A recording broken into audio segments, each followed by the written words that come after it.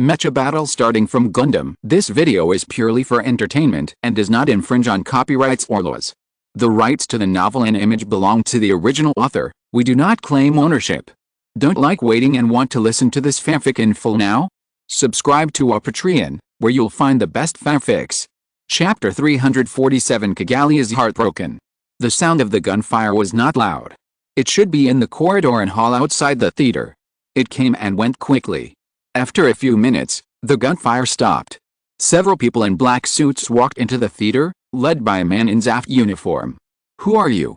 Aslan and the other two asked, pointing their guns at the newcomers. "It's okay, Aslan, Diego, and Nicole. They are all like-minded comrades." Sure enough, the leading soldier walked into the light, allowing people to see his face clearly.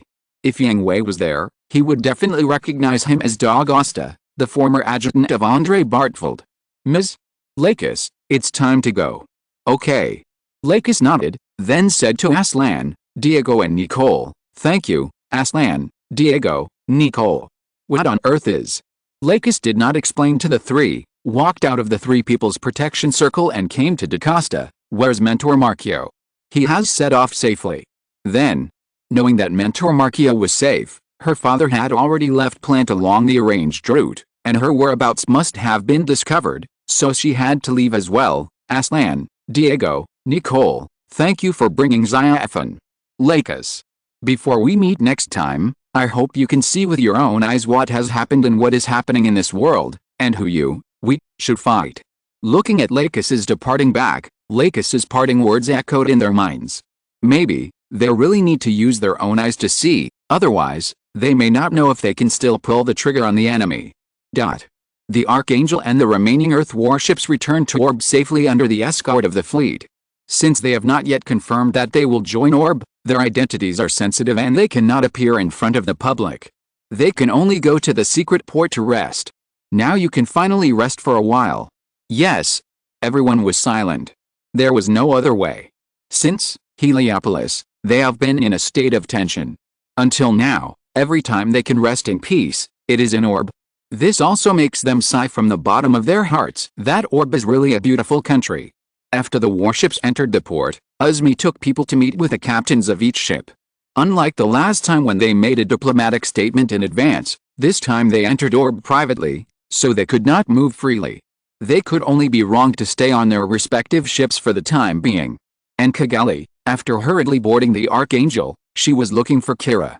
She also thought Kira was dead, but now that she knew Kira was still alive, she excitedly ran to find him and was ready to give him a big hug as soon as they met.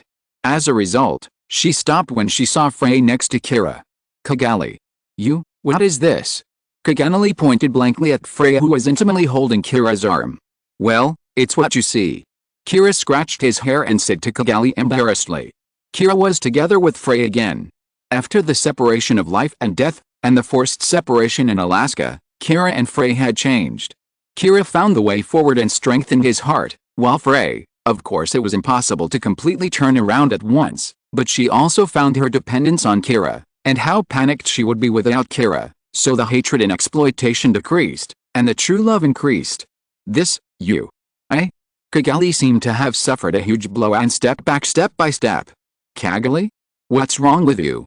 Kira was worried about Kigali for no apparent reason, thinking she was sick. "Stupid." With tears in her eyes, Kigali turned around and ran away, almost bumping into Yang Hui. "This girl, what's wrong again, huh?" Yang Hui, who didn't know why Kigali went crazy again, understood everything after seeing Kira and Frey. "Yang Hui, Kigali. She's fine. She's just going crazy intermittently. She'll be fine after a while, don't worry about her." Yang Hui told Kira not to care about Kigali. Although Kira only cared about Kigali as a friend, after all, Frey was still around, and it was wrong for his girlfriend to be around but thinking about another woman, whether it was just a friend or something else. Besides, Kigali's affection for Kira was not necessarily love, it should just be a blood-related closeness, so let Kigali wake up as soon as possible. Otherwise, if she really misunderstood and found out the truth, it would be really fun. "Really?" "Yes, but you guys, congratulations." Yang Hui teased. "Thank you." Humph. Frey turned her head away and ignored Yang Hui. Although she had grown more sensible and understood many things, and knew that Yang Hui was not to blame for her father's death, she still hated him. Frey. Kira was embarrassed. On one side was his girlfriend, and on the other was his good friend. It was uncomfortable to be caught in the middle. Okay, I'll leave first. You guys can rest. I still have a lot to do. Well, thank you for your hard work. I'm used to it, but Kira, Frey. When they passed by each other, Yang Hui said with his back to Frey, really congratulations to you guys. Yang Hui left the Archangel and went directly to the Ministry of National Defense. He also needed to listen to the battle report on the territorial waters and borders and the report from Papua New Guinea. Marishima and Yamazaki were damaged, Benson, Kirishima, and Ranma were slightly damaged. The fleet suffered very little loss, mainly in the MIS unit. The 1st MIS Battalion lost 8 units, but fortunately the pilots survived and were only slightly injured. Hugao reported with regret. So, what are you regretting? This amount of casualties wiped out the entire Zaft fleet. Yang Hui was amused by Hugao. Was he not satisfied with such a result? Was it too much? No, it's just that through this battle, we discovered the shortcomings of our army. Tell me about it. Yang Hui and Wang listened carefully to Hugao's report. Hugao was an excellent commander, and the feedback from the frontline commanders was the most authentic. It's mainly the problem of the connection between the MIS unit and the fleet, and the M1 Heretic is not suitable for sea battles. Well, this is indeed a problem. Yang Hui and Wang also knew this. The M1 Heretic had just been mass-produced. Although it was designed to be modular from the beginning, and like the Assault, it could be equipped with different armed backpacks to adapt to different combat environments, mass production of the M1 Heretic was already the limit. Orb did not have so much supplies and funds to mass-produce specialized backpacks. The armed backpack is indeed not worth much, and Yang Hui can take out the design drawings at any time, but don't forget that most of Orb's materials and funds have been transferred to Heavenly Pillar, which is the big customer who needs to be satisfied. Moreover, even if it is really mass-produced, Orb does not have enough time for the pilots to adapt. The special modification of a few aces is okay, but not all pilots have such strong adaptability. They have to go through a long period of training to be able to freely control the M1 Heretic. If they are given additional equipment and go to an environment they have never been to, they will not be able to produce results in a short time. The problem of the M1 Heretic cannot be solved for the time being, but the coordination between the troops. Wang. Well, I have already given the order, Hugao. The 4th Fleet and the 5th Fleet will only have 3 days of rest, and then you will lead the MIS troops to conduct coordinated training, and then write a detailed report and suggestions to me. Yes. What is the current situation in Papua New Guinea? Yang Hui asked again. It went very smoothly. Because of the Alaska campaign, Carpentaria only had the most basic garrison troops left. The troops in the Oceania Federation occupied areas were basically transferred away. The remaining garrisons didn't even have a few mobile suits. They were basically armed helicopters and tanks, and they couldn't stop our offensive at all. While reporting, Wang opened the battle map and marked the progress of the Orb fleet. It can be seen that the Torres Strait was blocked, Cape Tribulation and Cook were threatened, and the garrison of the Carpentaria base dared not move. They could only watch Orb's troops land in the Gulf of Papua and then move inland. What's the situation in Port Moresby? Is there much damage? No damage. No damage. Yes, there was no fighting in Port Moresby at all. Guerrero is very good. He knows that Port Moresby is an important port. Subsequent support troops and supplies will be sent from here to the frontline troops. So he never thought of a stormy attack at the beginning. The fleet heading to Port Moresby just confronted the defenders. After the main force landed in the Gulf of Papua, he ordered the Special Brigade and the Elite Marines to launch a sneak attack from behind Port Moresby. At the same time, he got help from the intelligence department. He opened the gate without losing a single soldier and occupied Port Moresby. Awesome. Yang Hui had to give Guerrero a thumbs up. The tactics of making a feint to the east and attacking in the west, and secretly marching through Chengkang, are simply amazing. The 3rd MIS Battalion, the 7th and 8th Marine Battalions, and the 10th Air Strike Battalion have been sent over for support. The accompanying officers have also set off. They are all our people. It's mid-May now. Can we take over the entire Papua New Guinea before June? If nothing unexpected happens, we can. It just takes time to fully control it. What is the attitude of the local residents towards us? Of course they lined the streets to welcome us. The Zaft army was not very popular after occupying Papua New Guinea. What about their attitude towards the adjusters? I can't say they like or are close to them, but they won't take the initiative to hurt them. That's enough. Expand inward from Port Moresby. As he spoke, Yang Hui drew a circle with Port Moresby as the source point. Make the control of these cities the highest priority. I mean complete control. Understood. Before June, the 1st MIS Battalion and the Special Battalion must return to Orb.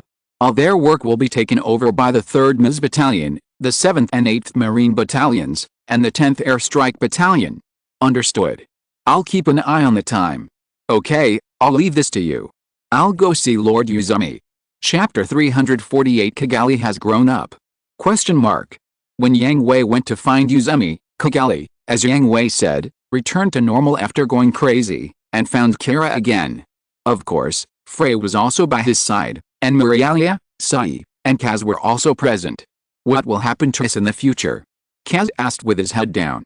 We are no longer soldiers, right? What do you mean? Did the Archangel leave the army?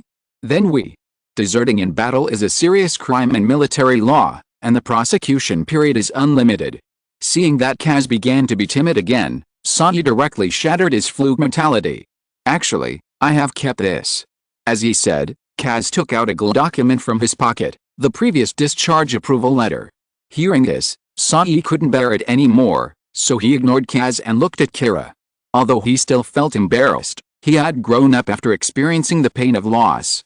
Kira, how are you doing in Zaft? Well, very good, Lakis takes good care of me. Kira replied embarrassedly. Eh? Lakis? The Lakis who was on the Archangel before. Everyone was shocked.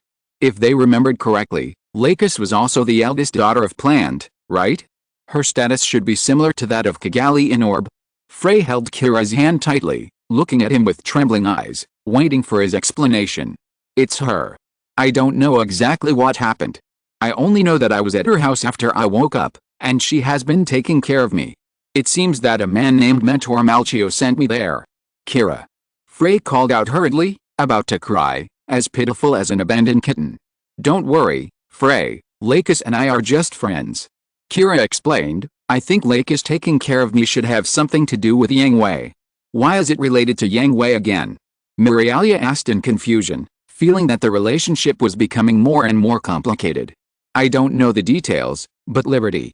Lakis said that Yang Hui prepared it for me, and... Kira didn't say the second half of the sentence. He would recall the close relationship between Lakis and Yang Hui when they were on the Archangel. Some things are better to know by yourself, and they are not suitable to be announced. Ah. I can't figure it out. Isn't Liberty the latest Ms of Zaft? How come Yang Hui prepared it for you? I don't understand it. Actually I don't understand it either. Kira laughed. These things are too complicated. They don't know much inside information, so it's impossible to understand the twists and turns. Kira. Are you all here? Kaganali came over. Although she was still a little unhappy to see Frey next to Kira, she controlled it well because she had something important to say to Kira. Kigali. Kira, can I talk to you alone? Kigali asked. Hearing this, Frey hugged Kira tightly and looked at Kigali vigilantly. Kira was caught in the middle, but Murialia, Sai and Kaz misunderstood something, smiled and left on their own initiative, leaving the space to them. But just as they were about to leave, the news that Kigali told them made them unbelievable. By the way, do you have a companion, a guy named Thor? Kigali. Thor was a taboo for them, and no one dared to mention it, especially since Murialia was still there and she hadn't gotten over Thor's death. That's not what I meant. Seeing that everyone was glaring at her, Kigali knew that they had misunderstood, and quickly explained, I meant to say that the guy is still alive. What did you say? Everyone looked at Kigali in disbelief, and Murialia rushed over and grabbed Kigali's clothes, crying anxiously. Are you kidding? Is he really still alive? It's true. Did you have a fierce battle in the Marshall Islands? Strike and Aegis perished together.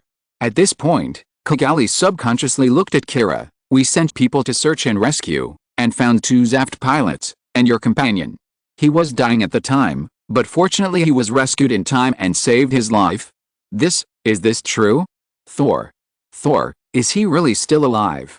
Murialia became more excited, but also more afraid that Kigali was lying to her. It's true, but just what? Although his life was saved, but his condition is very bad. Kagami answered everyone with some embarrassment. Thor was indeed still alive, but he was not really alive. It could even be said that it would be better for him to die. His lower body was paralyzed, one hand and half of his face were destroyed, and he was still in a coma and showed no signs of waking up. What happened to him? Kira and others asked hurriedly. The reason why Kira fought with Athrun and went to Plant to get freedom was all because of Thor's sacrifice. If Thor hadn't sacrificed himself, Kira wouldn't have killed the Storm Gundam, and Athrun wouldn't have been so cruel to kill Kira. The two wouldn't have fought to the death, and everything would have changed. But now, they learned that Thor was still alive. In addition to being shocked, they were only happy. The past was over. As long as people were still alive, they were lucky. Forget it, you guys come with me, I'll take you to see him. Kagami said. Great. Let's go. Kaz and Miria didn't think so much, he just wanted to see Thor quickly, but Sai reminded them of the current situation. We can't leave the Archangel yet. It doesn't matter, I'll take you there, and no one will say anything. Kagami patted her chest and promised. Although Kira and Sonya's confidence expressed deep doubt, they were rational, but they also looked forward to seeing Thor again like Kaz and Miria, so they did not object. After nodding to each other, they followed Kaz and quietly left the Archangel. Kira and others' departure naturally could not be hidden from others. After all, Kaz was not Yang Hui, who did things in a hurry, did not know how to hide his tracks, and did not consider the consequences. He did whatever he wanted. Captain. I should not be the captain of the Archangel now, right? Natal. No, you are still the captain of the Archangel, no one can refute this. Hearing this, Malu was stunned for a moment, and then with a happy smile on his face, I'm glad you're back, Natal. Let's not talk about this first, Captain. Just now Kira, Frey, Miria, Sai, Kaz, no one followed Kaz to get off the ship with Kaz. Huh? What's going on? Malu was surprised. They were not allowed to get off the ship now. Orb had kindly taken them in. If they caused any disputes again, they would be in trouble. It is said that Thornig is still alive, and Kagami took them to see him. Huh? Maru's eyes widened even more, and she stood up in shock. Is this true? I don't know the details yet, but this is what Kagami told them. It should be true. Natal also found it hard to believe that Thor was still alive. After all, the Sky King II was shot down, and the safety measures of fighter jets could not be compared with those of Ms., let alone the Strike Gundam. But on second thought, Kira, who endured the self-detonation of the Aegis Gundam, was able to survive miraculously, so Thor should also have hope. Let them go. Maru thought for a while and decided. But with Kagami leading the way, I believe Orb won't make things difficult for us. But in this way, Kagami will, well, Kagami is used to being taught a lesson. PFFT Maru suddenly laughed because of what Bakalu said. When did you become evil? What? It seems that Yang Hui's influence on you is not only good, ha ha ha. Don't laugh. Not only Maru and Bakalu knew about it, Yang Hui also received the news, but he didn't stop it. They would know the news that Thor was still alive sooner or later. Although it was Kagami's accidental action, it was good to let them feel at ease in advance.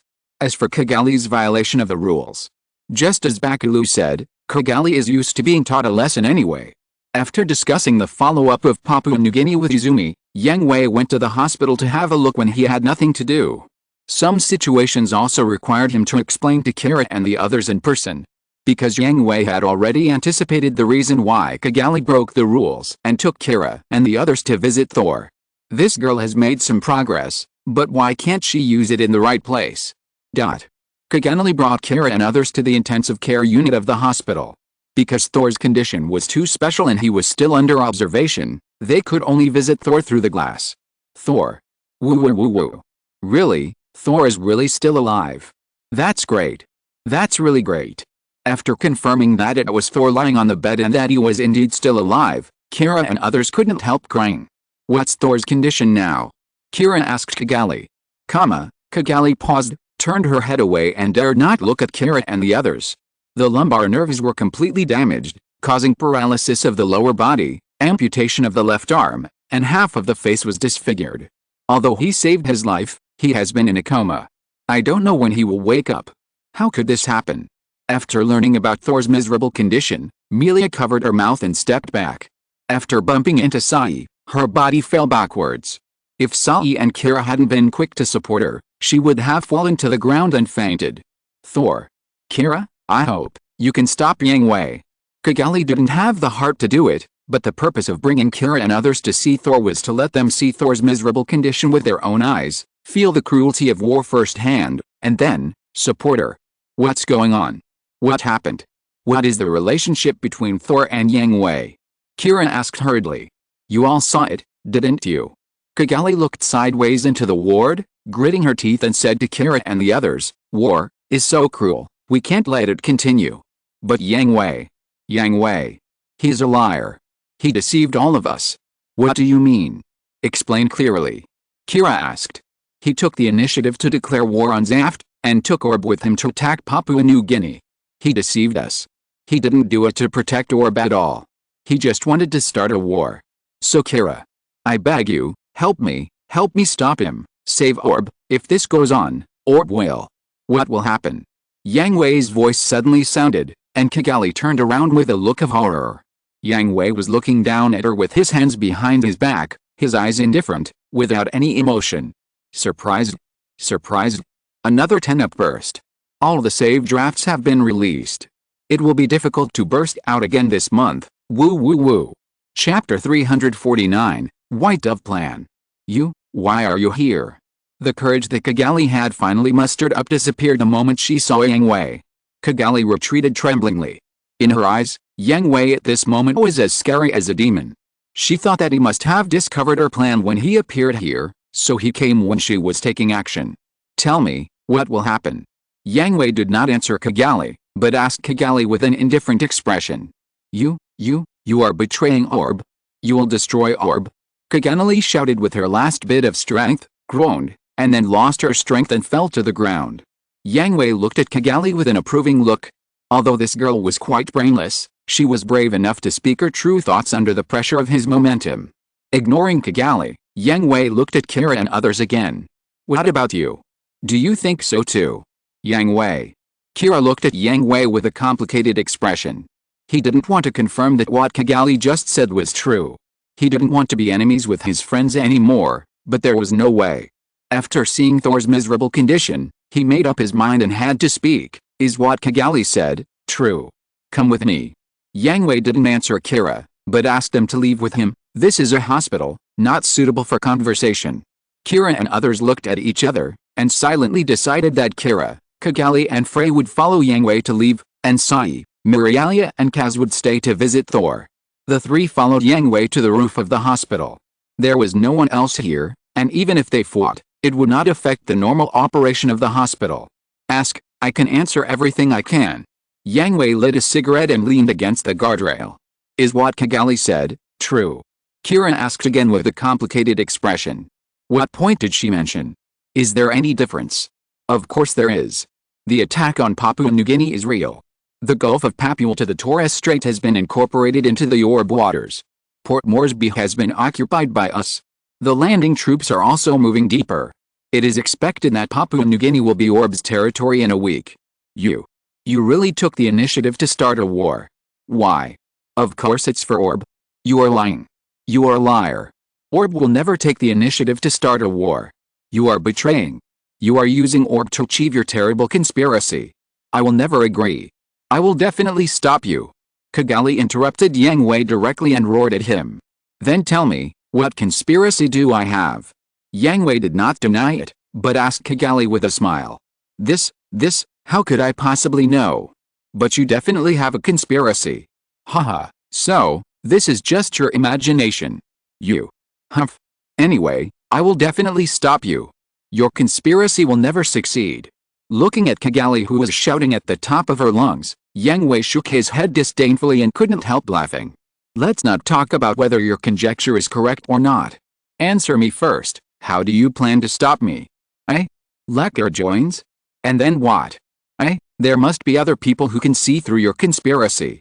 We can definitely. I am now the commander-in-chief of the army, and the emperor is the chief of staff. The army is in our hands. I conquered the Dawn Society earlier than the army, And we have people in other departments. Even your father, my father, and all noble patriarchs have been sidelined by me. The reason why they can still use their power is that I allow it. As long as I don't allow it, they can retire now. So, Kigali, how do you plan to stop me? You actually. Kigali was shocked, and Kira and Frey were also shocked.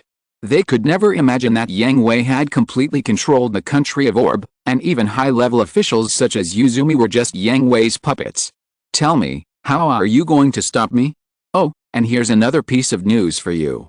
The heavenly pillar of the Sadhok family is now controlled by Mina, who has been my partner since the beginning. So what? As long as I reveal your true identity to them, they will definitely. What will happen? Betray me? Then support you to overthrow me. Yang Hui stomped out a cigarette butt, walked in front of Kigali with a smile, forced her to retreat to the wall, and then moved his face closer. Why don't you try it? I'm looking forward to what expression you'll have then. You, woo. Yang Hui's shadow enveloped Kigali, and Yang Hui's expression was the mockery of a devil, mocking everything about her from a high position. You're crying already? Haha, you haven't changed, Kigali, you're still the crybaby. Yang Hui shook his head and took a few steps back to distance himself from Kigali. He thought Kigali had grown up, but he was disappointed. Yang Hui. You bastard. I will never let Orb. It's you who are so self-righteous. Huh? Kigali was stunned, and Kira was also stunned for a moment, but he always felt that something was wrong. Let me ask you, Kigali, do you know what the soldiers of Orb need? What do the citizens of Orb want? Of course it's peace. Haha, that's right, peace. Then you. But not the kind of peace in your mind, the kind that only shouts slogans and then doesn't think about anything and just makes trouble. What did you say? I didn't. Have you ever joined the army? Have you ever lived and eaten with grassroots soldiers? Do you know the helplessness of having to compromise in the face of oppression from the Earth Union implant? Do you know how it grieved the soldiers of Orb were when the Zaft Army and the Earth Army conducted overbearing diplomacy towards Orb and came and went freely in Orb? Of course you don't know, Kigali, because you are the princess of the Asha family. I don't. I never put myself. That's just what you think, Kigali, but in fact you are still the arrogant young lady, always asking others to do things and asking others to think the same as you. Yes, you do want to help others, and you are willing to work hard for them, but do you really know and understand what they need? So Kigali, the orb you talk about all day long is only your own orb, not ours, not the people's. What about you? Yang Hui. Kira had been listening beside him. Unlike Kigali, he did not bring subjective emotions during the listening process. As a third-party listener, Kira was more able to accept Yang Hui's statement. But he still could not accept Yang Hui's approach, so he asked Yang Hui. If Yang Hui's explanation was not acceptable to him, he would become Yang Hui's enemy. Kira, what do you think is needed for Orb to remain neutral and not be shaken by the outside world? Yang Hui asked Kira in return. Faith and power, combined into one. Kira recalled what Lakis had said to him. Only faith is not enough, and only power is not enough. Orb has never lacked faith. When answering Kira, Yang Hui glanced at Kigali. So Orb needs strength, power to be qualified to fight against the world. Power to fight against the world. That's right, only if Orb stands on top of the world, stronger than the Earth Army, stronger than Zaft, stronger than the Earth Army and Zaft combined. Only then will it be qualified to uphold the concept of neutrality and not be manipulated by anyone. Yang Hui. At this time, in the eyes of Kira, Kigali and Frey, Yang Hui acted a little crazy. However, Orb is too small. With its special geographical location, narrow territory, and scarce resources, it has technology but cannot transform it into a physical entity. In the first stage, Wang Liumi and Wang will constantly move between the major forces to deepen the cooperative relationship between the major forces and Orb, so that the major forces will be wary of each other and restrain their oppressive attitudes. In the second stage, we will use the connections established in the first stage to trade with the major forces, obtain sufficient resources and funds, and transform Orb's powerful technology into actual power. At the same time, under the cover of transactions, we will establish a huge intelligence network. In the third stage, which is now, we will expand outward to prepare for the upcoming nirvana, remove the dross and retain the essence, and lay the foundation for Orb's rebirth. In the fourth stage, the fierceness of the war has reached its peak, and we will organize elite forces to insert into the war, stop fighting with force, fight violence with violence, end this war, and demand huge benefits from both sides of the war as the victor. Orb will be reborn. This is the White Dove plan. Kigali, Kira, and Frey were all stunned, especially Kigali. She grew up in the center of Orb and had never heard of such a huge and complicated plan, nor even seen any signs. But why am I? I don't know anything about it. Kigali asked Yang Hui stupidly. When this plan started, Wang, Liu, and I were only 6 years old. At the age of 6, we had to travel to various countries to deal with businessmen, soldiers, and politicians. We were despised, threatened, and rejected. Until now, it has been 10 years. Think about it, Kigali. How have we spent these 10 years? What have you done in these 10 years? Don't you understand why I didn't tell you? Kigali felt wronged again, so wronged that she wanted to cry. Obviously you didn't tell me, obviously you excluded me, obviously I could be the same as you, why blame me? Kigali, forget it. Kira patted Kigali on the shoulder and persuaded her. He understood why Yang Hui never revealed the huge, complex and dangerous, White Dove plan to Kigali, because Kigali could not help at all and would even hinder their retreat. So Kigali, when you scold us and call us traitors, think about it first. What have you done for Orb? Do you have the qualifications to slander us? Chapter 350 Atlantic Federation Conditions. Kigali squatted against the wall, hugged her knees and cried.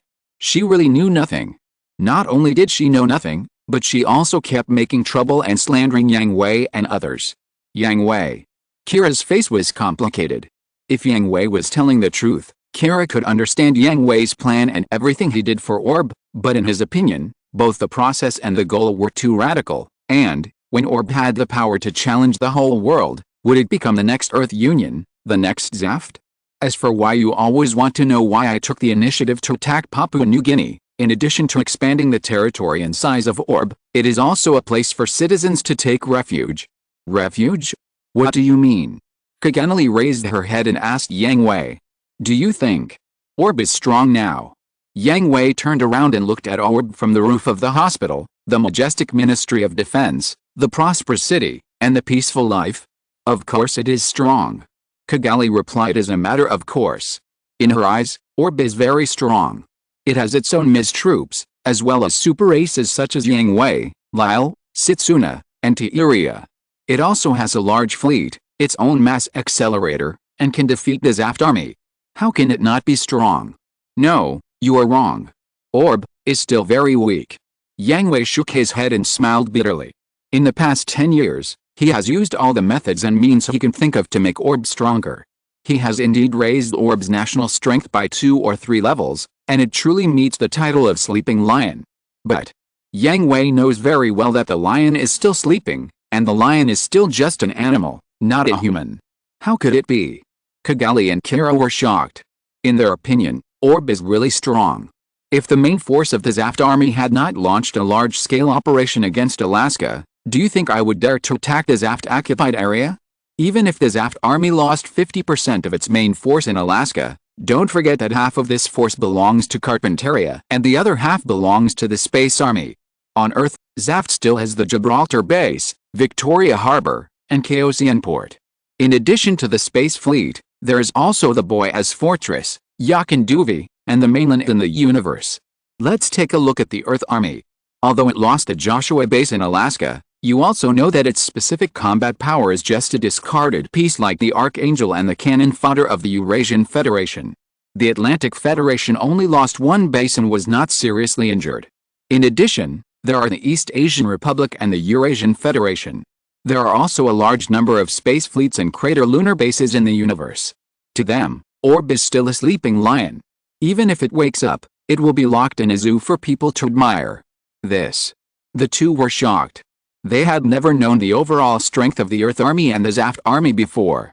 Now Yang Hui only told them roughly, which made them feel unbearable. Just wait and see. The Zaft Army suffered such a big loss in Alaska, and revenge is coming. Orb has now shown its strength. When both sides are free, one of them will definitely attack Orb, The Atlantic Federation is the most likely. Orb can't stop it. It can only send away the fire of Nirvana in advance and transfer its citizens to refuge outside the mainland. But, once Orb's homeland falls, then even if Papua New Guinea is conquered, won't it? No, Papua New Guinea is not Orb's territory yet. We just responded to the request of the local government and provided humanitarian assistance to liberate them from the brutal Zaft. Yang Hui said with a smile. This. All the troops heading to Papua New Guinea will become the official army of Papua New Guinea the moment Orb falls. They will no longer belong to Orb until Orb is rebuilt. Okay, I understand. Kira was convinced. He lamented that Yang Hui was still the Yang Hui he knew. He took one step and looked 3 or even 5 steps ahead. He had already arranged everything that would happen next. Moreover, Yang Hui did fulfill his promise to him. Even though Yang Hui knew from the beginning that Orb would definitely fall once, he never thought of using nuclear weapons to save Orb. Kira, I won't ask you to stay and help Orb. Huh? Why? Kigali asked in surprise. Neither Yang Hui nor Kira answered Kigali. Their eyes met. Freedom is given to you, do what you want to do. You are not the Zaft army, nor the Earth army, and you are not the Orb army. I understand. Kira nodded, and at the same time, he also said to Yang Hui, but you are my friend, I said, I will protect you, so. I will stay in Orb to help you, Yang Hui. Thank you. Kira deserves this thank you, because he stayed to help Orb completely on his own will. This time, Yang Hui did not give Kira any psychological hints or guidance, and sincerely let him consider whether to stay or not. But I also promise you, Yang Hui, if one day, you deviate from your original intention, and Orb is no longer the Orb it is now, then I will become your enemy. Kira said to Yang Hui seriously. Yang Hui will help Orb to always adhere to the concept of absolute neutrality and let Orb stand on the top of the world, but once Yang Hui changes, is no longer satisfied with neutrality, and wants to achieve greater ambitions, then Kira will not hesitate to take up arms and become an enemy of Yang Hui. In the future, Orb will become the observer and coordinator of the world, and Kira will be the supervisor of Orb. No problem. The conversation ended here, and Yang Hui left the hospital alone. He didn't have much time to rest, and there were still a lot of things to do. Kigali, Kira and Frey still stayed on the rooftop, looking at the peaceful scenery of Orb together. I really don't understand anything. Kigali said self-deprecatingly. It's not your fault, Kigali. Kira comforted her. Not to mention Kigali, this kind of thing would be the same for anyone. Who would have thought that several 6-year-old children have been working day and night for the country? Frey was also shocked, because she had never thought that Yang Hui had been struggling in the dark since she was 6 years old and working hard for the country, and she, before her father died in battle, she was still an innocent daughter of a rich family, willful, naughty, and ignorant. After experiencing so much, she has grown up, and after learning so many things, Yang Hui is indeed qualified to look down on her. But that was it. She hated him, and she still hated Yang Hui. She didn't care about national affairs or Orb's philosophy. She only cared whether Kira could continue to stay by her side. Kira, Frey, what you heard today must not be spread. Kigali said to the two of them seriously. No problem. To be honest, Kira was a little embarrassed. He certainly knew that what he heard just now must not be spread, at least not before the completion of the White Dove plan, but you are the one who needs to keep it secret the most, right? As for Frey, Kira will watch it and persuade her privately. I guess she won't care about these things. Beep beep beep. Lord Uzumi, it's me, Yang Hui. Come to my office. Okay. After receiving the call, Yang Hui immediately rushed to Uzumi's office. In the office, he saw not only Uzumi, but also Wang and Wang Liumei, Meru, Bakalulu and Mu were also there. You've come just in time, let's watch it together. Yang Hui sat down next to Wang and Wang Liumei, and Uzumi turned on the TV. The Atlantic Federation's press conference just started. The garrison fought bravely to the last soldier. We must engrave the day of the fall of Joshua Base and the great pain in our hearts into history and remember it in our hearts. But we will never surrender. This peaceful land under our feet, this peaceful sky above our heads, what right do the adjusters have to deprive us of it? The sacrifices we have made are huge, but we must overcome the grief and face the challenges bravely. For the safety and peace of the earth, in order to protect our future, we must now unite as one and fight those arrogant adjusters to the end. Seeing this, Yang Hui turned off the TV. He really couldn't stand the ugly faces of these politicians. Although it's understandable, it's really a bit unbearable. Mu, a former major of the Earth Army, said so. Hiding the truth, blocking intelligence, and manipulating public opinion are the usual methods of the Atlantic Federation. They can turn black into white.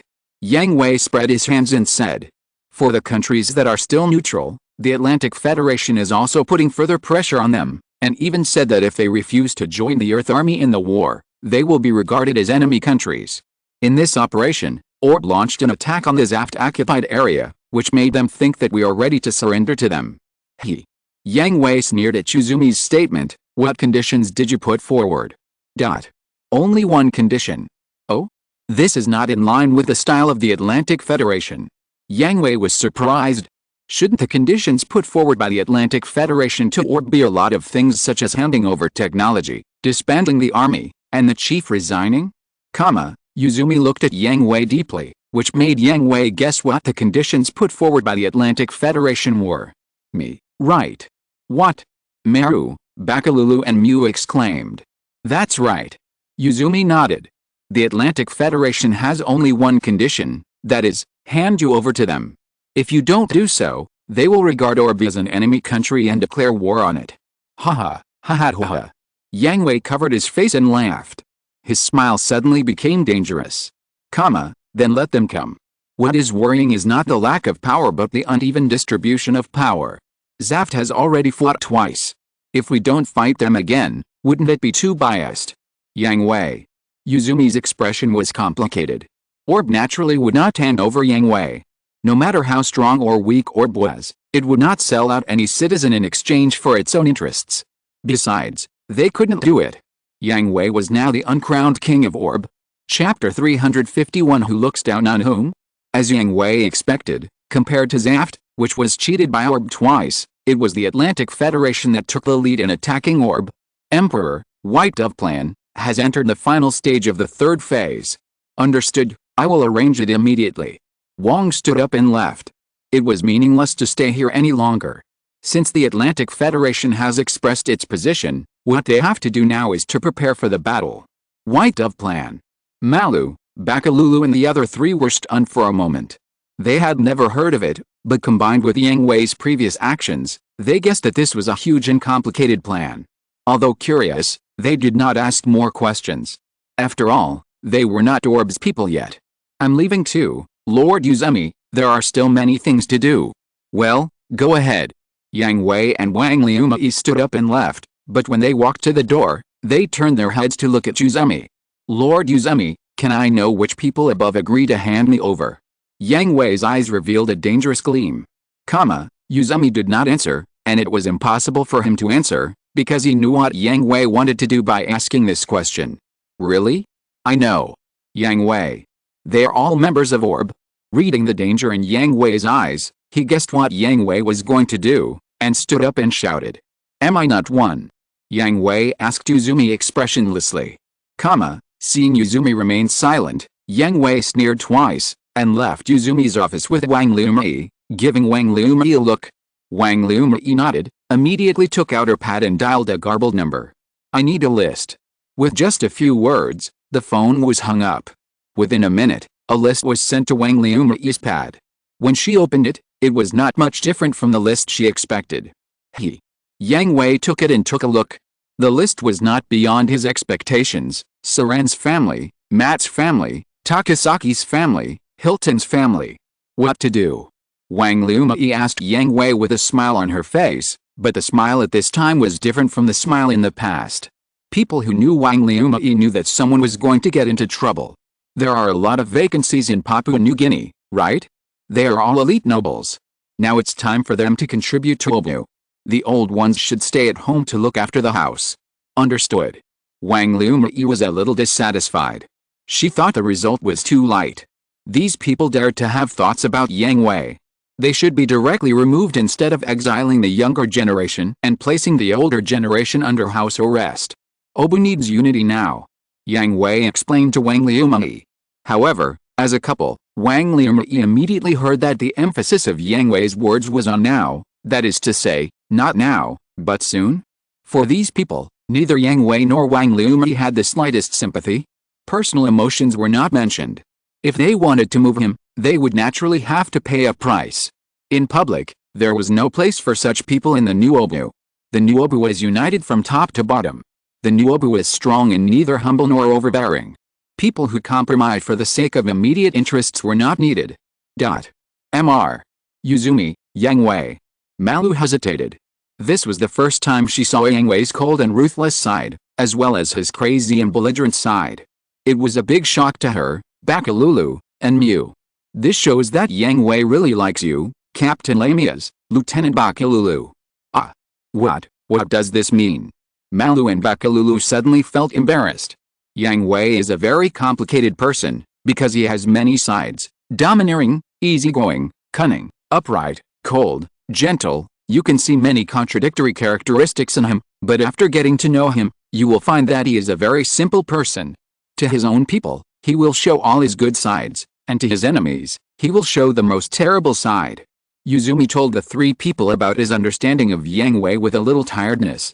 To be honest, he hesitated for a long time before agreeing to Yang Hui to enter the core of Orb, because he felt that Yang Hui was a very dangerous person, and Orb did not need this kind of danger, but it is undeniable that Yang Hui's ability is extremely outstanding.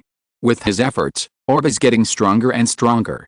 This is an indisputable fact, but it conflicts with the ideas of Uzumi and others. The ideas of Uzumi and others are to do something because of the ideas of Orb, and Yang Hui does something for the ideas of Orb. One is the cause and the other is the result. Malu and the other two were silent, especially Malu and Bakalu. Yang Hui once told them that the darkness he had experienced was not as great as theirs combined. They knew that Yang Hui had concealed many secrets from them. At first, they were also sad, because concealment meant distrust. But now, they understand that Yang Hui is not deliberately hiding, but just wants to show the good side to his companions, and the terrible side is left to the enemy. Mr. Uzumi, then, is Orb really going to be the enemy of the Atlantic Federation? Bakalulu asked with a complicated expression. Although she had already lost hope in the Atlantic Federation, it was her former belief after all, and it was difficult for her to accept being the enemy of the Atlantic Federation for a while. Since Yang Hui has said so, it is natural. We cannot agree to the conditions of the Atlantic Federation. Uzumi said to the three people. Indeed, the conditions of the Atlantic Federation seem simple, but they are sinister. From Yang Hui's performance just now, the support of the Emperor and the King in the United States, and Uzumi's attitude towards Yang Hui, it shows a problem. Yang Hui is very important to Orb. Once Orb really hands over Yang Hui, then Orb will definitely experience violent turmoil. This is just the guess of the three people. The real situation is that Orb will experience civil unrest or even a direct coup. Sir Uzumi, I'm sure you all know that our country is one of the few countries that does not exclude adjusters. As long as they abide by Orb's ideas and laws, anyone can enter and reside there. This has nothing to do with the right or wrong of genetic manipulation. We just think that adjusters and natural persons regard each other as aliens. This kind of thinking is the root cause of the contradictions in the plan. These are established facts and not something we can choose. Yes. However, as long as the other party is an adjuster, they will be regarded as evil and an enemy, and then attacked. I cannot agree with the Atlantic Federation's approach, and Orb cannot agree with it either. I don't understand who is fighting who and what for. Although I can understand your point of view and Orb's ideas, but forgive me for being blunt, is this too idealistic? Even if they know the ideal coexistence model, many adjusters still despise natural persons, and natural persons are jealous of adjusters. This is the reality. Mew said bluntly. I understand. Uzumi nodded. This was indeed the truth, but this was also the reason why Uzumi finally decided to support Yang Hui. Do you know? The situation in our country was once the same as what Colonel Flacca said. Once. Yes, until the appearance of Yang Hui, this phenomenon was changed little by little. Although it cannot be completely solved, natural people and adjusters still coexist perfectly, but it has indeed changed. Yang Hui. Yes. At this point, Uzumi smiled. Can you imagine? The arrogant adjusters were defeated one by Yang Hui in their most proud fields, as a natural person. This. Malu, Mew and Bakalu were stunned, as if they had heard something completely impossible. Uzumi understood. When he knew about this, He couldn't believe it until he saw it with his own eyes. At that time, Yang Hui was only 6 years old, still a child. One time, he encountered an incident where adjusters looked down on natural people on the street. Yang Hui rushed up and taught the adjusters a lesson on behalf of the natural people. The lesson here is not as simple as beating him up. The other party is a baker, and he is very good at this. However, Yang Hui directly challenged him and asked him to show all his unique skills. Then he pointed out his shortcomings one by one and how he should improve. When the other party found out that everything Yang Hui said was true, he was dejected, but he was still not convinced. He found many adjuster friends to provoke Yang Hui. Yang Hui did not retreat. He directly made a move that shocked everyone. He set up a ring in the central square and asked all the unconvinced adjusters to challenge him. No, challenge him, Wang and Wang Liumai. From small things like athletic ability and reflex speed to big things like strategy and finance, all challengers were defeated in their most proud fields. Now the adjusters were still not convinced, so they used the excuse that Yang Hui, Wang and Wang Liumai had hidden their identities as adjusters. P.S. Let me explain here. It was mentioned in the previous article that the people in Promise Fortress only look old, but their physical functions are all at the peak of adults. As a result, the three people threw the birth certificate of natural people in front of them and were speechless. It's all two shoulders carrying one head, who is looking down on whom? This is what Yang Hui said to those adjusters at the beginning. Since then, the relationship between natural people and adjusters in Orb has improved. Although they are not as close as a family, there is rarely any discrimination. So, I decided to support Yang Hui. Even if his current practice has violated Orb's philosophy, I believe that Orb can implement Orb's philosophy to the end under his leadership and achieve true peace. The three people were silent again, and their hearts that were still wavering had begun to stabilize. Yang Hui, this name, proved to them the word's reliability and hope countless times. So we won't give up and we won't embark on a path of mutual destruction. That's why we can't just accept the world as it is. We are indeed too idealistic. This road is difficult, but we can't give up just because it's difficult. The world needs to change, and people need to change too. Then we will be the first to change, and Orb will be the first country to change. Sir Uzumi. It's your freedom to choose which path to take. If you can't betray this uniform, we will do our best to help you. You are young and capable, and you will definitely see the road ahead in the future you really want. Chapter 352, Each of us makes our own decision, we don't need you. Mr. Uzum, we have seen your ideas and your enlightenment. Thank you very much for clearing up our confusion. Malu stood up and bowed to Uzum with Bakalulu and Mew. These words were indeed thought-provoking for them. Their hearts were still shrouded in fog and they could not see the way forward. However, Uzum's ideas were also a beacon for them, illuminating one direction for them standing at the fork in the road. After the meeting, the three returned to the Archangel. Following the Archangel to Orb were several warships and a small number of soldiers. Their military ranks were not as high as Malu's, so Malu was asked to negotiate as a representative. Now that Malu and his men were back, they were eager to know the result. Captain Lamias, what's going on? What did Orb say? Will they drive us away? Did they put forward some very excessive conditions? Will they force us to join Orb? None of them. None of them. Yes, Lord Uzumai has no intention of driving us away, let alone forcing us to join Orb.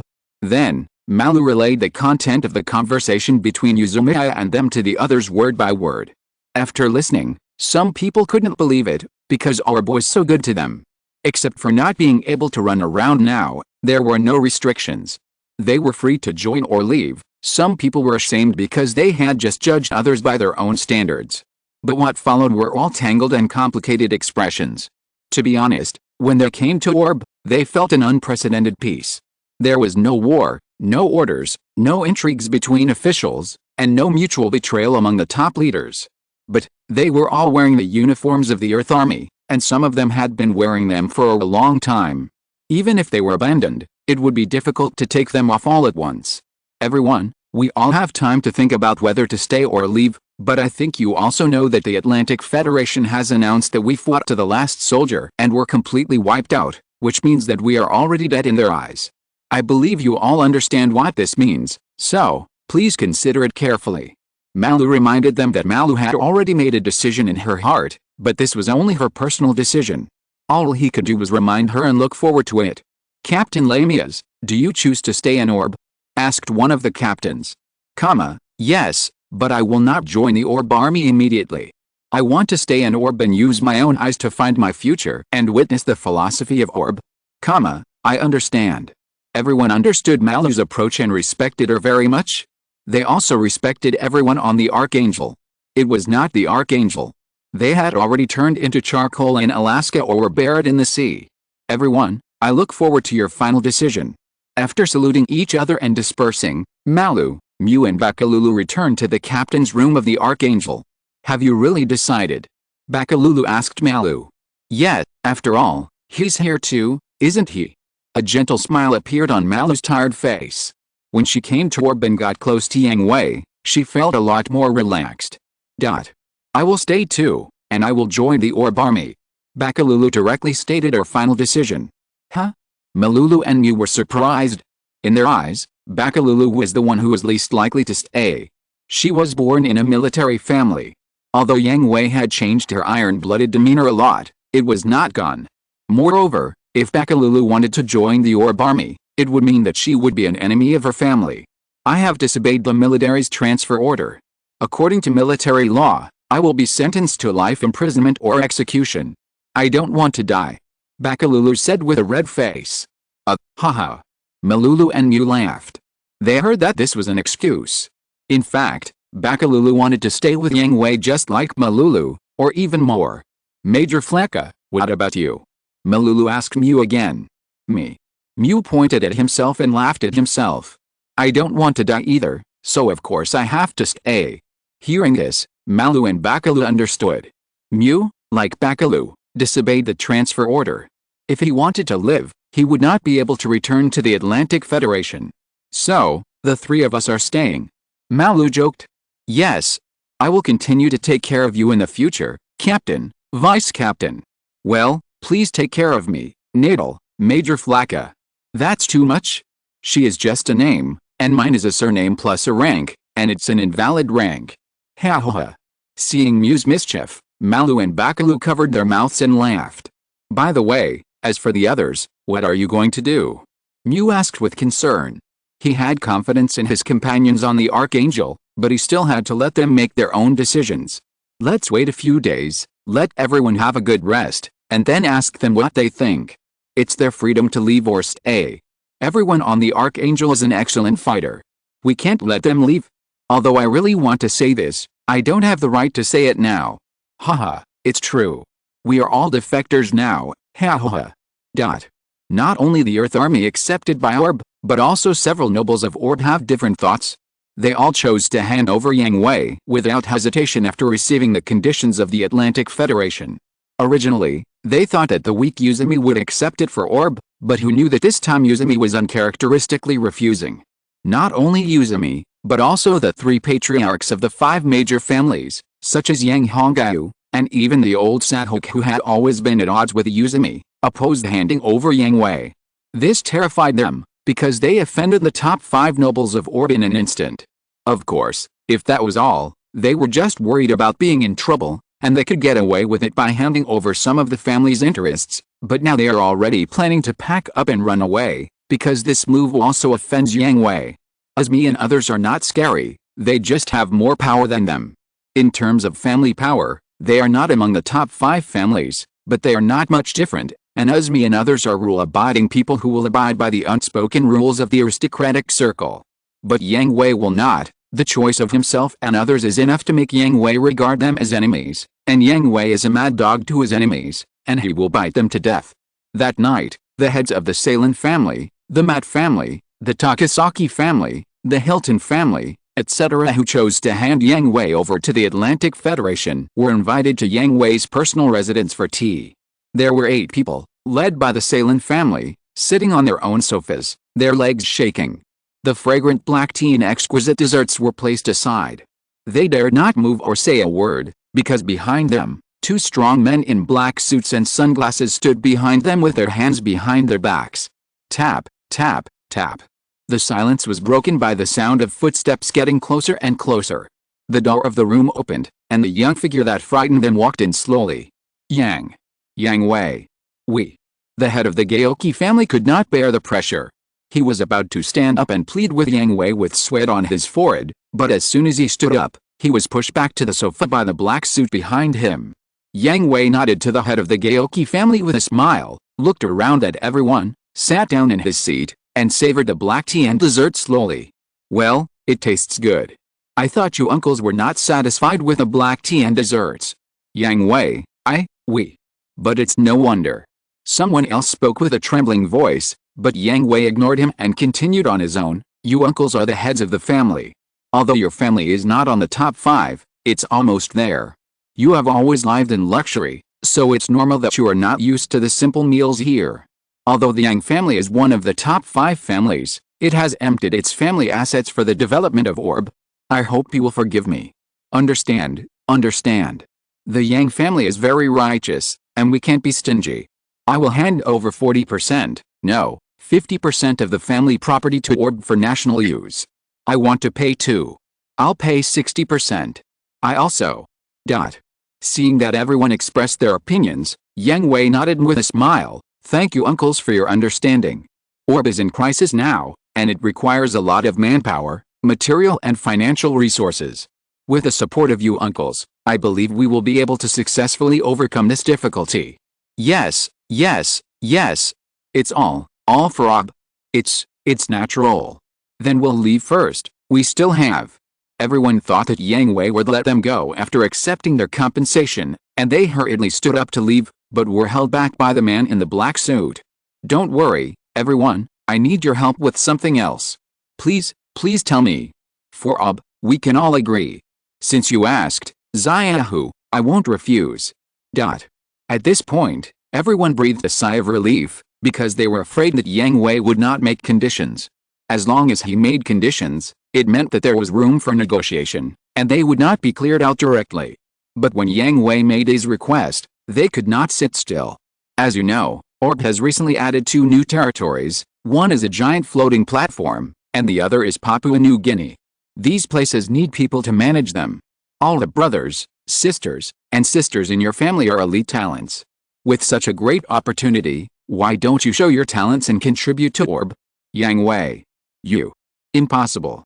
Absolutely impossible. Don't go too far. Property is external things. As long as you are still alive, you can earn it back. Moreover, their wealth is amazing. Even if only 10% is left to them, they can live a rich life. But Yang Hui wants their descendants. This is impossible to agree to. This is digging up their roots. Although they are all nobles, the laws of Orb also allow polygamy. Each of them has at least 3 or 4 wives in their family, but it is strange that each of their families is a single line inheritance. Maybe some families have 2 or 3, but not more. And the custom of the nobles is to only select the best one to cultivate, and the others are basically raised in a free-range manner, without much family connection with the family. And the person Yang Hui wants must be the heir they have chosen, not an insignificant person. Once Yang Hui takes the heir away, their family will have no future. It's not that they can't give birth again, or can't train someone else, but Yang Hui's attitude is to dig up your roots, one by one. As long as you dare to train a new heir, I dare to take it away. Really? Yang Hui was not angry, but felt that the group of people in front of him were stupid and did not realize their current situation at all. Catcher, the sound of pulling the bolt rang out in unison, and everyone's blushing faces turned pale in an instant. Turning around, they saw the dark muzzle of the gun close at hand. Yang Hui, what are you going to do? We are the heads of noble families. You dare not kill us. Yes, Uzmi will never allow your atrocities. Oh? I dare not. Yang Hui smiled, handed down the teacup and stood up. He came to the head of the Salen family, Unat Salen, took the gun from the black suit, and put it to his head. Yes, do I dare? Yang Hui's face still had a gentle smile, but in their eyes it was colder than the 9 nether ice. Yang Hui. Bang. Ho. Of course, it was not Yang Hui who fired the gun. He just uttered a sound from his mouth, which scared Unat Salen so much that he squatted on the ground with his head in his hands. The other heads of the families also collapsed weakly. Some of them even had wet crotches, emitting a pungent smell. Don't be afraid, uncles and aunts. Of course I dare not kill you. I am a model of law-abidingness. Yang Hui threw the pistol back to the black suits, looked around with disdain, and sat back in his seat. Yang Hui. But I just don't know, uncles and aunts, what crime can these things be convicted of according to the laws of Orb? As he said that, Yang Hui gestured to the black suits, and they each took out a terminal from their pockets and handed it to the person in front. Everyone took the terminal with trembling hands and opened it. Their pale faces turned even paler. There was no trace of blood, and all the blood flowed to their eyes, which were covered with the bloodshot. Yang Hui. You can't do this. It's over. It's all over. I still have money. I can still give you money. I will give you all my property. Some people burst into anger and despair, some people resigned themselves to their fate in despair, and some people begged for mercy humbly. There were many ugly gestures. I have only one condition. If you agree, these secrets will remain secrets. If you don't agree, the people from the Judicial Bureau are next door. Promise. I promise. As soon as this was said, everyone agreed. They didn't dare to refuse. Every terminal recorded the evidence of their abuse of power for their own benefit and covering up their crimes after knowingly breaking the law. One by one, without any omissions. If these were exposed, they would spend their whole lives in prison at the lightest. Descendants are important, but their own lives are more important. So they chose themselves without hesitation and abandoned the descendants and future of their families. Very good, I will accept the kindness of all uncles and aunts. Tomorrow someone will go to your house to invite all the young men and ladies to take up their posts. I believe you will not play the trick of replacing the prince with a cat. No. Well, I believe you. The final result has been determined. Yang Hui got up and left, and someone will take them home later. Yang Hui. Anat Saren glared at Yang Hui with bloodshot eyes. Aren't you afraid of causing public outrage by doing this? Haha. Yang Hui, who was about to walk out of the room, stopped in front of the door, turned his head and smiled coldly. People that Orb doesn't need will cause public outrage? Don't make people laugh. Chapter 353 The Battle of Panama begins. The next day, the army visited the 8 families with transfer orders, and forcibly took away the sons and daughters of each family in tears. The heads of the families could only watch their sons or daughters being taken away in anger and were powerless. They knew the family was finished. Some people were still naive and thought that Yang Hui would let them go, but it turned out that they thought too much. The assets being transferred were frozen before they left Orb, and some industries were also sealed by various evidences, and these evidences were all real and valid. The people of these 8 families could only stay at home with their remaining property and were not allowed to go anywhere. Yang Hui gave us a satisfactory explanation. After all, no one died. He just confiscated a large amount of property, and provided good positions to the young masters and daughters who stayed at home doing nothing to let them show their talents. This can be regarded as a sweet aid after a stick. Of course, the premise is that these people can work hard. If they have crooked thoughts, then it is not Yang Hui's fault. The opportunity has been given to them. If they don't grasp it well, it is their own problem. A week passed like this, and everything went on in an orderly manner. Groups of elite personnel were transferred to the giant floating platform in Papua New Guinea. As the land of Orb became larger and larger, more and more talents who were secretly cultivated were reused, and all went to the newly occupied land to accept various departments. Of course, this was only secretly, because Orb still needed Nirvana, and the Earth Union and Plant could not treat the newly occupied territory as Orb's territory. Only in this way could the manpower be preserved when Orb fell. Orb's most important military-industrial enterprise, Aurora Society, now only had the most basic maintenance personnel led by Erica Simmons. All the technicians followed the dismantled large equipment and were sent to the giant floating platform and Heaven's Pillar, respectively. One was a planned ground military fortress, and the other was a space military fortress. If they were not sent away in advance, they would be divided up by the Earth Army and Plant in the end as in the original plot, but there was no place to cry. In Papua New Guinea, apart from scattered resistance forces, there is no trace of the Zaft army. The people sent there have also taken over the work smoothly. The reconstruction of Port Moresby is also in full swing, but the gap in resources is too large. The Emperor reported. Not only Yang Hui and Wang Liumei were present, but also Yuzumi, Yang Hongao, Lao Sathok and the other 2 clan leaders, and even Mina started a video remote conference to participate. Let them slow down. There are no resources to allocate to them now. Yang Hui sighed. The efforts in the first and second stages did bring Orb huge resources and funds, but this is still a drop in the bucket for the realization of the White Dove Plan. The reconstruction of Port Moresby requires resources, the construction and transformation of the giant floating platform also requires resources, and the space fleet being built in the Heavenly Pillar also requires resources. Now Orb is full of gaps, and it can't be filled by robbing Peter to fill Paul. Mina, how is the situation on your side? Is the Kirin class completed? Yang Hui asked. Mina's work is very important and has the highest priority at present, because the space battlefield after the fall of Orb needs a powerful battleship to replace the Kusanagi, or join to form a new 4-ship alliance. After all, it is a very small number of elite troops that intervene in the war between the two strongest forces in the world, and it is a battlefield that has been crazy. No matter how much preparation is made, it is not too much. Think about the original plot. The 3-ship alliance can win. Except for Kira and Aslan, the two chosen sons who rely on the protagonist's halo, the performance of others is really not good. If Uncle Mew hadn't sacrificed himself to take a shot for the Archangel would have been gone.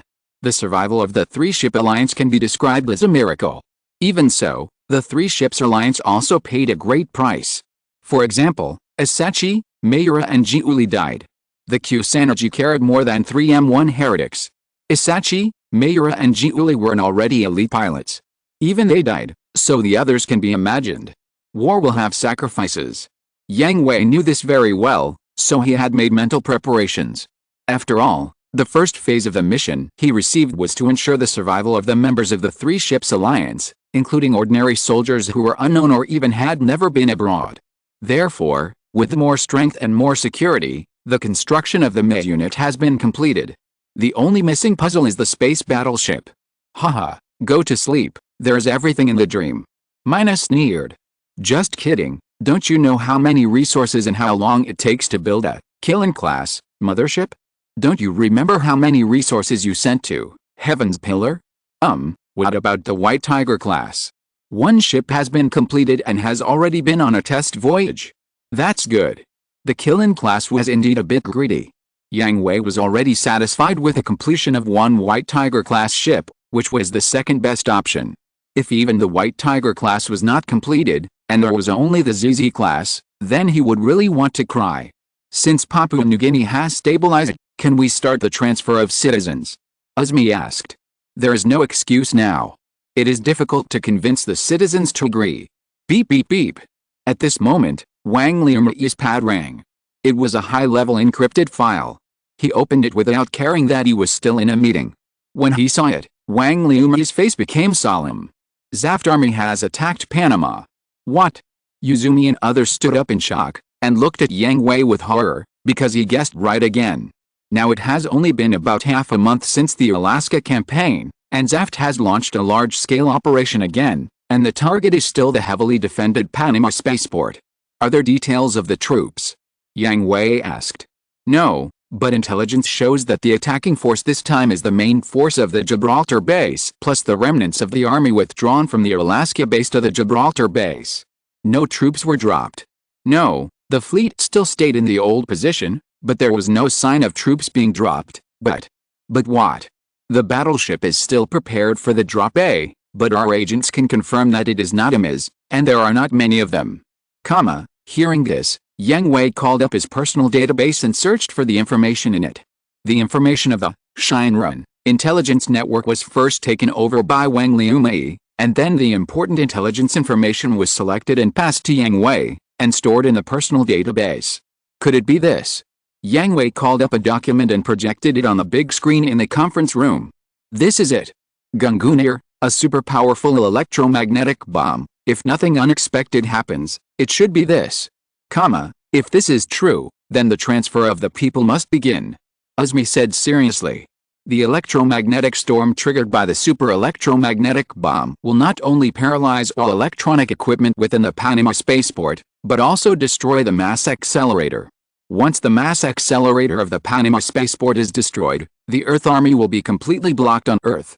There are only 2 ways left for the Earth Army. One is to gather heavy troops to retake Victoria Harbor or Chaosian Harbor, and the other is Orb.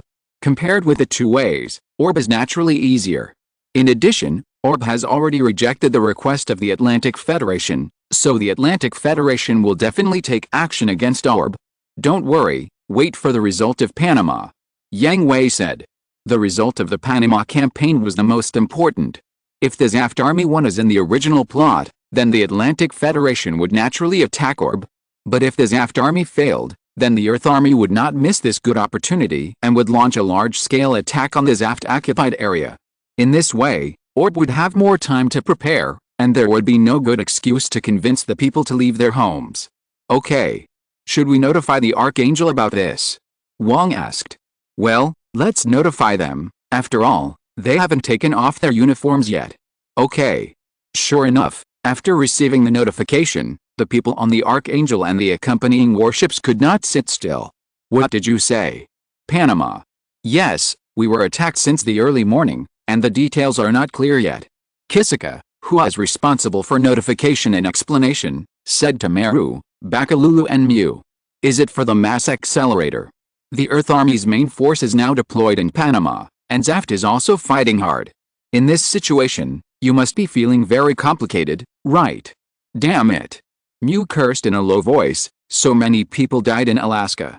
It's more than complicated, it can be described as mixed feelings. Although they have decided to stay in Orb, they have not joined the Orb army yet, and they are also very uneasy about the intensification of the war.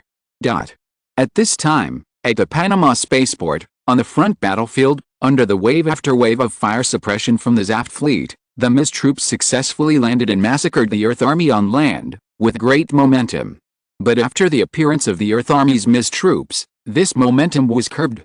GAT-01, Dagger, is a mass-produced MIS developed by the Earth Army after obtaining the data of the GAT-X-105 Strike Gundam. It also developed an OS that can be operated freely by natural people through the combat data of the Strike Gundam. In order to save costs, the Strike Dagger removed the Strike Gundam's most unique backpack docking system, and its armament was reduced to a basic configuration of a Vulcan cannon, a beam sword, a beam rifle with a grenade launcher, and a special shield. At the same time, the PS armor was also omitted, making the machine far inferior to the Strike Gundam in terms of attack power, defense power, mobility, and versatility. Although the performance was greatly reduced, due to the low cost and the X-100 series frame that has been proven to be fully reliable in actual combat, the Earth Federation was able to quickly produce a large number of this type of machine in a short period of time. This is undoubtedly crucial for the Earth Federation, which urgently needs a machine that can fight against a mass-produced MIS of the Zaft Army. The easy-to-operate OS of this type of machine also allows a large number of United soldiers who have switched from fighter pilots to MIS pilots to quickly get started. The simple operation, the simple but reliable armament, and the advantage in numbers have made the Strike Dagger not fall behind in the future MIS battles with Zaft. Don't even think about being domineering again. Don't get carried away. Asshole adjuster. If you're listening to this novel on a channel other than Fanfic World, it means they downloaded and uploaded it without effort. We cordially invite you to visit our channel, Mundo Fanfic Novelist. There you'll find the original version of this story, and you can explore many other novels of various genres. We're waiting for you to immerse yourself in a world of incredible novels. Chapter 354, Inhumane Massacre. Oh? Earth Army's MIS. After receiving the report, Cruz exclaimed while looking at the battle map. However, this was also expected. After all, it had been so long since the G-Plan, and the data of the Strike Gundam should have been mastered by the Earth Alliance. It was not surprising that they produced their own mass-produced MIS. Deploy them right in front of Team Foster. We are looking forward to it. Let their precious MIS become the sacrifice of Gungnir together. Cruz was very happy about this. It was not because the Earth Army's MIS troops were not many and could not be compared with Zaft, nor was it because the Earth Army's MIS troops would not be able to predict their combat objectives. But the current battle situation, even if the Earth Army sent out MIS troops, it would not be able to affect the outcome of this battle. These MIS should have been protected against electromagnetic pulses, but the strength was not worth mentioning. They could not stop the electromagnetic pulses of Gungnir at all, and they would be pigs to be slaughtered at that time. Another point was that he was very happy that the Earth Army finally had MIS troops. In this way, the combat effectiveness of the Earth Army and the Zaft Army was balanced. Otherwise, The Earth Army without Ms. troops could not stop the fierce attack of the Zaft Army at all. Although this is just the beginning, he believes that with the wealth of the Earth Federation, Ms. troops will soon be popularized on a large scale. By then, however, there is no need to worry for the time being. After all, the Zaft Army still has that one, and it can still lead for a while. It's just, how should I hand this key to Asniel? Captain Cruz. Huh? What's wrong? The adjutant's call interrupted Cruz's thinking. The release of Gungunir has begun. Well, just follow the combat plan. As long as Gungunir is successfully launched, the Earth Army will be the lamb to be slaughtered. Yes. The airdrop pod landed, and the Ms. troops that broke into the inland quickly gathered around the airdrop pod, guarding the Gungunir in the center. The Earth Army naturally found something wrong, so it summoned a large number of combat forces to launch a fierce attack on the position held by the Zaft Army. The exchange of fire between the two sides was extremely fierce, and a large number of people died every second. After setting up Gungunir and entering the startup password, the countdown began. The Zaft Army had already put on an excited and cruel smile on their faces. 180 seconds. As long as they can safely get through these 180 seconds, it will be their victory. 180 seconds, just 3 minutes, passed in a flash in the fierce battlefield. The countdown returned to 0, Gungunir started, and the fierce electromagnetic storm spread in a hemispherical shape. Wherever it went, all electronic equipment burst into sparks and crackled with thick smoke. Fighter planes fell, tanks stopped, Ms. stood stiffly in place, and the command center was dark, and no one knew what happened.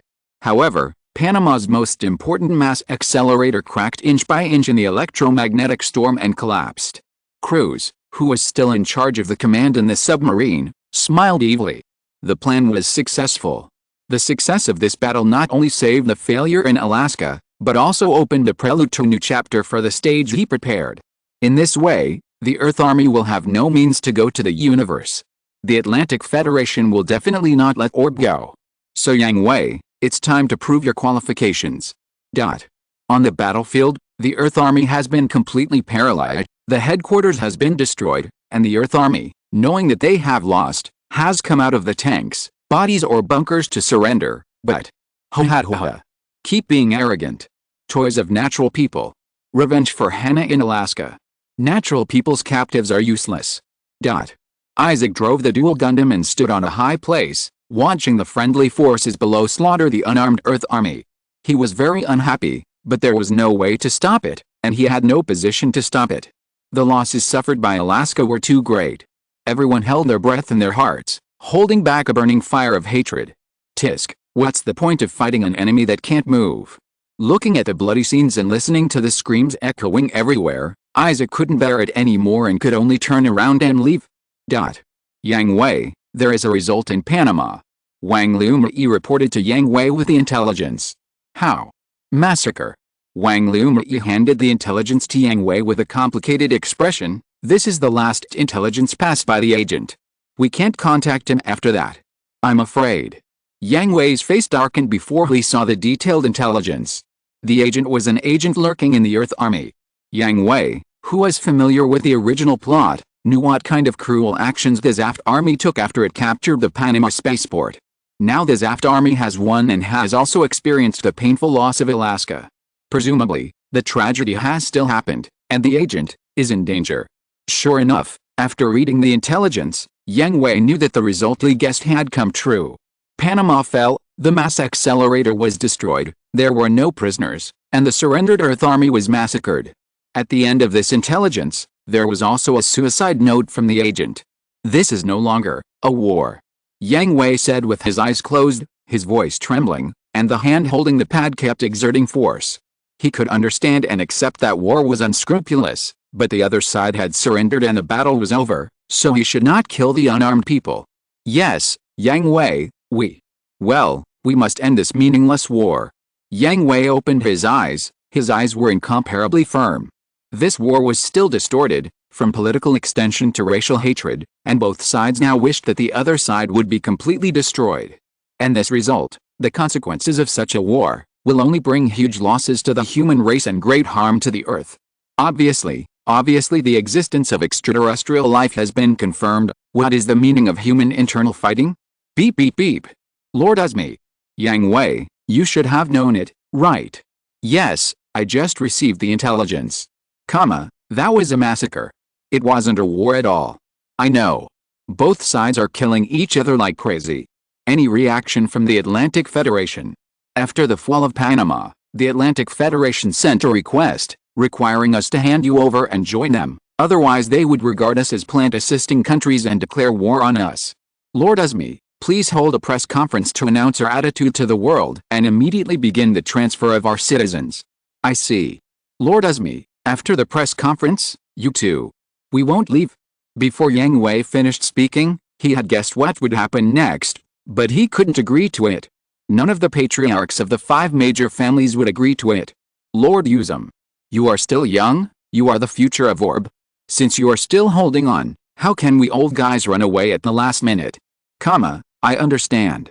I will perfect the plan with the Emperor to buy more time. I'm counting on you. The communication was hung up, and Yang Hui's expression was very complicated. Uzum's "I'm counting on you" was not just asking them to perfect the plan and buy time. Instead, he was counting on the future of Orb to them. Yang Hui. I admire their awareness.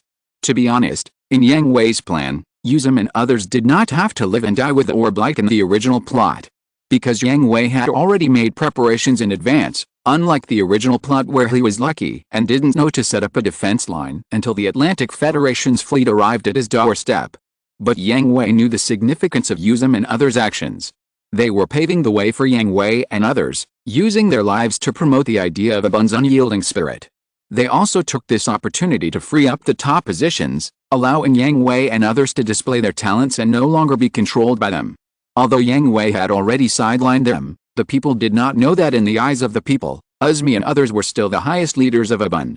Even if Yang Hui could seize power, it would cause a lot of trouble. How could a leader of a country not be admired for being able to do this for the future of the country? How many agents do we have left in the Atlantic Federation? Yang Hui asked Wang Liumeng. Not many, and none of them have entered the core. Always pay attention to the Atlantic Federation. I want to know their every move. Understand? Wang Liumeng was instructed to leave, and Yang Hui informed Wang of the situation, and then came to the Dawn Society, where he happened to meet Kira and others. Yang Hui. I have bad news for you. Panama has fallen. So fast. Everyone was shocked. Alaska fell so quickly because the Atlantic Federation gave up on its own initiative. But Panama is different. The main force of the Atlantic Federation was deployed in Panama, but it fell in less than a day. The Zaft Army dropped a high-power electromagnetic pulse bomb from space, paralyzing all electronic equipment and destroying the mass accelerator. The mass accelerator in Panama was destroyed, so what about Orb? Meru, Bakalulu, Mu and Kira immediately thought of the crisis of Orb. That's right. Without avoiding them, Yang Hui nodded. Orb really had to prepare for the pressure from the incoming Earth Army. Yang Hui. Let's not talk about this. What are you doing in Dawn Society? Yang Hui ended this heavy topic. After all, they have not made a final decision. This is Orb's internal affairs. Director Erica Simmons asked us to come. You are here? Master Yang Hui, you are here too. Well, what do you want from them? Because of this. Erica Simmons pointed at the Raider next to her. We repaired it after recovering it. The OS is still the OS set by Kira, but considering that it will be handed over to someone else to drive, so let me do it. Mu took the initiative to step forward. He had wanted to drive and miss for a long time. Now that the opportunity has come, a sense of pride burst out from Mu. Chapter 355, The Earth Army Attacks Orb. The most suitable pilot for the Strike Gundam is naturally Mu. Firstly, Mu is the ace pilot of the Earth Army. Although he has always been driving the MA, all roads lead to Rome. The basics are similar. I believe that Mu will soon master the driving skills of the Ms. Secondly, although the Strike Gundam can be equipped with the OS used by natural people, it is not a mass-produced machine after all, and the operation requirements are higher. This is why the Storm and Thunderbolt have been repaired but there is no pilot, and they are directly transported to the giant floating platform for storage in advance. This is really not a joke. Yang Hui, Setsuna, Lyle and Tiria are all elite aces selected from the special forces, but this is just picking the tallest from the short ones. In addition to Barry Howe, who is a well-deserved ace, even Asachi, Mayura and Julie cannot use the Thunderbolt Gundam and Storm Gundam freely. The strength of the three of them in the Special Forces is second only to Barry Howe. Master Yang Hui, this is the new design I made for the strike, take a look. Yang Hui looked at Erica Simmons's pad.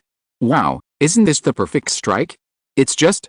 Has the energy problem been solved? Yang Hui asked. At present, we can only use external energy packs. Erica Simmons answered helplessly. The persistence of the anti-neutron jammer is not difficult, but the nuclear power engine is not so easy to make. In addition, there is not enough space reserved for the 5X series machines to replace the nuclear power engine. They don't have enough time to make major changes to the Strike Gundam now. There is no time. Let's do it this way for now. Yang Hui shook his head, also helpless. If he is given another month and the technicians of the Aurora Society have not been transferred, Yang Hui can immediately design a new backpack suitable for the Strike Gundam. At worst, the design drawings of the Phoenix suit, IWSP, Lightning Strike, and wired guidance that are already in his memory can be directly used. But now, there is no time, and the Aurora Society, in orb, is also short of people. However, considering that it will soon go to space, the Archangel still has the Mobius Zero, so it is not completely impossible to operate it. With the stunned expressions of Maru and others, Yang Hui came to the operating table nearby, inserted Erica Simmons's pad, called up the data of the Strike Gundam and the data of Mobius Zero, and started working immediately. In a few minutes, the design of the complete wire-guided Strike Gundam was completed. But he was not satisfied, so he called up the data of the AIL's armament and the attack and shield composite weapon of IWSP in his memory, made some improvements, and finally formed a new backpack for space warfare. The back propulsion backpack has 4 balancing wings and is designed with 2 large propulsion nozzles. At the same time, 4 wired pods from Mobius Zero are installed in the 4 gaps on the top, bottom, left and right. They can be released to assist in combat during combat and can be used as auxiliary thrusters at other times. The main body has not changed much. It is still a combination of a beam rifle and a shield, but the shield is a composite weapon of sword, gun and shield. Under the shield is a double-mounted 30mm live ammunition Gatling cannon. The beam boomerang of the Midas King blade has been removed, and the shield has been sharpened around the periphery. It can be used as a sharp physical sword when slashing. The surface of the shield has been treated to resist beams. Send this design to the Pillar of Heaven and ask Mina to make it quickly. When will the next batch of supplies and equipment leave? Send the Mobius Zero and the Archangel together. The technicians of the Dawn Society were divided into 2 groups, and went to the giant floating platform and the Pillar of Heaven respectively. Although the technicians who went to the Pillar of Heaven were mostly specialized in battleships, they had complete design drawings, and they were only armed backpacks. The wired pods were still ready, so the operation was not difficult. The next transport ship will be launched tomorrow. I will make proper arrangements. Erica Simmons replied calmly. Compared with the dumbfounded Maru, Bakalulu, Mew, and Kira, she was already used to it. Wait, you just completed a brand new weapon design? It took you 5 minutes. Mew asked anxiously. Yes, the basic data is ready, just slightly improved and integrated. Although the specific data still needs to be done now, I just simulated it and it's not a big problem. It's a big deal. 5 minutes. A brand new armed backpack has been designed? How did you do it? Mew exclaimed. Although he didn't understand the design and development of weapons, 5 minutes? This is too incredible, right? I'm a genius. Turning around, shaking his head, putting his hands behind his back, and leaving, his movements were smooth, and he did it in one go. Let's go. Seeing that the people behind him didn't react, Yang Hui raised his head to Mew. Where to? Mew asked stupidly, his mind still lingering on not knowing how to complain about Yang Hui. Training, you are a new soldier.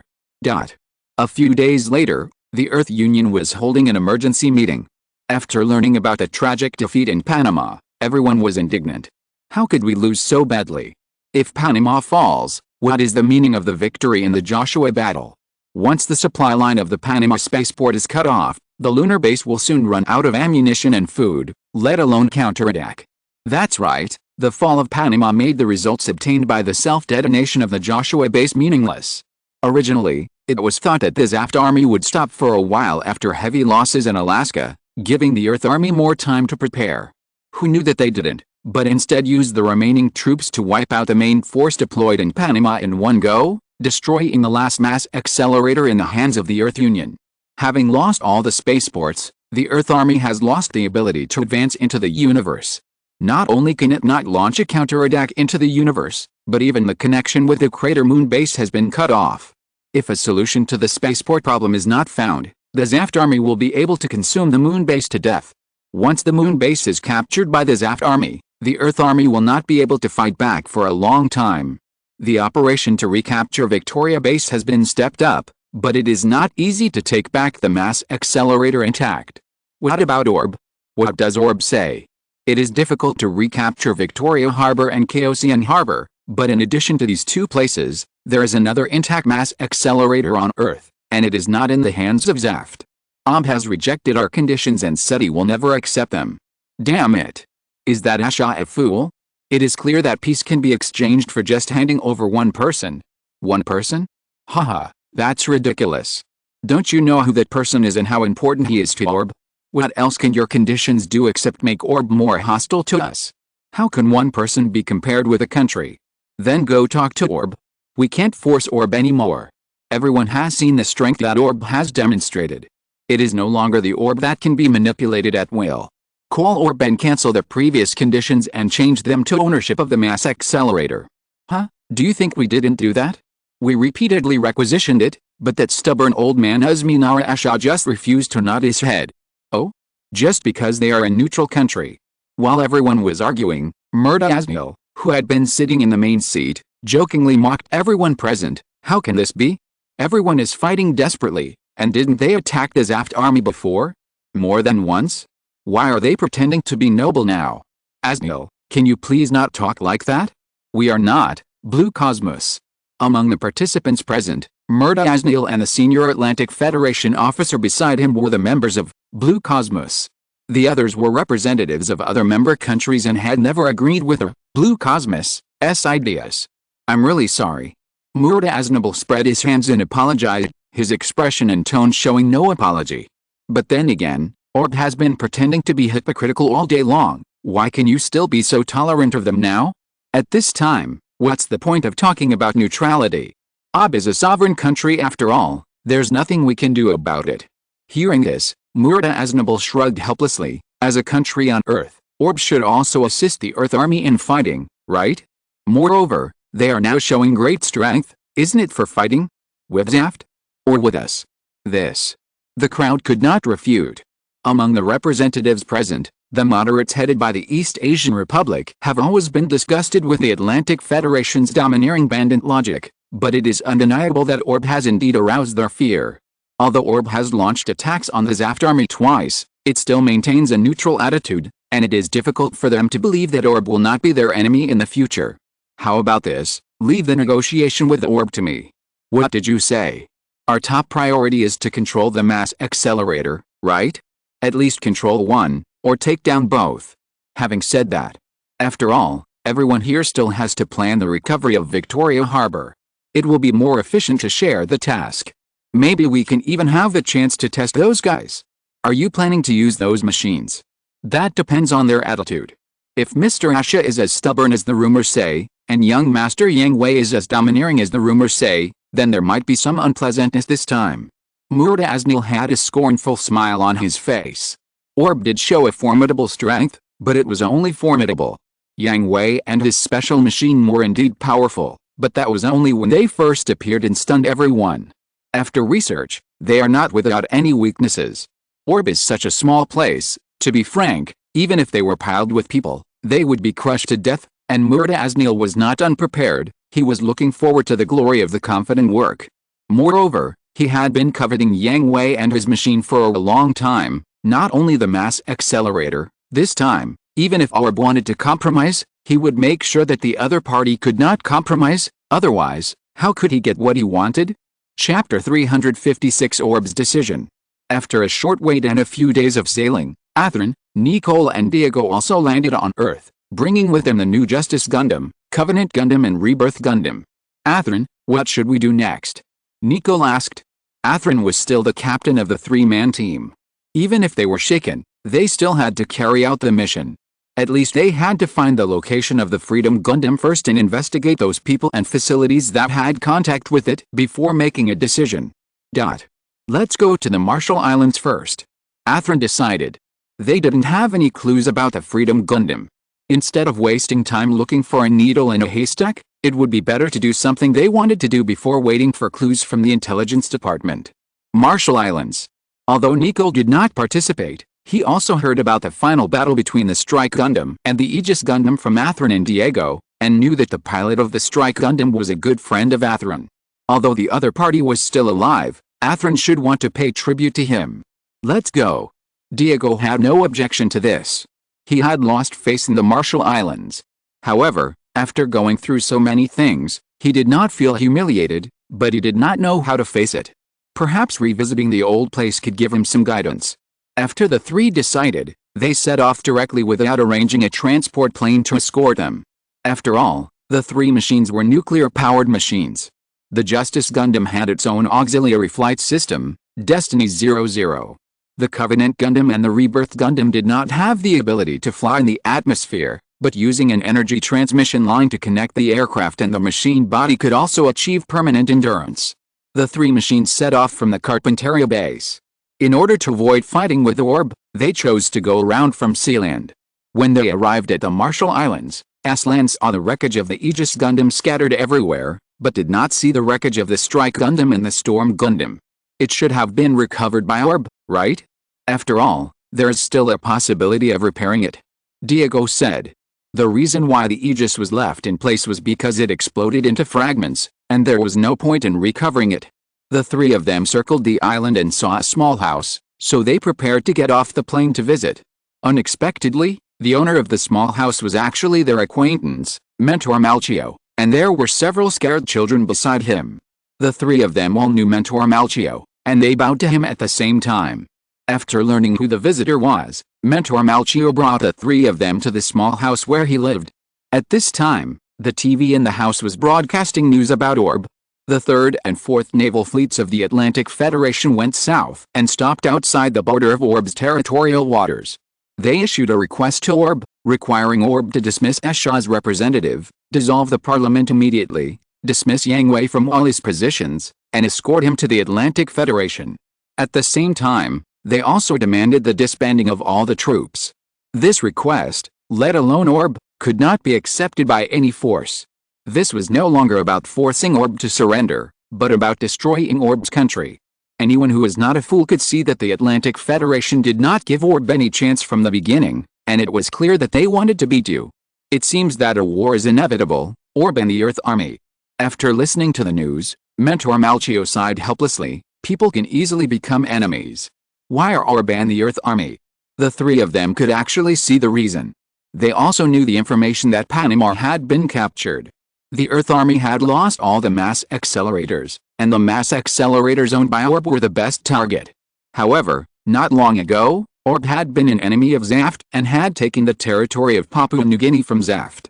They all thought that even if Orb wanted to join the war, it would join the Earth Army to deal with them, but now. Haha, is this neutrality? Diego smiled bitterly. He really looked down on Orb's behavior of playing both sides and pretending to be noble before, but now looking at it again. He respected his character of not compromising in the face of a powerful army. At this time, a little boy came to them and yelled at them, "Bad Zaft. When I grow up, I will kill you all." After yelling, he kicked Diego and ran away angrily. "Stop it." Teacher Marquio scolded, and then apologized to Aslan and the other two. "I'm really sorry. He lost his parents in the battle when you conquered Carpinteria." The three were silent, and this sentence hit their shaken hearts again. It's easy to expand the flames of war, but it's even harder to extinguish them. Thank you for your guidance. The three bowed to Teacher Marquio to express their gratitude. Feeling the fear and hatred in the children's eyes, they didn't want to stay here any longer, and... What should I do? Diego asked Aslan. War has always been so cruel. The gentle Nico couldn't bear it. He was still such a young child, but he lost his parents because of the war. He understood the cruelty of war, and he also understood that it was natural to kill the enemy when he was on both sides of the enemy, but the shouts and hateful eyes still hurt his heart. "Let's go to Orb," Aslan decided. "Are you going to join the war?" Diego asked Aslan. "I don't know, but I think we should go and take a look. Maybe we'll find the answer." Nicole and Diego were silent, and finally nodded. Until now, they have not been able to make a final choice, but they all want to go to Orb to see how persistent Orb is, to see Orb's beliefs, to see how far Orb, a country that makes them love and hate, can go, and what kind of character it will show. Maybe they can really find the answer they want from it.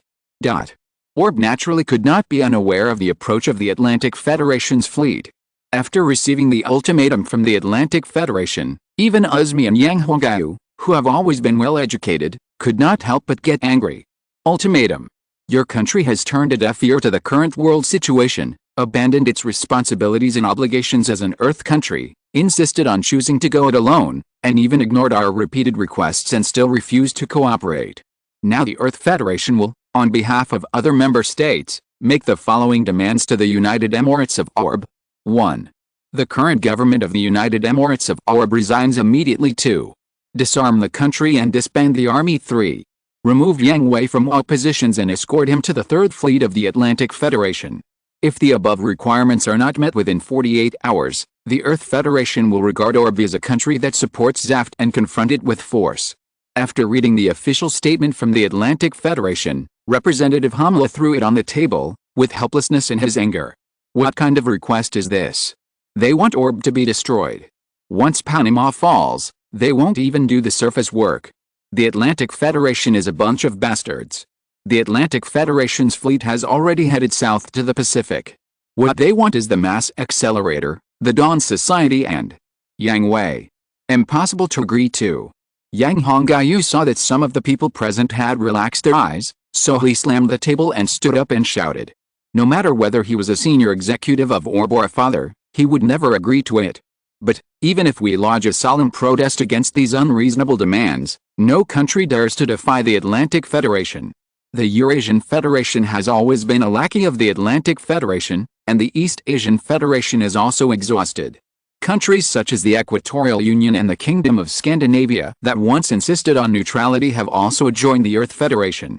It seems that we have to make a choice. Zaft has learned of the situation and has sent a proposal for talks from the Carpentaria base. The statement said that as long as we withdraw our troops from Papua New Guinea and return the Torres Strait and the Gulf of Papua, they will provide us with assistance. Does the Atlantic Federation have to divide the world into two? Uzmi cursed, and at the same time questioned everyone present. It's either a friend or an enemy, and we, Orb, must abandon our own ideals and laws and let them manipulate us to fight against forcibly assigned enemies. Joining the Union means being an enemy of Plant. Joining Plant means being an enemy of the Union. Even if we join the Union now and avoid the current disputes, Orb will be gone, and in a blink of an eye it will repeat the mistakes of Panama. Yang Hongyu continued, didn't we make our choice a long time ago, didn't we? After the question, those with firm eyes remained firm, while those with wavering eyes lowered their heads in shame. That's right, didn't they make their choice a long time ago? For the rebirth of Orb, for the inheritance of the flame, they had already decided their own fate. Representative Yang Hongyu, how is the evacuation of the people going? Uzmi asked. The last batch of citizens who are willing to retain their Orb nationality have been sent away. What about those who are unwilling? The asylum notice was issued 3 days ago, and they all left. Now only 3% of the citizens in the country are unwilling to leave.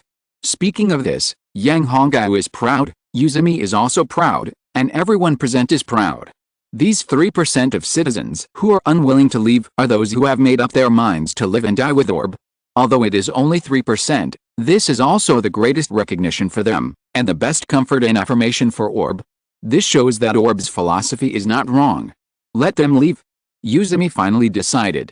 Although he was very happy that there were citizens who were willing to live and die with the country, they were all precious fire seeds. For the nirvana of Orb, they should leave their homeland to seek refuge and wait for the right opportunity to return to Orb. I have sent people to persuade them many times, but they just don't want to leave. Alice. Yang Hongyu said with a headache. Have you notified Yang Hui? Already notified. What did he say? He said, "Tie them up, put them on the boat and send them away." Oh, everyone was stunned, then smiled bitterly. It must be said that this approach was very Yang Hui-like. Chapter 357, Their Respective Choices. At this time, Malu also called together the people on the Archangel, and also called together the Earth Army that came to Orb with the Archangel. Although they had not made a decision, none of them left Orb. At present, the Earth Alliance fleet is heading to Orb. If Orb refuses to join the Earth Army in the crusade against Plant, it will be regarded as a supporter of Zaft. This is the reason. What is this? Hearing this, some people in the team immediately expressed dissatisfaction.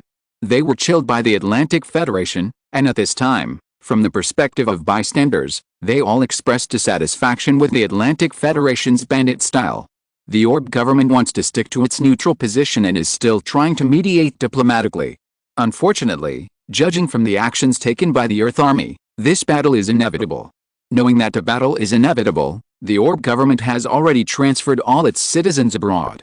Now, only government officials and the military are left in Orb. They have entered a state of national defense to prepare for any eventuality. Similarly, we must make a choice. As soon as this was said, everyone's expression became very complicated. It was not because they might have to fight with their former allies, but because some people no longer wanted to stay in the army. They were afraid of being abandoned again and being used as bait or cannon fodder again. Now, the Archangel and other warships are used as escape ships. Our own situation is also very delicate. Facing the current situation in Orb, how should we respond? No one has ordered us, and at the same time, we have no authority to order you. Although it was still Malu who spoke, the captains behind her nodded in agreement. They were no longer soldiers of the Earth Army, so naturally there was no superior-subordinate relationship. If we really cannot avoid the battle, it will start at 0900 tomorrow morning. Should we stand up and fight to protect Orb, or make other choices? We must make our own choices. Therefore, if any crew members want to leave the ship, please leave immediately. The last ship to transport the citizens of Orb will depart at 0700 tonight. The same goes for the crew of this ship. The same goes for this ship. The captains all echoed. They had actually made a choice, just like the Archangel, to stay in Orb and stand up. As for the decision of the crew, they would not interfere. I am really grateful that you have followed me, an unreliable captain. Not only did Malu bow 90 degrees to the crew, but also Mew, Bakalulu, and other captains did the same. As captains, they were all unqualified, because the captain was responsible for the crew of the entire ship. The Archangel of Malu, Mew, and Bakalu was forced to go, and many wrong decisions were made during the trip. Other captains failed to see the conspiracy of the military leaders and almost took their crews to the Joshua base. At this point, everyone dispersed, with different thoughts. Malu and others knew that someone would definitely leave the ship, but they also understood each other's ideas. If too many people left and could not maintain the normal operation of a warship, they would stay, either to join other warships to fight side by side, or to apply to the Orb Army to join them directly. As expected, half of the people chose to leave, but there were 11 people including Kaz on the Archangel, and more on other warships. There were only a few people left on some warships. After learning about this situation, Yang Hui immediately found them. I'm clear about the situation. Thank you for staying and fighting for Orb. No, this is what we should do. Malu replied. Publicly, Orb took them in when they were homeless and guaranteed their safety. This favor needs to be repaid, privately, because of Yang Hui himself. Malu will stay. Then there are two ways for you to choose, especially for you guys. Your ship doesn't have enough crew members, right? Yang Hui looked at several unfamiliar captains. Yes. It was a bit embarrassing. Although he understood the crew's choice, but so many people left at once, didn't it mean that his original men were all cowards? My idea is this. The Orb Army does not lack a few naval warships to join. In addition to the Archangel, I personally suggest that you take your warships to the giant floating platform or Papua New Guinea and join the local Orb fleet. Wait for the opportunity as the spark of Orb's rebirth. This is the first option. The second option is to join the Orb Army now and rearrange the military position. Yang Hui said to everyone present, especially to the captains and crews of ordinary warships. What they brought were the Arkansas-class and Des Moines-class mobile cruisers, which were similar to the Kurami class of Orb. Although they did not want to describe them as cannon fodder, This was the fact. Moreover, if these warships were to be deployed, they might be targeted as the main targets, which would accelerate their demise. So they simply gave up these warships, dispersed them and incorporated them into the orb army, or preserved their strength and let them go to the giant floating platform or Papua New Guinea to avoid the limelight, and then return when orb was reborn. Several people looked at each other with complicated expressions. Although they did not feel any malice or contempt from Yang Hui, there was indeed some contempt in his words. What made them most uncomfortable was that this was a fact that they had to admit. Everyone, please make a decision as soon as possible. Yang Hui urged, because there was no time to waste now. If you choose one, please be prepared to escort the transport ships carrying the citizens to leave orb tonight. If you choose two, I will arrange your positions immediately. Mr. Yang Hui, please allow us to discuss it. It doesn't take too long, 10 minutes will be enough. Okay. Yang Hui stood up and left. Malu followed behind Yang Hui, leaving space for them to discuss. After all, she would stay with the Archangel, so it would be inconvenient for her to participate in their conversation. Yang Hui. Is this battle in orb really inevitable? Malu asked with some concern. She did witness the power of orb, but this power also has its limits. Compared with the giant Atlantic Federation, it is really nothing. You don't know the requirements of the Atlantic Federation yet. What requirements? Isn't it just a mass accelerator? The Atlantic Federation requires the dissolution of the orb government, the dissolution of the army, and handing me over. Yang Hui said. How could this happen? Malu really didn't know about this. They only knew that the Atlantic Federation's army had come, but they had no idea that the Atlantic Federation had actually put forward such an outrageous condition. They not only wanted orb to be destroyed, but also wanted Yang Hui. It was just the latter request that Malu couldn't accept. So, this battle between orb and the Atlantic Federation cannot be avoided, and this battle between orb and the Atlantic Federation cannot be avoided, even if it can be avoided this time. Can it be avoided next time? Once the spine is broken, orb will always be at the mercy of others. Therefore, the White Dove plan is imperative, and this battle must be fought. Is there a chance of winning? Malu worriedly. She really couldn't find where orb's chance of winning was, but she believed that since Yang Hui had decided so, there must be a way. There is no chance of winning this battle. Then, but there is still hope for orb. Malu gently hugged Yang Hui and put her chin on his shoulder. I will help you. Malu didn't know what to say. She knew that Yang Hui must have a plan, but she didn't know the details of the plan. All she could do now was to support Yang Hui and help him. Don't worry, my plan will not fail. We will all live to witness the rebirth of orb. Then go to Promise Fortress together and travel to other worlds together. This sentence was of course not spoken out loud, but it was Yang Hui's thought in his heart. 10 minutes passed quickly, and Yang Hui also got their answer.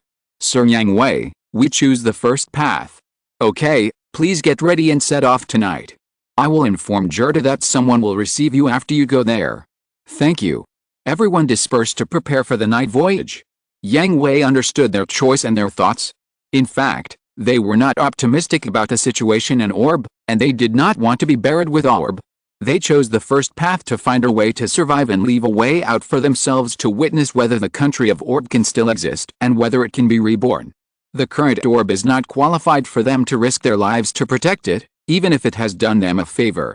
After seeing them off, Yang Hui and Malu came to the Archangel together. Since the Archangel came to orb, except for meeting Kira and others in the hospital, he has not met with this group of companions properly. He is too busy.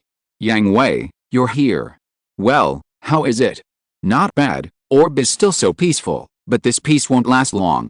Don't worry, even if it is broken, it won't be destroyed. As long as people are alive, there's hope. You are worthy of being a big shot, you speak so high-end, our lives are in your hands. Don't worry, I want you to work for me for the rest of your life. After chatting casually, Yang Hui said goodbye to everyone. The Atlantic Federation's fleet was close at hand, and he had to go to the Ministry of National Defense for final confirmation to see how Wang arranged it. The battle plan has been deployed, take a look.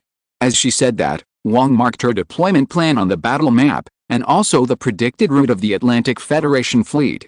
It's a pity, if there are dedicated water mis, they can be ambushed here first. Yang Hui looked at a sea area helplessly. This sea area is very special, with many reefs on the seabed, which is very convenient for dedicated water MIs to hide, and will not be detected in advance by the sonar system. Moreover, the Atlantic Federation has no water force now, and has almost no defense against dedicated water MIs. Deploy another layer of anti-aircraft firepower in this area. Yang Hui marked out another area behind the port's defense line, because in Yang Hui's memory, the Atlantic Federation had airdropped troops in addition to the naval fleet, which was also the biggest reason for the collapse of the orb defense line. Here, airdrop troops. That's right. Upon hearing this, Wang immediately mobilized troops to improve Orb's defense circle. Chapter 358, Orb Attack and Defense, I. It was another sunny day, but the bright sunshine and cool breeze could not bring joy to people. The Orb fleet had already deployed on the sea, the army was in place, and the defense line was arranged. On the other side, the Atlantic Federation fleet confronted the Orb fleet, and all weapon systems were activated, locking the enemy in front of them. In the flagship of the rear fleet, Murata Asnil looked at his watch and then at the document in his hand. This was Orb's final reply to them. The request you made is unreasonable and unacceptable to our country. The Orb United Emirates will continue to implement a neutral position and will not fear any power. You are worthy of being the representative of Asia, and you really didn't disappoint me. I was still wondering what to do if they really accepted our conditions. After getting the result he wanted and being surrounded by his own people, Murata Asnil was too bothered to even act, and directly exposed his ambitions. In order to test those things, I really hope they can fight until the last moment. And that famous young master Yang Hui, wow, I really look forward to what kind of report I can get after slicing him. On the other side, in the Ministry of Defense of Orb, Wang was also paying attention to the time. Her eyes scanned back and forth on the battle map, and she hurried to find if there were any gaps that she had missed. This was also the first time that Wang commanded a large-scale battle on the spot, and heavy pressure was on her shoulders.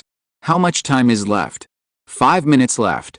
Weapon system fully activated, fleet target, lock on the Atlantic Federation fleet, and open fire directly when the time is up. Understood, weapon system activated. All units, first level combat configuration. Tick tick tick, Wang's eyes did not leave the countdown until the moment it returned to 0. Time's up. Preemptive strike, attack begins. Understood. All fleets, attack begins. It has been confirmed that the enemy ship has launched a cruise missile. Is it as I thought? The first line of defense begins to meet the attack. The first and second MIS units are deployed on the left and right wings to assist with anti-aircraft artillery. Understood. The Earth Army MIS unit is dispatched. Upon hearing this, Wang frowned slightly. Isn't this time a little too early?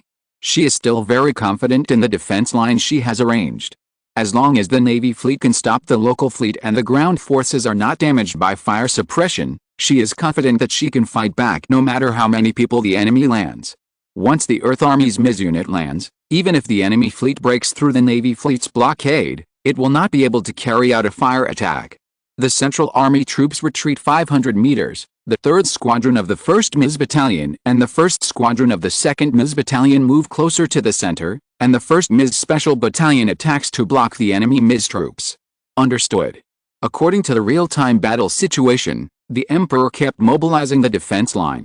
The enemy's dagger troops, like the M1 Heretic, did not have the ability to fly in the atmosphere. They all jumped high from the mothership and transport ship towards I's energy port. Under the command of the Emperor, the tanks and land combat troops, which were weak in front of the MIS, abandoned the immovable base settings and retreated quickly, leaving a large blank landing spot for the enemy MIS. Just when the Earth Army's MIS troops were overjoyed and thought that the Orb Army was scared away by them, they were penetrated by the crossfire from both sides before their feet landed on the ground, and the fireworks exploded in the air. Fortunately, some daggers survived and crossed a fire network to set foot on Orb's territory, but they had no time to be thankful and retaliate. At the moment when the dagger landed on the ground, dozens of M1 heretics showed them their ferocious fangs, and the dark beam guns burst into deadly light. The heretic Gundam Green strode forward, firing one after another with a strangely shaped beam rifle in its hand. When it approached the enemy aircraft, the heavy axe blade at the bottom of the muzzle flashed a faint blue light, and the high-frequency trembling harsh sound waves shook away the smoke and debris. The heretic Gundam Green was equipped with a special beam rifle with a high-frequency vibration axe blade. Yang Hui used the rare metals left by Luo to specially reinforce the skeleton at the joints. Considering Barry Ho's martial arts application, he often used boxing, elbow strikes, knee strikes, shoulder strikes and other techniques. The armor on both shoulders and knees was equipped with metal spikes, and the forearm folding gloves could cover both hands when using boxing. The gloves had no spikes, but small beam generators. Swish with a flash of cold light, the two daggers in front of him were cut in half, and the incision was so smooth that it could be used as a mirror. After a successful attack, the enemy quickly retreated. In the process of gaining distance, the Green Gundam Astray raised its left arm, and the armor opened to reveal the ferocious Gatling gun. Bang, bang, bang. The Gatling gun rotated, spewing passionate and fierce flames, and a dagger that had just landed and was about to attack it was hit into a hornet's nest. Captain. As the Green Gundam Astray appeared, the enemy planes noticed it and moved their guns sideways to lock on it, ready to kill this ace machine. But before they could fire, they were destroyed by the M1 Astray that ignored them. Several daggers that had just landed were also pierced through by the beam swords held by the M1 Astray that followed the Green Gundam Astray. First Squadron, prepare for combat, clear the enemy planes that have landed. Second Squadron, intercept the enemy planes in the air. Third Squadron, provide fire cover. 3 M1 Astrays guarded the Green Gundam Astray. Facing the endless stream of enemy troops, Barry Ho calmly commanded, Asagi, Mera, Jury, follow me. Understood. The Green Gundam XN Astray was combined with the 3 M1 Astrays, turning into a phantom and shuttling through the hail of bullets, constantly harvesting the lives of the enemy, and saving dangerous companions in their spare time. The first batch is over, all aircraft retreat. The first batch of daggers that landed on the beach had been wiped out. Barry Ho made a prompt decision and led his subordinates to withdraw back to the main force, waiting for the second batch of prey to fall into the trap. This was Wang's arrangement. It was certain that the enemy's MIS troops would land on Hatsushima.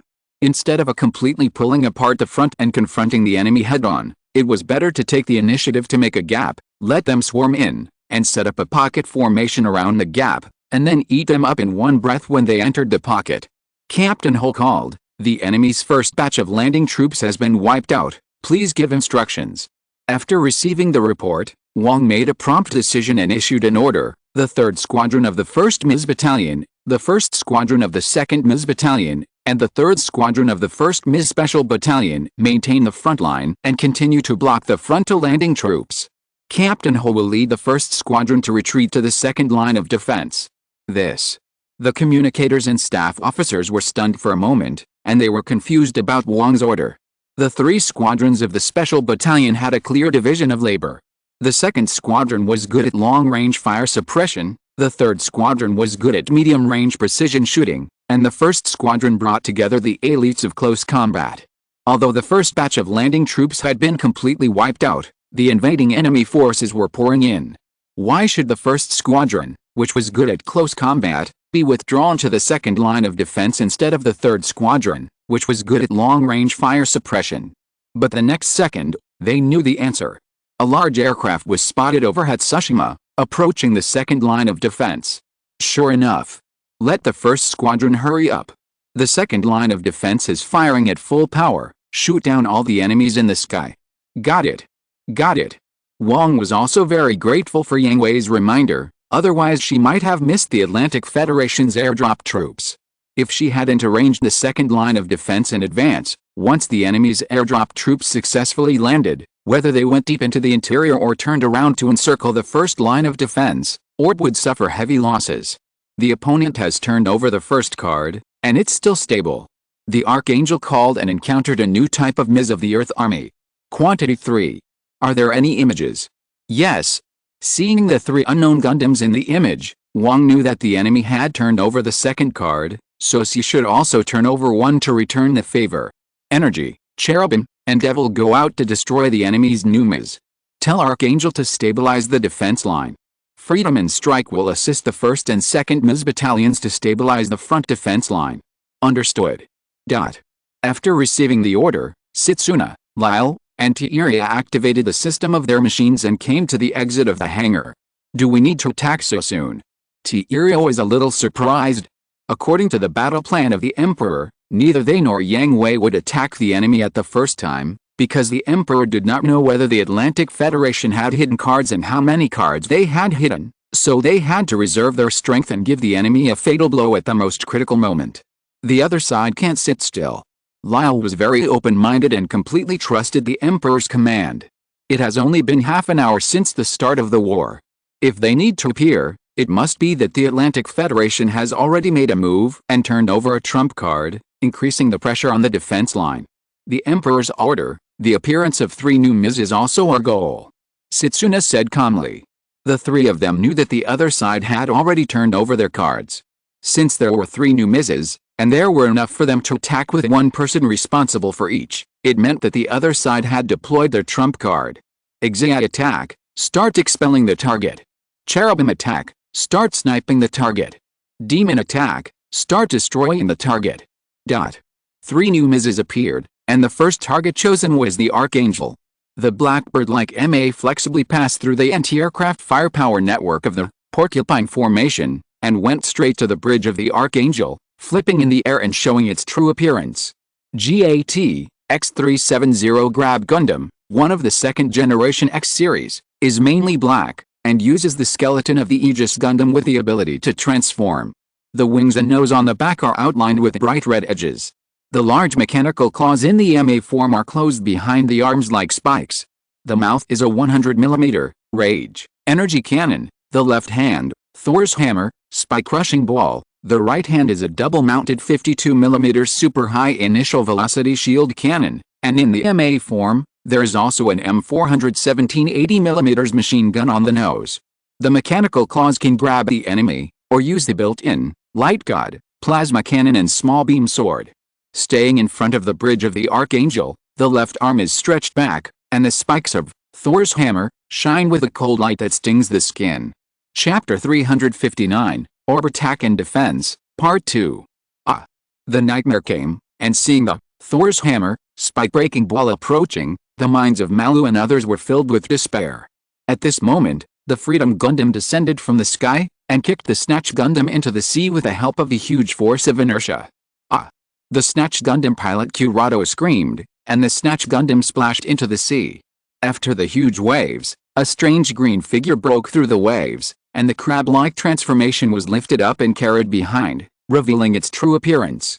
GTX, X252, one of the second-generation X series, is mainly light green throughout, with a backpack component covering the back, and the body is hung on a huge strange shield twice.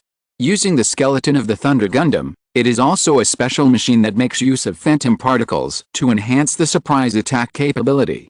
The body's energy pack, thrusters and large weapon group are all installed on the backpack component. It has the ability to fly in the atmosphere, and also has the ability to sustain combat in water. In order to carry out the sneak attack mission, the backpack component of the Forbidden Gundam can be flipped up to cover the head and transform into a high-speed assault form. In this form, the body has the ability to fly independently.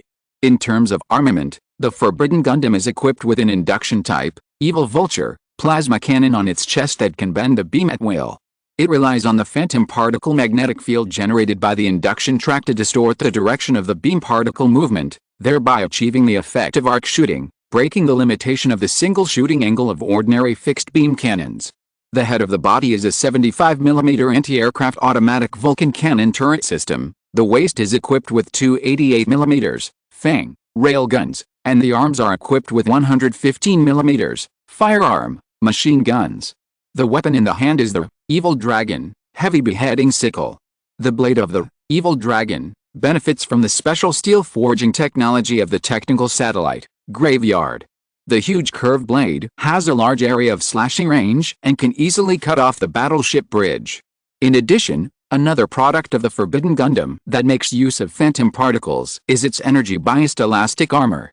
In addition to being able to effectively resist the attack of live ammunition weapons, it can also achieve the effect of defending against beam attacks by distorting and dispersing the enemy's weapon beams. Therefore, compared with the Mirage system, owned by the Thunder Gundam, the Forbidden Gundam's use of phantom particles is more prominent. The Forbidden Gundam rushed out of the sea, and the Fang railgun fired to force back the Freedom Gundam, and jumped directly onto an Aegis-class battleship. The Evil Dragon, heavy beheading sickle swept horizontally, and the bridge of an Aegis-class battleship was cut in half, and then looked for the next target.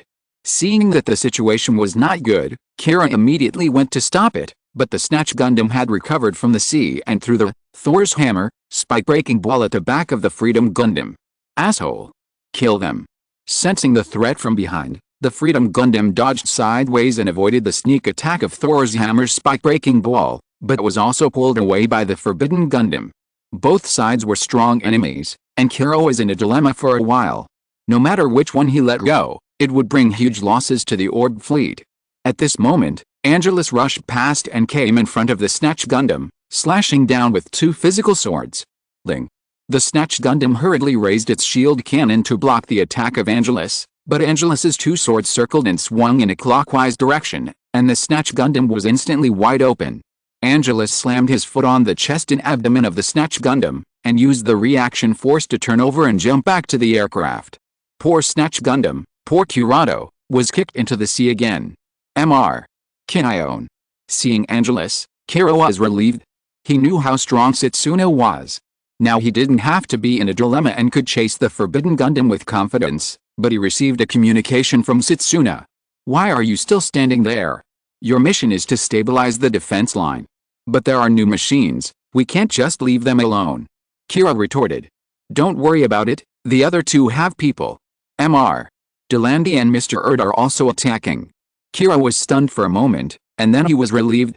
The 3 machines, the Angelus, and the Angelus, have always been inseparable. If one of them attacks, the other 2 will naturally be there. So Kira was relieved and headed directly towards the first line of defense.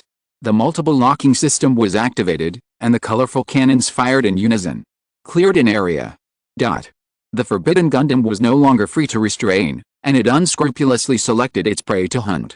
Just when he was about to cut off the second battleship, the alarm suddenly sounded. Beep, beep. What? He stepped back subconsciously, and the energy deflection shields on his shoulders were lined up in front of him. Green beams followed one after another, deflecting and bending in the twisted stance. Hell, Shawnee, the pilot of the Forbidden Gundam, sneered. The energy deflection shield of the Forbidden Gundam was invincible. No beam weapon could break through its defense.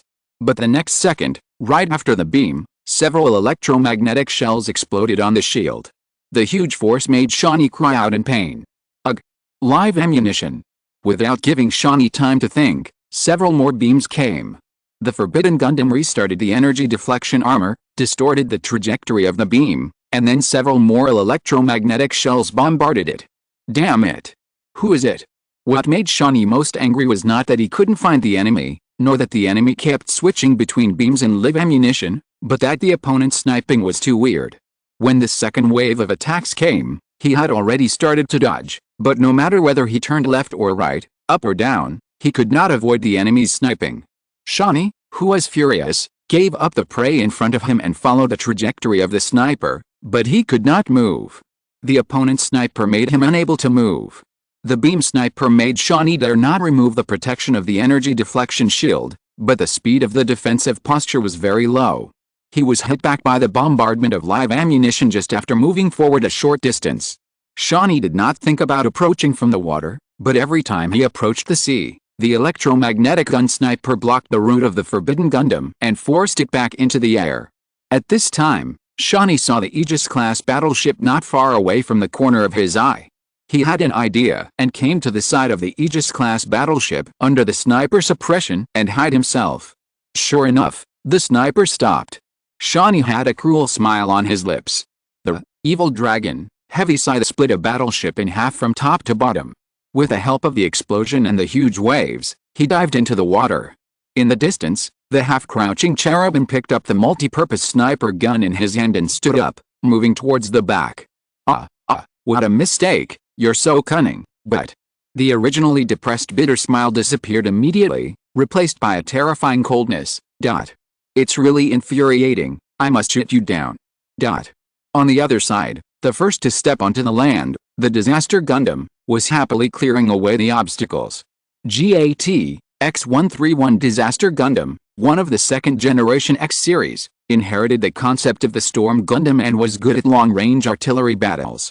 It was equipped with a set of 125mm dart, dual-mounted high-energy long-range beam cannons on the back, a 337mm Road of the Dead plasma armor-piercing rocket launcher in the right hand, and a 115mm Beetle II dual-mounted ram cannon shield attack system in the left hand. A 580mm Siren Demon Beast multi-stage phase energy cannon was also installed in the center of the chest. In contrast, this machine is not good at close-range combat and is not equipped with beam swords and other combat weapons. Although it adopts a heavy equipment design, the body has been thoroughly lightweighted, allowing it to walk on air cushions on land and water. The machine has added auxiliary thrusters at 4 places on the waist, 2 on the shoulders and 2 on the feet, which ensures the basic ability of the machine to walk freely. Pilot Aluga was arrogant and conceited, pouring ammunition on the troops of the first line of defense, and in an instant, he tore a huge gap in the right wing of the first line of defense. Hey, ahohahoha. Beep beep. The laughter was interrupted, and Aluga came back to his senses from his arrogance, pulled the joystick back, and prepared to avoid a sneak attack of the little mouse and burn it into charcoal. Who knew that what flashed across the screen was not a small beam rifle, but a thick light-speed torrent? The Calamity Gundam also paid the price for Aluga's carelessness. It didn't retreat far enough, and the energy aftermath of the beam torrent burned the Road of the Dead plasma armor-piercing rocket launcher and the Beetle Type 2 dual-mounted angular cannon shield attack system. The front ends of both became twisted due to the high temperature. The Road of the Dead plasma armor-piercing rocket launcher could no longer be used, and the tip of the Beetle Type 2 dual-mounted angular cannon shield attack system was also melted. Damn it! Who is it? The Calamity Gundam was his favorite machine. He thought it was just a fight with small bugs, and he did feel happy just now. But now, not long after the attack, one of the main weapons of the machine was destroyed, and his anger rose all of a sudden. But as soon as the Calamity Gundam turned around, it was scared and broke into cold sweat. The Angel rushed over with dual beam cannons, and the beam rapid-fire cannons on both shoulders began to shine dangerously. The storm of beams broke out, and the Calamity Gundam suddenly jumped back, letting the beam rain fall on the previous position, leaving countless craters on the ground. Die? You bastard. While still in the air, the Disaster Gundam locked onto the Angel of Devil, and fired all its bullets at once, with a colorful barrage of bullets.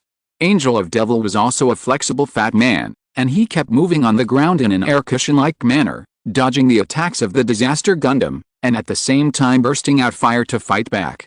Damn it. Aluga was sober now, knowing that the other party was a tough guy, but he became more and more excited.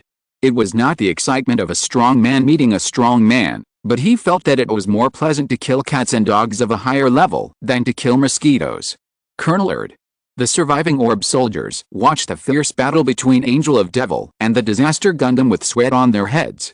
They wanted to help and wanted to avenge their lost companions, but they found helplessly that they could not get involved in the battle at all. Leave it to me here, you retreat, and let the Emperor redeploy the defense line. Tieria gave the order. Yes, good luck to the Lieutenant Colonel. Chapter 360, Orb Attack and Defense, Part 3. In the Atlantic Federation fleet, Murta Asnil was already very impatient as he looked at the scorching battlefield in front of him. What's going on? Why haven't we taken down Orb's defenses yet? Murta Asnil questioned dissatisfiedly. Orb's defenses are very solid, and the only gap is a trap left by the enemy.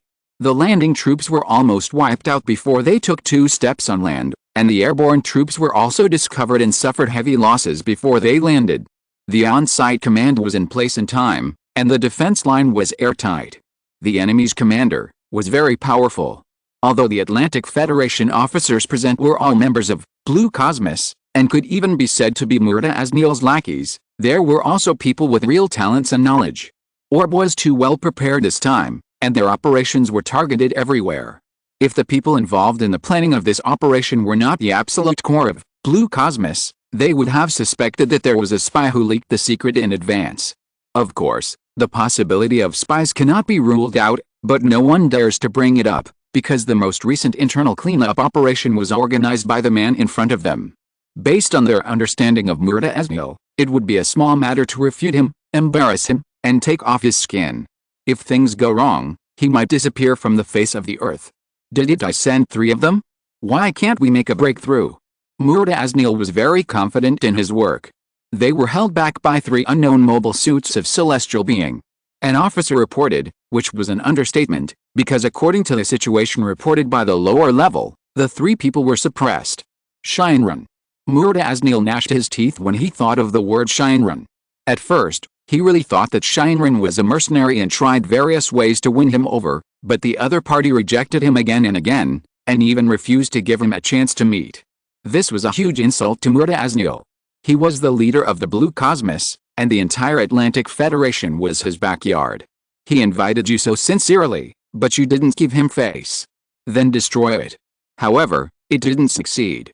The secret troops sent out to eliminate Shinran either returned empty-handed or disappeared, which made Murtaznil hate Shinran even more.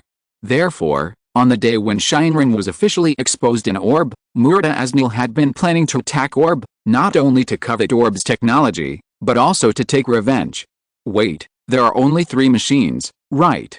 Murtaznil suddenly asked. If he remembered correctly, there were 4 machines in Celestial Being, and the pilot of one of them was Yang Hui, whom he had been asking for. Yes, the machine you want has not appeared yet. I see, that's it. Murtaznil seemed a little crazy, with a ferocious expression. He guessed that the reason why Yang Hui did not appear was that he must be commanding the army. He knew Yang Hui's ability very well. He was also a natural person. At the beginning, he had taken a fancy to Yang Hui's ability and hoped to pull him to join Blue Cosmos. After being rejected like Celestial Being, he tried every means to get rid of Yang Hui. He would not allow anyone better than him to exist among the natural people. And inside Orb, the commander who could resist their attack for so long could only be Yang Hui. When he thought of this, Murtaznil put down a big stone in his heart, because if Yang Hui was in command, he could not attack, so they would lose a big enemy. Although Orb's current resistance was very tenacious, it was just the vanguard fleet, and the main force was still behind. If they persisted in fighting, Orb would definitely not be able to stop them. Therefore, in Murtaznil's mind, Yang Hui's attack as an individual was a greater threat. What should we do now? The officer asked humbly. Keep fighting. Orb is just resisting stubbornly. If you can't defeat them, just use your numbers to kill them. I understand. By the way, aren't there 10 of those ready? Let's release them. But that's not finished yet. I know, just treat it as a test. Anyway, props are used. I understand. Snatch, forbidden, disaster, return. What? Tisk. Trash. The 3 new Gundams of the Earth Army were held back by the Angel of Exa, Angel of Wisdom, and Angel of Virtuosity, respectively, and did not cause huge damage to the defense line of Orb as in the original plot. Kira was not held back by them, so he went to support the defense line that began to waver, where he had been working as a firefighter.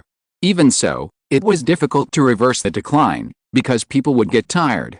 Facing the Earth Army's wave after wave of offensives, the battle was also affected by the rapid consumption of energy and physical strength. The battle lasted for 3 hours, and many people were fighting without eating or drinking. Now they were supported by their will. Whether intentionally or not, the Exa, Cherubim, and Turpan were originally divided into 3 battlefields, but now they have been combined. The 3 machines are fighting with the Snatch Gundam, the Forbidden Gundam, and the Disaster Gundam. Ding how annoying. Cherubim crossed their guns together to resist the Forbidden Gundam's Evil Dragon, Heavy Scythe. The swords were like sticking to their faces through the camera, but the position of the 2 guns on the long poles was firmly held, unable to advance or retreat. Setsuna. Understood. The Forbidden Gundam was imprisoned by Cherubim. Exa seized the opportunity and rushed over from the side. The sharp blade in her hand emitted a cold light, ready to split the Forbidden Gundam in 2, and at the very least cut off its energy deflection shield. As a result, before she could raise her hand, the alarm sounded. Exa quickly raised her shield, and Thor's hammer's spike-breaking ball hit it. Sparks flew, and the huge force knocked Exa away. Ha. You deserve it. Take another hit from me. With his hammer, Kurado avenged the previous kick, retracted the Thor's hammer, and immediately transformed into MA form. The sharp blades of his claws shone with cold light, and the careful beam sword was unsheathed at the same time, intending to kill the Angel of Exa in one fell swoop. At this moment, a thick beam of light attacked, forcing the Snatch Gundam to raise its height to dodge. Damn it. Kurado looked at the Angel of Drew with hatred, and the rage energy cannon in his mouth was charged, and the blue, white and red energy shot towards the Angel of Da. At this time, the Disaster Gundam on the other side of the Angel of Da also seized the opportunity, locked the Angel of Da with all bullets, and blocked all its evasive space. Haha. Go to hell. Hell, I'm not alone. It was clearly a dead end, but Tiiria's expression did not change at all, as if she had been scared silly. But at this moment, the Angel of Exa suddenly appeared, raised its shield to block the energy cannon of the Snatch Gundam, and on the other side, the Forbidden Gundam inserted itself between the bombardment and the Angel of Devil in a strange posture. That is, Shawnee reacted quickly enough, and quickly adjusted his posture before the attack landed on him, using the energy deflection shield to block in front of him. Boom boom boom. The beam was deflected, and the live bullet exploded on the shield. After the smoke and dust dissipated, the Forbidden Gundam was unharmed, but the energy deflection shield had been deformed and could no longer be used. Shawnee. Get out of the way. You are the one who is in the way, right? Do you want to kill me? You are all in the way. Get out of my way. The ultimate move. Kuda. Because the Snatch Gundam, Forbidden Gundam and Disaster Gundam, who were about to reach each other due to the dispute, stop all their movements for a while and let their bodies fall down. What is this? Attack. Originally, seeing the sudden changes in the three machines, Setsuna, Lyle and Tiiria did not act rashly, but Lyle suddenly thought of a very important piece of information and immediately reminded Setsuna and Tiiria. Setsuna and Tiiria understood immediately after receiving the reminder. Angelus drew the beam dagger at his waist and threw it at the Snatch Gundam. Angelus shot if it was too strong, aiming at the Forbidden Gundam. Angelus' shoulders were spitting out flames crazily, trying to beat the Disaster Gundam into pieces. As a result, I don't know if it was God's blessing, but all their attacks failed. Just when the attack was about to arrive, the three machines resumed their actions at the same time. They didn't completely avoid it, but they all avoided the vital points. The Snatch Gundam was stabbed by the beam dagger, and the Thor's hammer, spike-crushing ball on the left arm and the super-high initial velocity shield cannon on the right arm, the Forbidden Gundam's arms and the Evil Dragon, heavy beheading side that were broken. The Disaster Gundam used the Beetle II, two-mounted ram cannon shield attack system to protect the cockpit, which became riddled with holes, and the ram beam cannons on both shoulders were also gone. Damn. Is it time? Kurado. Damn it. The Snatch Gundam immediately transformed into the MA form, grabbed the falling Disaster Gundam with its claws and retreated to the defense line where its own fleet was located, and the Disaster Gundam with a broken arm followed closely behind. Tisk, such a good opportunity. Lyle hated secretly. If he hadn't remembered the information in the first time, he could have shot down these three unknown Gundams. What a loss of composure. Setsuna had no expression on his face, but one could see that his cheeks were straining. Tiiria directly scolded him, and was also scolding herself. The information about the enhanced human and the ecological CPU. They actually didn't think of it the first time. Moreover, the Angelus, and Angelus now have no ability to fly in the atmosphere, and they can't catch up with the three machines that escaped. At this time, the Emperor conveyed the latest order to the entire army. The enemy has begun to retreat, and the entire army is not allowed to pursue. Repeat, the enemy has begun to retreat, and the entire army is not allowed to pursue. It's over for now. Setsuna, Lyle, and Tiiria relaxed.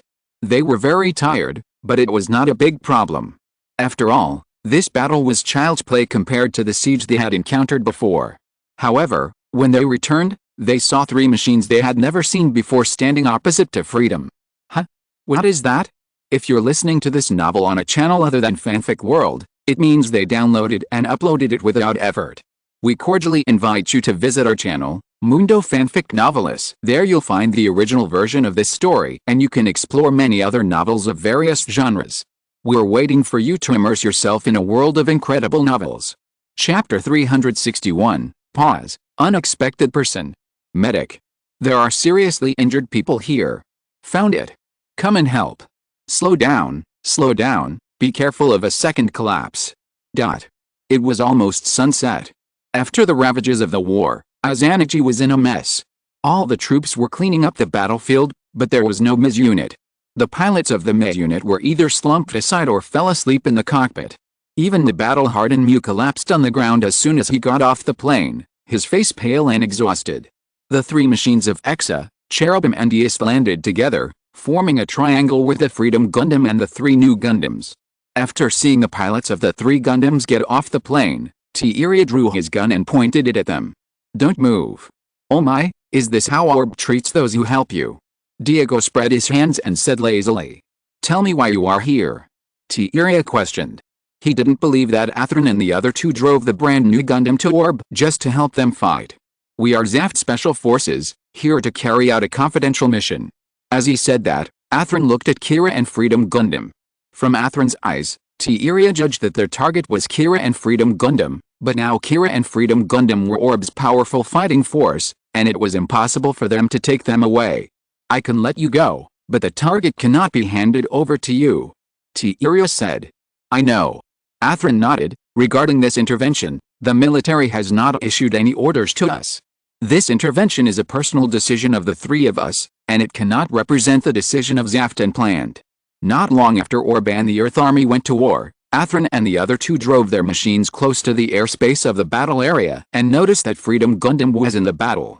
But they did not intervene in the battle at the beginning, nor did they directly attack Freedom Gundam, but watched the battle silently. It must be said that Orb's front line and the commander's command shocked them. They defended strictly and were impeccable, leaving no chance for the Earth Army.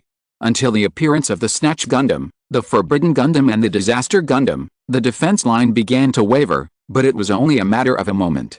Then the Angel of Exa, the Angel of Wisdom and the Angel of Virtue appeared and suppressed the Snatch Gundam, the Forbidden Gundam and the Disaster Gundam, liberating the trump card of the Freedom Gundam, and stabilizing the shaken defense line again. Watching, Atherin and the other two were a little restless.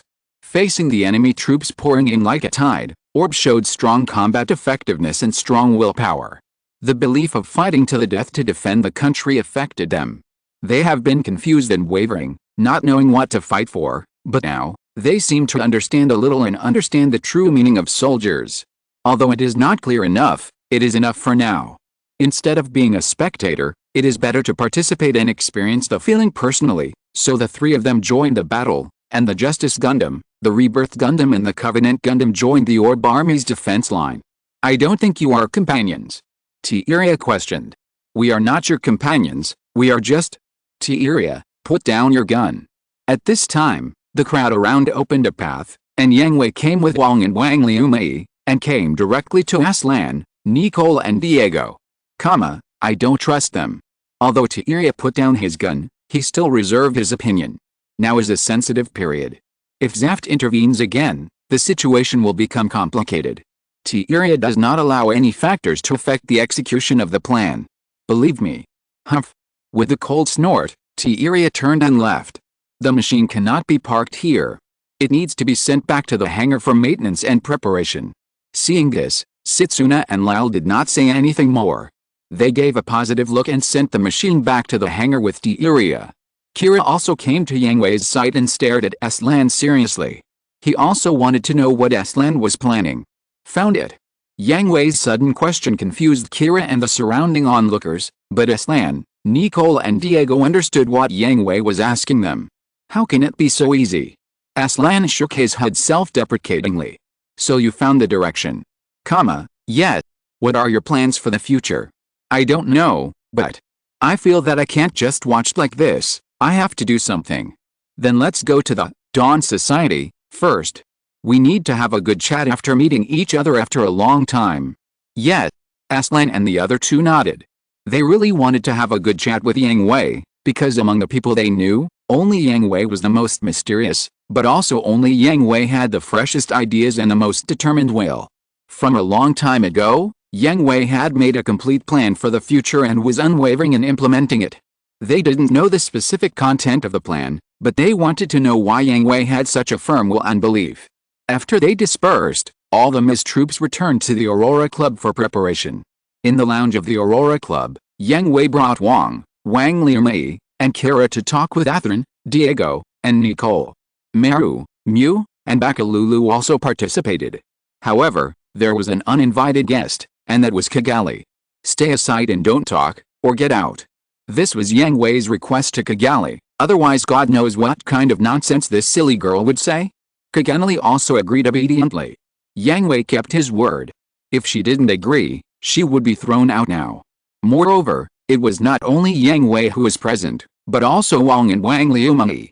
After learning that Wang and Wang Liumei were also one of the main planners and executors of the White Dove plan, she kept asking around and understanding them, and then she realized how powerful they were. Wang Liumei was fine. She was best at intelligence work, which was a very secretive job. Kagami had no ability to know it, so she knew that Wang Liumei's achievements in diplomacy were, well, ceiling. Then there was Wang. During this battle, Kagami had been watching Wang's performance at the headquarters. She could only describe it as stunning. Kagami even had an idea that if Wang was not in command of this battle, Hatsushima might have fallen, right? Yang Hui told Aslan, Diego and Nigel about the current basic situation and why Orb had to go to war with the Earth Army. Haha, this is really. The three of them smiled bitterly. As ZAF troops, they had always had a bad impression of the Earth Union, especially the Atlantic Federation, but they did not expect that the Atlantic Federation would be so shameless this time. But in the process, Malu also told them the content of the conversation between Yuzumi and them, which shocked Aslan and the other two. Yes, it's difficult, but we won't give up just because it's difficult. Yang Hui said to the three. Why don't you ask Zaft for help? Diego asked Yang Hui. Then what? Join Zaft and fight the Earth Army? Is there any difference between this and agreeing to the Earth Army? Yang Hui asked Diego. Tisk. Ob is the only neutral country that still exists, and it is also a benchmark. Its existence is to tell everyone that the world should not be divided into two. Whether it is natural people or adjusters, they are one and the same. They are all part of the human race, just like people of different skin colors. At the beginning, Orb has no chance of winning. I think you know this very well. Diego said. I know, but we also have to take a tough attitude to give hope to all those who expect peace and leave faith to those who still believe in Orb. If people die, won't there be nothing left? Yes, so. I don't plan to die. Yang Hui teased. What do you mean? Aslan, Nicole and Diego were stunned. The orb you see now is already an empty shell. Except for us who are still holding on here, all the citizens have moved away. Eh? Then why are you? This land will definitely fall, there is no doubt about that, but as long as the citizens are still there, Orb will not perish, it is just waiting for rebirth. I understand, you are worthy of it, Yang Hui. Aslan, who knew Yang Hui best, smiled bitterly and shook his head. He knew what Yang Hui was going to do. This was his usual method. The fisherman benefits from the quarrel between the snipe and the clam. This is our way, not yours, at least not yet. I am glad that you are willing to agree with Orb's beliefs, but for you, it cannot be directly copied, so, you should talk about it again, maybe it will be clearer. Yang Hui stood up, patted Aslan on the shoulder, said to the three people, and then left with Wang Liumei and Wang. They still had to meet Yuzumi. I only have one question, Yang Hui. Aslan called Yang Hui, the anti-neutron jammer on the Freedom Gundam, you.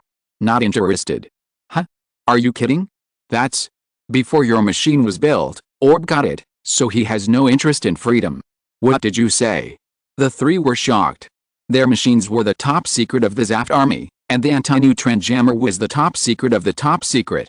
They all knew about it not long ago, but Orb had already got it? Moreover, Orb already had the anti-neutron jammer, so doesn't that mean it has nuclear energy? Then this war is not. Question mark. I know what you are worried about. If you want to use it, you should have used it long ago. Why do you have to fight so hard today? Yang Hui rolled his eyes and said to Aslan and the other two. Why not use it? If you use it, can't Orb keep it? Diego asked.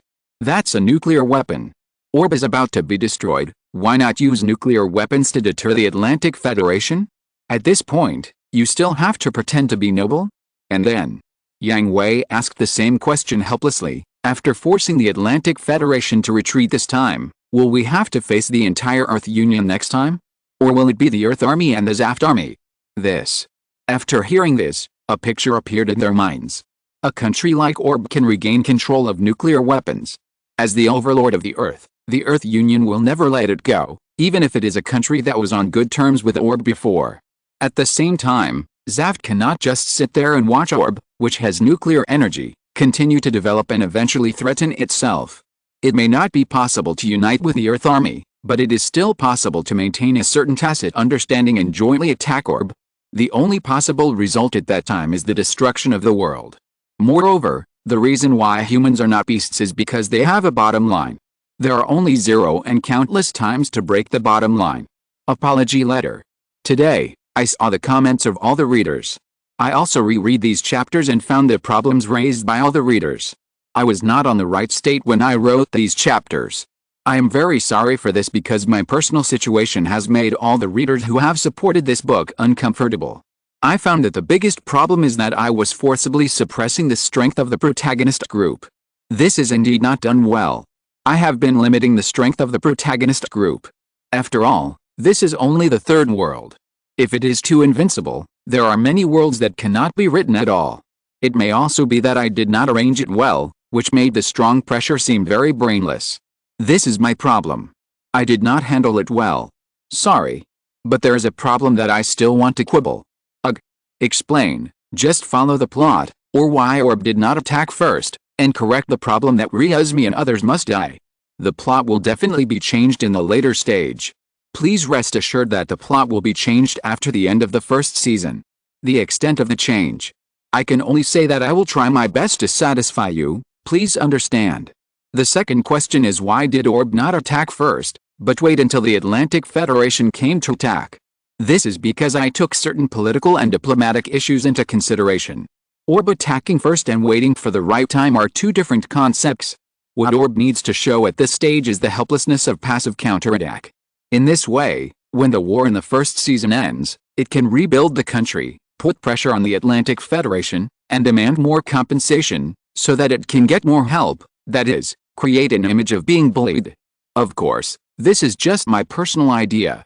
The third question is why did Azumi and others have to die? At this point, I considered making way and paving the way for the protagonist. The destruction of Orb requires someone to take the blame. Even if the people's centripetal force is strong, they will blame the decision of the top leaders, and the people only want a peaceful life.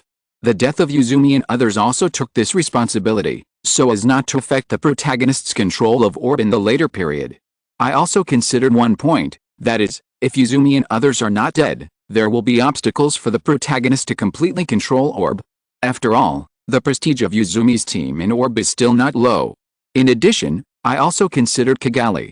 If Uzumi and others are not dead, it will not be so easy for the protagonist to deal with Kigali, which also involves some plot arrangements in the later period. Of course, all the above explanations are my personal thoughts. Maybe I am not imaginative enough, or I am not skilled enough, and I have not been able to meet the expectations of all the readers. I am very sorry. I will try my best to write every chapter in the future to meet your needs as much as possible. I would also like to thank all the readers who support me. Every vote, every reward, and even every comment, whether good or bad, except for brainless spray, is the driving force for my persistence and growth. Thank you very much. Chapter 362 Final Decision.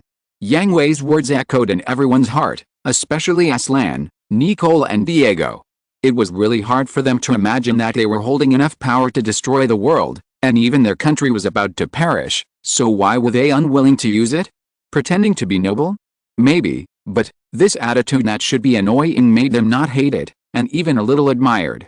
Yang Hui did not abuse nuclear energy and nuclear weapons, which was indeed a great loss for Orb, but it was a good thing for the world and the warring parties, because the reappearance of nuclear weapons would make the warring parties more and more crazy and less bottom line. But ask yourself, if it was them, if it was the plant that was about to be destroyed, could they be as conservative as Yang Hui in terms of bottom line? Aslan and Nicole didn't know the answer, but Diego could answer with certainty that they couldn't. Even their own home was about to be gone, so what bottom line was there? What about you? Kira? Why do you want to fight? Aslan asked Kira with a complicated expression. Me? I just can't turn a blind eye, right? Kira was answering Aslan, and also asking himself, I almost killed your companion, and you almost killed Thor. I didn't know him at the time, and you didn't know Thor either, so you didn't think of killing him either. I wanted to kill you. Me too. How nice it would be if this world no longer needed war. If I could live in such a world forever. As he spoke, Kira began to reminisce, recalling the days when he was with Aslan and Yang Hui when he was a child, and recalling his school life in Heliopolis. But the war has been expanding. If this goes on, Plant and the Earth will really only have one way to go, which is mutual destruction, so I have to fight too. Kira. Because I have already fired a gun, even if it was just for protection. In this regard, Yang Hui is really amazing, unlike me, not as hesitant as us. Yes, Yang Hui has been amazing since he was a child. Aslan smiled bitterly. Yang Hui was the first natural person that he, as an adjuster, felt he would never be able to match or catch up with. Yang Hui once said that there are only two ways to stop the war. At this time, Kigali suddenly spoke up. Now that Yang Hui has left, naturally no one will care about her, right? Which two ways? Everyone asked, but Kira had a complicated expression. One way is to transfer internal conflicts to external conflicts. Hasn't it been proven that extraterrestrial life exists? Yang Hui said that it is both hope and possibility, but also a huge crisis. Whether it is an adjuster or a natural person, in front of a creature with a body of more than 100 kilometers and can travel through the universe in the flesh, there is only one name for it, which is human. To be honest, this concept is very new to everyone present, because they have never thought of this possibility. Even Aslan, Diego and Nigel, who often watch fossils, are the same. When they watched Evidence 01, they just sighed at the spectacular view, but never thought about these things. It feels very far away, but it is real and cannot be refuted. What about the second way? Aslan asked. The second way. Thinking of this, Kigali paused, and like Kira, her expression became very ugly. All humans will die. What? Are you sure he said that? How could he say that? Hey, this is a big joke. Everyone couldn't sit still. They couldn't imagine why Yang Hui would say something like the end of the world. When did he become so crazy? He did say that. Kigali gritted her teeth and clenched her fists, so I will definitely prove him wrong. Everyone bowed their heads and said nothing.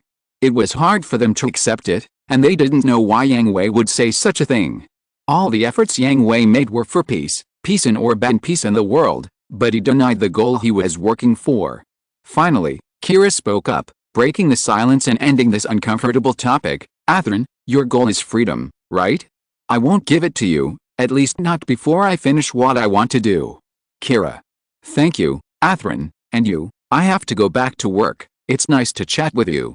After saying that, Kira got up and left, and Maru, Bakalulu and Mew also left. Diego and Nicole also left, leaving only Athrun and Kigali. Why don't you leave? Athrun asked Kigali with a wry smile. His heart was in turmoil now. I have to be responsible for monitoring you. Only me. They have someone else in charge. Really? You are happy to see Kira is still alive, right? Well, at that time, I didn't even say thank you, right? Well, I did. You said it should be considered as such? Really? You were confused at the time, so you don't remember it, right? That's it. Unknowingly, the air around Athrun and Kigali slowly rose. On the other side, Yang Hui, Wang and Wang Liumai came to Asmi's mansion and found that the patriarchs of the 5 major families gathered together, waiting for their arrival. You are here. During this period, we have been trying to initiate negotiations with the Atlantic Federation. Asmi said bluntly. He did not think that this behavior was dragging Yang Hui's feet. If there was no need to fight, who would want to fight? Yang Hui nodded calmly. He understood the ideas of Asmi and others, but it was obvious that they underestimated their opponents. No response. Right. Yes, we also tried to contact the East Asian Republic, the Equatorial Union, the Kingdom of Scandinavia and other countries that are friendly with Orb, hoping that they can help us, but there is no response either, and it is impossible to receive a response. Yang Hui shook his head. After rejecting each other's request, there was no room for peace talks between Orb and the Atlantic Federation. After all, the Atlantic Federation was used to being strong. It issued a request, either agreed or destroyed itself to take it. Moreover, there is no possibility of negotiation between the Atlantic Federation and Yang Hui, at least not now, unless the Atlantic Federation can get rid of Blue Cosmos. Otherwise, if the Atlantic Federation does not come to trouble Orb, Yang Hui will also go to trouble the Atlantic Federation. In his plan, Blue Cosmos, does not need to exist. Yes, damn Atlantic Federation. After cursing loudly, Yuzumi's eyes became firm. Then Yang Hui, you guys get ready. Okay. Yang Hui wanted to persuade Yuzumi and others again, but after feeling their awareness, Yang Hui nodded helplessly. I have contacted Heaven's Pillar, and Mina is ready. Old Sathok said to Yang Hui. Emperor. It is expected that the enemy will attack again tomorrow morning, and the main force of the local area will also arrive, so we must stop the first wave of attack before we have a chance to evacuate. Wang said directly. What about the other troops? The Kusanagi can't take everyone away. Old Sathok asked. There are really many troops left in Orb now, especially the MIS troops, which have 3 battalions. Some of them were lost in today's battle, but the number is still huge. It doesn't matter if only the tanks, aviation, fleets, etc. are left to the Atlantic Federation, but the M1 heretics must not be left. They must all leave Orb, and in the worst case, they must all be destroyed. Everything has been arranged. The 1st MIS Battalion, the 2nd MIS Battalion, and the 2nd and 3rd squadrons of the Special Battalion will soon go to the End Island, made up, the other side of Orb's mainland. The 2nd main fleet has been arranged there to meet them and will take them directly to Papua New Guinea. But in this way, won't the front line of defense tomorrow be without the help of the MIS troops? Can they hold it? Yuzumi worriedly. In today's battle, the main force of the MIS troops' defense line, the Emperor directly withdrew 80% of them. The main force of the enemy army has arrived again. How can they hold the opponent's attack? I will attack. Yang Hui said in a deep voice. Hearing this, Uzmi and the others stopped asking. Although there were some differences between Yang Hui and them, there was one fact that had to be acknowledged. Yang Hui's words were convincing. Even if he only added an ASMIS, he could not help but believe that he had the ability to repel tomorrow's attack. I'll leave it to you. Well, don't worry. Yang Hui and the other 2 left, leaving very resolutely. Looking at their backs as they left, Uzmi and the others did not say anything to keep them. They were equally determined. Because they all knew that if they continued to talk, their inner courage might dissipate. They knew that as long as they opened their mouths, Yang Hui would have a way to send them away safely, but they would not. The Atlantic Federation would not let them go. It didn't matter if Yang Hui left Orb because he had the ability to protect himself, but if Uzmi and the others were still alive, the Atlantic Federation would chase them to the ends of the earth, and even affect Papua New Guinea and the fire preserved on the giant floating platform. Moreover, Orb also needed them to take responsibility this time. This should be the last time, right? Uzmi sighed. Haha, old Yang, why don't you talk to your son more? Old Sathok felt the same way, and his heart was full of emotion. Among the 5 people present, except for the Asha family and the Yang family, who have always been close, there are private struggles between each other. A group of people who have fought for a lifetime have to face difficulties together at this time. I think it is also the wonder of fate. No, I have been at ease with Zayahu since he was a child. He knows what to do. It's the same with my Mina. I am not worried about the Sathok family at all. But the other kid in your family is restless. It doesn't matter, anyway, he is the one who was sent. You are still so cold-blooded and ruthless. As soft-hearted as you? And then be eaten alive by your son. I am happy. Go away. Ha ha ha. Chapter 363 Dispute resurfaces. It was the dawn of another day, and the beginning of another war. As the sun rose, the Orb army had already opened a defense line at Izanagi port. Compared with the tight defense yesterday, there were only a dozen mobile suits standing on the coast, looking at the huge fleet across the sea. Everyone was very nervous, because when they learned that the missing mobile suits were not hiding to ambush the enemy, but had been transferred overnight, they were the last remaining force to surround Orb. But when they saw the figure standing in the center of the defense line, they were not nervous anymore, because that was their belief, and it was a sign of invincibility. The Angel of Exa, Angel of Wisdom and Angel of Virtue stood next to the Dawn Gundam, and the 4 machines were in the center of the defense line, leaving a large blank area around them. It was similar to the tactics of yesterday, but different, because this time the blank area almost covered the entire Izanagi port. Except for the 4 Gundams lined up side by side, there were no other military forces deployed here. It was no longer a crossfire coverage by the large forces, and then the elite troops filled the gap, but they relied on the powerful strength of their 4 machines to defend alone. Show your cards directly. Well, I won't hide them anymore. I was the only one hiding yesterday, and I was itching to get upset. Who told you to be the ace, Commander-in-Chief? Haha, forget it. Compared to hiding in the shadows and calculating this and that, I still prefer to fight openly. Knowing that you will lose. Orb will lose, I won't lose. Yang Hui's face was filled with excitement and enthusiasm. He actually had no right to complain about Graham, because he was a reformer, and his emotions were better controlled, not as obvious as Graham's, but in fact, he also had a warlike soul hidden in his body. Unlike Graham, who longed for the strong and the battle, he could enjoy a peaceful life without fighting, but he preferred to fight the enemy with real swords and guns rather than hiding in the shadows as the mastermind. Really? If you burst out with all your strength, Orb can't lose. What kind of strength does Yang Hui have? What level of machine is the Dawn Gundam? How terrible will it be when two are combined? Setsuna, Lal and Tieria were the ones who knew the most. They said bluntly that Yang Hui alone could beat back the 3 unknown Gundams yesterday, and even the slightest negligence would destroy them in the hands of Yang Hui and the Dawn Gundam. Don't underestimate the enemy. Look, they're coming. As soon as the voice fell, the Earth Army's fleet began to attack, covering the position of the 4 Dawn Gundams. Because this is the center of the defense line, and the troops are weak, there are only 4 machines defending. As long as the defense line of the 4 machines is broken through, they can go straight to Huanglong and capture the headquarters of Orb. But Yang Hui and the other 4 dared not to ask for any reinforcements to guard the central defense line, so they naturally have their own support. Setsuna, Lyle, retreat. Tieria.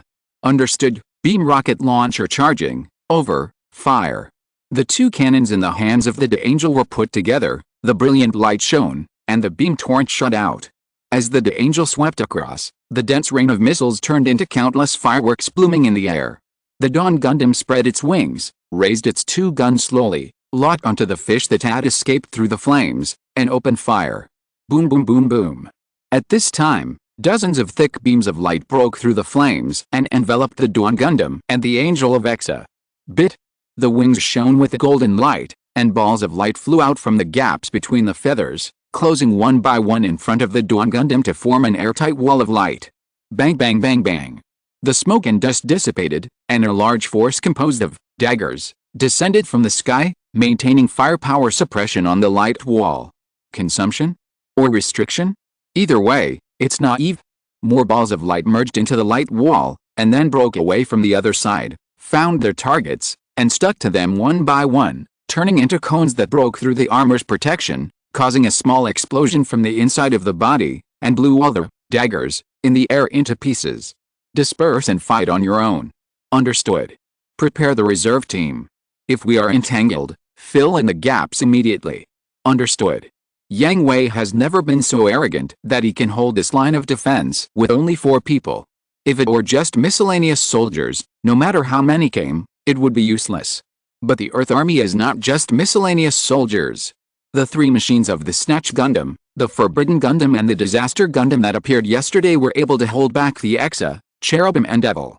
Not to mention that the Atlantic Federation dared to lead troops to invade knowing the existence of Yang Hui and the Dawn Gundam, and dared to put forward the condition of handing over Yang Hui, which shows that they are determined to get Yang Hui. Knowing Yang Hui's strength and still being so confident, it means that the other party must have a trump card that has not been revealed, and it is aimed at Yang Hui. Sure enough, the Snatch Gundam, the Forbidden Gundam and the Disaster Gundam appeared closely behind a large army, and with them, there were 10 Gundams. Strike Gundam E, and 10 of them, haha, Asniel has spent a lot of money this time, but they can't stop me. Looking at the Ace-Miz troops approaching rapidly, Yang Hui was not panicked at all by the appearance of 10 new Gundams. GAT, X-105E Strike Gundam E is a product of the initial GAT series enhancement and improvement plan, the Actaeon plan carried out by the Earth Federation's military-industrial enterprise Actaeon. The machine is based on the GAT, X-105 Strike Gundam and has introduced the latest VPS armor technology, which greatly extends the machine's operating time. The E in the name of the machine means enhanced. Actaeon's technicians have changed the design of the head unit, changed the ammunition supply path of the head Vulcan cannon system, and updated the head sensor system to improve the stability of maintaining data link communication with friendly aircraft during close combat. Additional posture control nozzles have also been added to the shoulders, further improving the maneuverability in space. In terms of armament, the Strike Gundam E is equipped with two 12.5mm shock, multi-barrel short-range defense weapon systems on its head, and the beam rifle is changed from the original 57mm high-energy beam rifle to two M8F, SB1, short beam rifles. Although the range is reduced by about 15%, the rifle is compact, can be deployed quickly, and consumes less energy. The palms and feet of the machine are each equipped with an EQS-1358 rocket anchor launcher. The cable itself has the high strength to lift objects with a total weight of about 100 tons in a 1G environment. It can be shot into buildings and ships to control the machine's posture, and can also be used to restrain enemy machines or directly stab and destroy them. In addition, this type of machine is also like the Strike Gundam, and can use various types of assault backpacks, including air combat, sword combat, artillery combat, and IWSP backpacks. The Strike Gundam is only a C+ level machine, and the Strike Gundam E is at most B. 10 machines are a certain pressure for Yang Hui, but he is not alone. Setsuna and Lyle change targets. T-Iria is still in charge of the heavy firepower one. Understood. Kira, Aslan, Diego, Nicole, the 5 new ones are in your hands. Since Aslan, Diego and Nicole have chosen to participate in the war, they should be temporarily included in the command system of the Orb Army. Although Yang Hui is the commander-in-chief of the entire army, the command of the large forces is handed over to the Emperor, and he will not interfere with the Emperor's command, so as usual, he will be responsible for commanding the ASMIS troops. Understood. X4 Although Aslan and the other 2 did not join the Orb Army, since they chose to fight side by side with him, as soldiers, they naturally knew that reckless actions might disrupt the deployment of the entire army, so they also accepted Yang Hui's request and temporarily followed his command. As for Yang Hui dealing with 5 new machines alone, they were really not worried. Nicole and Aslan had personally experienced how powerful Yang Hui was, and both of them almost died in his hands. The reserve team, move forward and take over our position. Huh? I leave it to you. Don't worry, Commander. We will never let the enemy pass. The Exa, Cherubim, and Devil each found their opponents. The Freedom Gundam, Justice Gundam, Rebirth Gundam, and Covenant Gundam flew out from both sides and jointly launched a colorful cannon, cutting the formation of 10 Strike Gundam E in the middle and driving 5 Strike Gundam E to one side of the battlefield. The remaining 5 Strike Gundam E were preparing to support the friendly forces and wanted to work together to destroy the 4 unknown machines that performed outstandingly yesterday. 2 long chains of beam bullets blocked their way forward. Sorry, this road is blocked. Before the voice fell, the Dawn Gundam had already rushed in front of them, holding up the physical sword and slashing at the waist of a Strike Gundam E. Dang! A crisp metallic sound rang out, and the Strike Gundam E that was attacked hurriedly raised its shield to block the sword, but at the same time, the sacred but deadly bit had surrounded it. First, beep, beep. What? The alarm sounded, and the Dawn Gundam retreated rapidly. As soon as it left the spot, the Vulcan cannon shells attacked from 4 directions, interweaving internet, detonating all the bits surrounding the Strike Gundam E, saving the friendly forces. It seems that we have found a way to target bits. Bits look mysterious and strange, but they are actually energy balls wrapped in special positions. As long as the positions are broken, the energy wrapped in them will explode. In other words, as long as there is no contact with bits, there is no threat. Moreover, from the analysis of previous battle data, they have mastered the range of bit, which is about 10 kilometers around the Dawn Gundam. The range of ordinary beam rifles is farther than it. As long as they keep a distance from the Dawn Gundam and suppress it with firepower, they can destroy it. Therefore, the 10 Strike Gundam E that appeared were either equipped with Ailes backpacks or gunnery backpacks. But, this is just their own idea. After coming to this world, Yang Hui did not fail to improve the Dawn Gundam and bits. This world is the same as the U world, with special particles. The wings of the Dawn Gundam flew up, and the thrusters behind it blazed brightly. The speed suddenly increased. It shuttled back and forth at a strange angle in the fire blockade of 5 enemy planes, and turned into a meteor and came to the front of a gun battle Strike Gundam E. First one. The opponent's coordination was indeed excellent. When the Dawn Gundam raised its sword, the other 4 locked on the Dawn Gundam and opened fire. However, Yang Hui was not afraid of the fire blockade. With golden light shining, He erected high walls on both sides of the Dawn Gundam. Fierce artillery fire hit the wall, and the live ammunition exploded violently. The light beam deflected strangely, but it could not break through. So, swish first one, break it. Chapter 364, The Wolf Enters the Flock and Feasts on the Sheep, extra chapter for Chu Fengzi. About half an hour after the battle began, the first strike Gundam E was destroyed, causing the remaining 4 machines to fall into a brief stagnation. They were full of confidence to kill the Dawn Gundam, but the opponent was intact and killed their companions, which made them unable to accept it for a while. The enemy was distracted, but it did not mean that Yang Hui would let go of the opportunity. The Dawn Gundam in the light wall did not stop at all.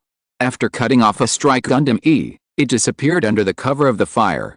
The 4 machines that came to their senses continued to burst into crazy anger at the light wall, wanting to tear the Dawn Gundam hiding behind the light wall to pieces. Under the continuous firepower, the light wall was finally broken, but they did not find the Dawn Gundam. Beep beep beep. Watch out behind you. The second one. Another cold light flashed, and the second strike Gundam E equipped with a flying wing backpack was cut in half. Damn it. At this time, 2 strike Gundam E with flying wing backpacks rushed up with swords raised, and the beam sword sandwiched the Dawn Gundam from the left and right. The Dawn Gundam raised both hands and blocked the 2 physical swords. The sparks of collision flashed dazzlingly, and the nozzles behind them burst into flames. The 3 machines were deadlocked in the air for a while. Yang Hui did not think that the enemy had lost their minds and chose a dangerous close combat. He found that the Dawn Gundam was restrained by 2 strike Gundams and it was difficult to get away for a while. The artillery battle-type strike Gundam E on the ground had locked onto him, and the muzzle of the Flame God high-energy pulse cannon exuded a dangerous and deadly breath. It's too late. Yang Hui knew that it was too late to use BIT to destroy the 2 strike Gundam Es that were restraining him and then dodge the attack of the engine high-energy pulse cannon. In an instant, he entered the transformer mode. His eyes were full of colorful light, and his expression was calm and rational. BIT, converge the beam. The bits flying around outside gathered towards the Dawn Gundam, merging together little by little, wrapped on the wings, shining with dazzling light. What's going on? Danger. Quick. The pilots of the 2 strike Gundam E sensed the danger, and their instinct for survival stimulated them to pull back, but before they could let go, their vision was filled with golden light, and then they lost all consciousness. In the eyes of outsiders, the sacred wings passed through the waists of the 2 strike Gundam Es like cutting tofu, wiping off a part of their waists without any hindrance, and then the wings overlapped in front of them. At this time, the engine high-energy pulse cannon roared angrily, and the blue, white and red energy torrents collided with the golden wings. There was no explosion, but it was divided into more than a dozen small streams that deflected in different directions and all fell on the landing. Dagger. Boom boom boom. Monster. Monster. These were the last words of the pilot of the last strike Gundam E. As he finished speaking, the Dawn Gundam wrapped in wings had already rushed in front of him, spread its wings in front of it, and left an X-shaped gap on the body. Boom, the 5th one. All the enemy planes were destroyed. Yang Hui's eyes regained their whites, and his forehead was covered with fine sweat. He observed the battle situation and determined the next target. Horizontal ellipsis. Freedom Gundam, Justice Gundam, Reborn Gundam and Covenant Gundam were fighting against 5 strike Gundam E in terms of machine performance. The performance of the 4 Gundams was indeed better than that of the 5 strike Gundam E, but for some reason, the enemy's coordination was much better than that of Kira and his 4 companions, and they performed crossfire and alternating cover to the extreme, narrowing the gap between performance and driving skills, and it was difficult to tell who would win. Atheron. Understood. Dodging a high-energy pulse cannon of engine, the Freedom Gundam sprinted at high speed, holding a sharp sword and coming to the front of a cannon-type strike Gundam E. It passed by the pilot in a panic, and when the pilot was still feeling lucky to have survived, the Justice Gundam suddenly appeared in front of it and kicked it in the abdomen. At the same time, 2 high-energy pulse cannons of engine attacked the Justice Gundam. The Covenant Gundam and Reborn Gundam quickly came to the left and right of the Justice Gundam and blocked the attack for it with their shields. The Justice Gundam flipped over and the Fortune beam cannon on the Destiny 00 was hanging upside down and fired. The enemy plane was unable to dodge and the Flame high-energy pulse cannon in its hand was destroyed. Good opportunity. The Reborn Gundam fell from the sky, transformed into a four-legged MA form and landed with a bang. Its slender limbs spit out deadly beam swords, piercing the limbs of the artillery-type strike Gundam E. It raised one foot and fell towards the cockpit. Be careful. Diego, who had killed an enemy plane, was also in danger at this time. The beam surrounded him from three directions and there was no escape. But Diego was not worried. The reborn Gundam unfolded the double shields on the huge backpack and blocked the beams from two directions. The beams that were missed were blocked by the Freedom Gundam that appeared in time. Thank you. Please be careful. As soon as the voice fell, the Freedom Gundam and the reborn Gundam jumped up at the same time and avoided the attack. Kira. Diego. With one machine missing, their coordination is not that tight. Shoot them down now. Understood.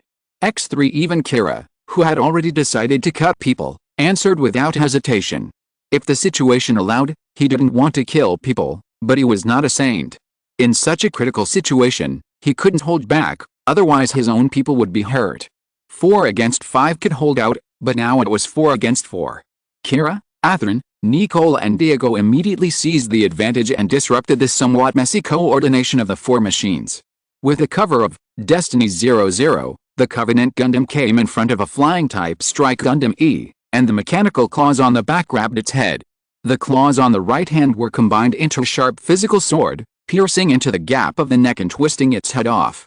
At the same time, from the back, the Justice Gundam attacked, and the Lacerda beam sword pierced the chest of the strike Gundam E, and then drew the sword and retreated. The second strike Gundam E exploded in the air. Haha, Athrun, be careful. Just when he was taking a breath, the fire of the Feng Shen high-energy pulse cannon was close at hand, and was about to hit the Justice Gundam. At this moment, golden light fell from the sky, erecting a wall between the Justice Gundam and the blue, white and red fire. The energy fire was deflected and swallowed the legs of another strike Gundam E along a strange arc. At the same time, before it came to its senses, the Dawn Gundam appeared behind it. The physical sword emitted a faint green light, and the high-frequency vibration easily cut through the armor of the strike Gundam E, and the pilot in the cockpit was cut in half. Athrun, don't be careless. Yang Hui. Why are you here? My opponent is gone, so I came to help you. This. Because they didn't dare to be distracted in the previous battle, they didn't know that Yang Hui had killed 5 enemy planes. Now they know that in addition to shock, they are also frustrated. The same opponent, the same number, and their side is still 4 people, but they are not as fast as Yang Hui alone. Don't be distracted, the battle is not over yet, cooperate with me and destroy them. Understood. X4. In the third battlefield, Exa, Cherubim and Devil found their old rivals. In order to defeat the Snatch Gundam, Forbidden Gundam and Disaster Gundam as soon as possible, Setsuna and the other 2 did not give the 3 machines a chance to unite, and each found their own opponents to separate them. Asshole. Kill them. Facing Cherubim's precise shooting, Kurata was furious, and the Rage energy cannon shone fiercely, heading straight for Cherubim. Cherubim took a few steps back without panic, bent over and lay back, looking at the claws that missed breaking through the smoke and fire. Oh, it's really dangerous. While lying back, Cherubim's beam rifle had locked onto the Snatch Gundam. Damn it. Not only did the sneak attack fail, but it was also locked by the enemy in turn. Kurata was shocked and quickly performed an evasive action, but swish, the beam shot out, and the mechanical claw and balance wing on the left were both pierced and exploded. Damn it. Damn bastard. Damn it. He cursed and his face showed that he was ready to fight to the death, but he was a coward in his heart and fled towards the mothership without looking back. At this moment, with a bang, Kurata felt the body of the machine sinking down. Because it lost the left balance wing, it almost tilted and fell into the sea. He quickly adjusted the posture of the body. Aluga. You bastard. Nu, nagging, hurry, go back. In the communication, Aluga's voice was weak but intermittent. Kurata realized that compared with his own body, the Disaster Gundam was intact except for its legs. Its arms, shoulders and weapons had disappeared, and there was a big hole on the side of the cockpit. Aluga. Shut up, if you don't go back, I'll really die? Damn it. As the Snatch Gundam and the Disaster Gundam retreated, the Forbidden Gundam stayed alone. Seeing the friendly forces retreating miserably, Shawnee cursed them as trash, but it was this moment of distraction that gave Exia the opportunity to seize it. The double swords fell, The energy deflection shield was cut off, and then he was kicked in the abdomen and fell to the ground. Ugh! Xiao would not miss this opportunity. 6 beam daggers were unsheathed and thrown at the forbidden Gundam lying on the ground. Shawnee would naturally not surrender. Fire burst out from behind, pushing the forbidden Gundam upwards, just avoiding the strong attack of the beam daggers. Shawnee did not dare to stay any longer at this time. If he stayed any longer, he might die here. He quickly chased the Snatch Gundam and the Disaster Gundam to retreat. At this moment, Shawnee's survival instinct sounded loudly, and his body was wrapped in the cold feeling of death. He subconsciously pushed the control lever and pressed it down. Swish! The next second, a beam of light hit the backpack and head of the Snatch Gundam from behind. Boom! With the help of the fire, the forbidden Gundam sank into the sea, and his life or death was unknown. Tisk! It was actually dodged. The cherubim carried a beam sniper rifle on his shoulder, quite dissatisfied with this result. Enough, at least they can't attack within today. Tieria calmed Lyle's slightly irritable mood with an expressionless face. Well, I just don't want to kill him. Lyle knew that their mission was not to destroy the Snatch Gundam, Forbidden Gundam and Disaster Gundam. It was enough to destroy them and eliminate the enemy's living forces as much as possible to gain an opportunity for the upcoming evacuation. It was just that seeing that Yang Hui could destroy all the local trump cards with 1 against 5, and Kira and the other 4 could also destroy the enemy planes, they let the enemy go one by one, which made him a little unwilling. Let's go and end the battle as soon as possible. Understood. X2 immediately, Angel of Power, Angel of Wisdom and Angel of Virtue also joined in the sweep of the miscellaneous soldiers. Without the restraint of the ace for a moment, Yang Hui and others were like hungry wolves among a flock of sheep, and began to kill wantonly. The morale of the enemy army collapsed. Chapter 365, The Universe Heading Towards Dawn. In the second attack, Orb won a great victory. Everyone was very excited because the god of war in their hearts led them to victory. Even if the MIS troops were transferred away, even if the main force of the enemy arrived, the enemy still did not capture his energy port, and Orb was still as tall as a pine tree. But this joy soon disappeared without a trace, because all the remaining troops received orders to remove the defense line, tanks and planes sank into the sea, and the Navy fleet was not allowed to attack again, waiting for orders to surrender to the Earth Army. Why? Why should we surrender? Aren't we the winners? The 2 attacks of the Earth Army were repelled, and the next one will definitely be possible. No matter how many times it is, we would rather die than surrender. Shut up. Faced with the questioning of the grassroots soldiers, the commanders of each unit shouted to stop them. As commanders, they were not as naive as the grassroots soldiers, thinking that they could defeat the Atlantic Federation by repelling 1 or 2 attacks. First, there was a shortage of supplies. Orb's remaining supplies had reached the bottom. Even if they could survive the 3rd attack by chance, what about the 4th? What about the 5th? What can we fight without supplies? Second, the Atlantic Federation did not go all out to deal with them. The number of troops coming was quite large, but this was only the 3rd and 4th fleets of the Atlantic Federation. Even if they could be completely destroyed, what would happen? What about the 1st and 2nd fleets? What about the 5th and 6th fleets? As long as the Atlantic Federation was not destroyed, they could send troops to reinforce it continuously, and Orb's troops were getting fewer and fewer. When all the people died, it would also fall. Third, the Atlantic Federation was only a component of the Earth Union. If the Atlantic Federation was defeated, what about the Eurasian Federation? What about the East Asian Republic? Even though Orb had already aroused their fear, if the Atlantic Federation was defeated, the other member states would definitely not sit idly by. Fourth, don't forget that Zaf was still eyeing them. If they defeated the Atlantic Federation and the Earth Union, how much resistance would Orb have left to face Zaft? Although they were all very unwilling, there was no way. In this battle, Orb would definitely lose. There was no possibility of winning, and they could only preserve their strength and seek a new life.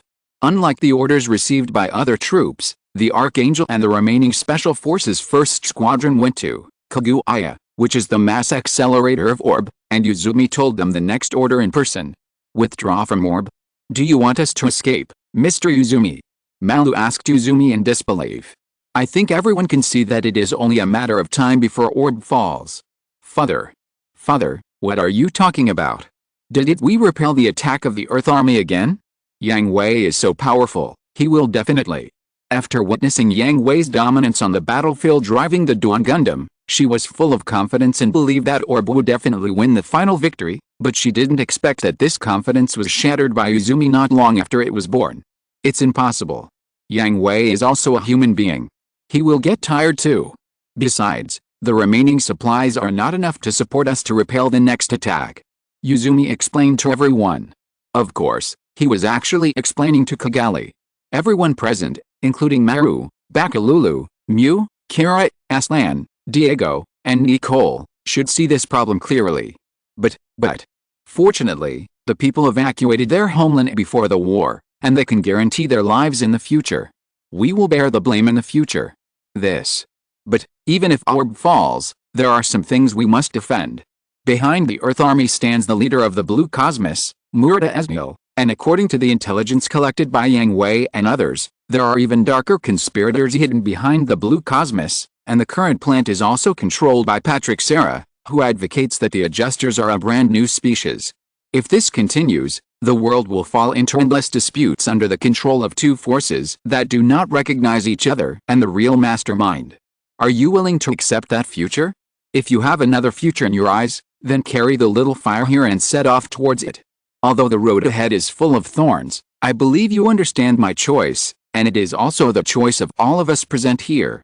Everyone lowered their heads, not daring to look Izumi in the eye. They all knew what kind of treatment those who stayed behind would receive. Orb had already caused huge losses to the Atlantic Federation, and the other party would not just let it go. Oh, right. Isn't there Yang Hui? He must be able to think of a way. Where's Yang Hui? Why isn't he here? Kigali suddenly asked. Yang Hui still has things he needs to do. Okay, you guys should also get ready. Everyone dispersed, and the Archangel and Kusanagi were arranged in turn on Kaguya, waiting to use the mass accelerator to go directly to the universe. Because the Atlantic Federation's troops had been severely damaged, there was no need for the Archangel to take such a risk and use the Kusanagi's backup booster, let alone use the electromagnetic interference generated by Lohengrin to further accelerate. Similarly, except for the Dawn Gundam, all the Ms boarded the Archangel or Kusanagi. Let's stay and help. Yes, freedom and justice have the ability to fly. Although the Atlantic Federation's troops have been basically crippled, we don't know if they have any reserve troops. If you are alone, Kira and Athrin persuaded Yang Hui to stay and help. Other machines do not have the ability to fly in the atmosphere, so they naturally have to set off with a battleship, but Freedom Gundam and Justice Gundam can still stay to help Yang Hui. They can just board the Kusanagi when the Kusanagi sets off. No, there are not many troops left in the Atlantic Federation. I can stop them alone, and it is easier for me to get away alone. Yang Hui said. But, go and get ready, the Archangel is about to set off. Yang Hui, you must follow. Yes. Kira and Athrin were persuaded by Yang Hui, and drove the Freedom Gundam and Justice Gundam to board the Archangel. They tacitly did not mention the matter of Izumi and others. If someone who did not know Yang Hui knew them, they would definitely think that Yang Hui did not help them and deliberately left them to bear the blame. But Kira and Aslan knew Yang Hui. If he could save him, he would never just stand by and watch. Yang Hui didn't do that, which meant that Izumi and the others had convinced Yang Hui that they didn't want to leave. Yang Hui. Malu, get ready and set off. Understood, you must catch up. I will. You are all in space. What's the big deal if I fall behind alone? Go to hell, it's not a good time to be serious. Malu's pretty face flushed. She knew that the Yang Hui was talking about were not all his companions, but her, Bakalulu, and the four of them, Wang and Wang Liumai. Be careful. You too. The communication was hung up, and Yang Hui sat alone in the cockpit with his eyes closed to rest. The reason why he was able to quickly kill the 5-strike Gundam that besieged him was due to the transformer mode, but without the assistance of a sufficient concentration of GN particles, the consumption of the transformer mode was still too great. Yang Hui could only take the time to rest well and prepare for the upcoming attack. The Dawn Gundam stood alone next to Kaguya, with an arrogant attitude like an omnipotent god of war. Beep, beep, beep. Yang Hui hadn't rested for a few minutes when he remembered the communication request. But when he saw who sent it, Yang Hui frowned and hung up directly. Beep, beep.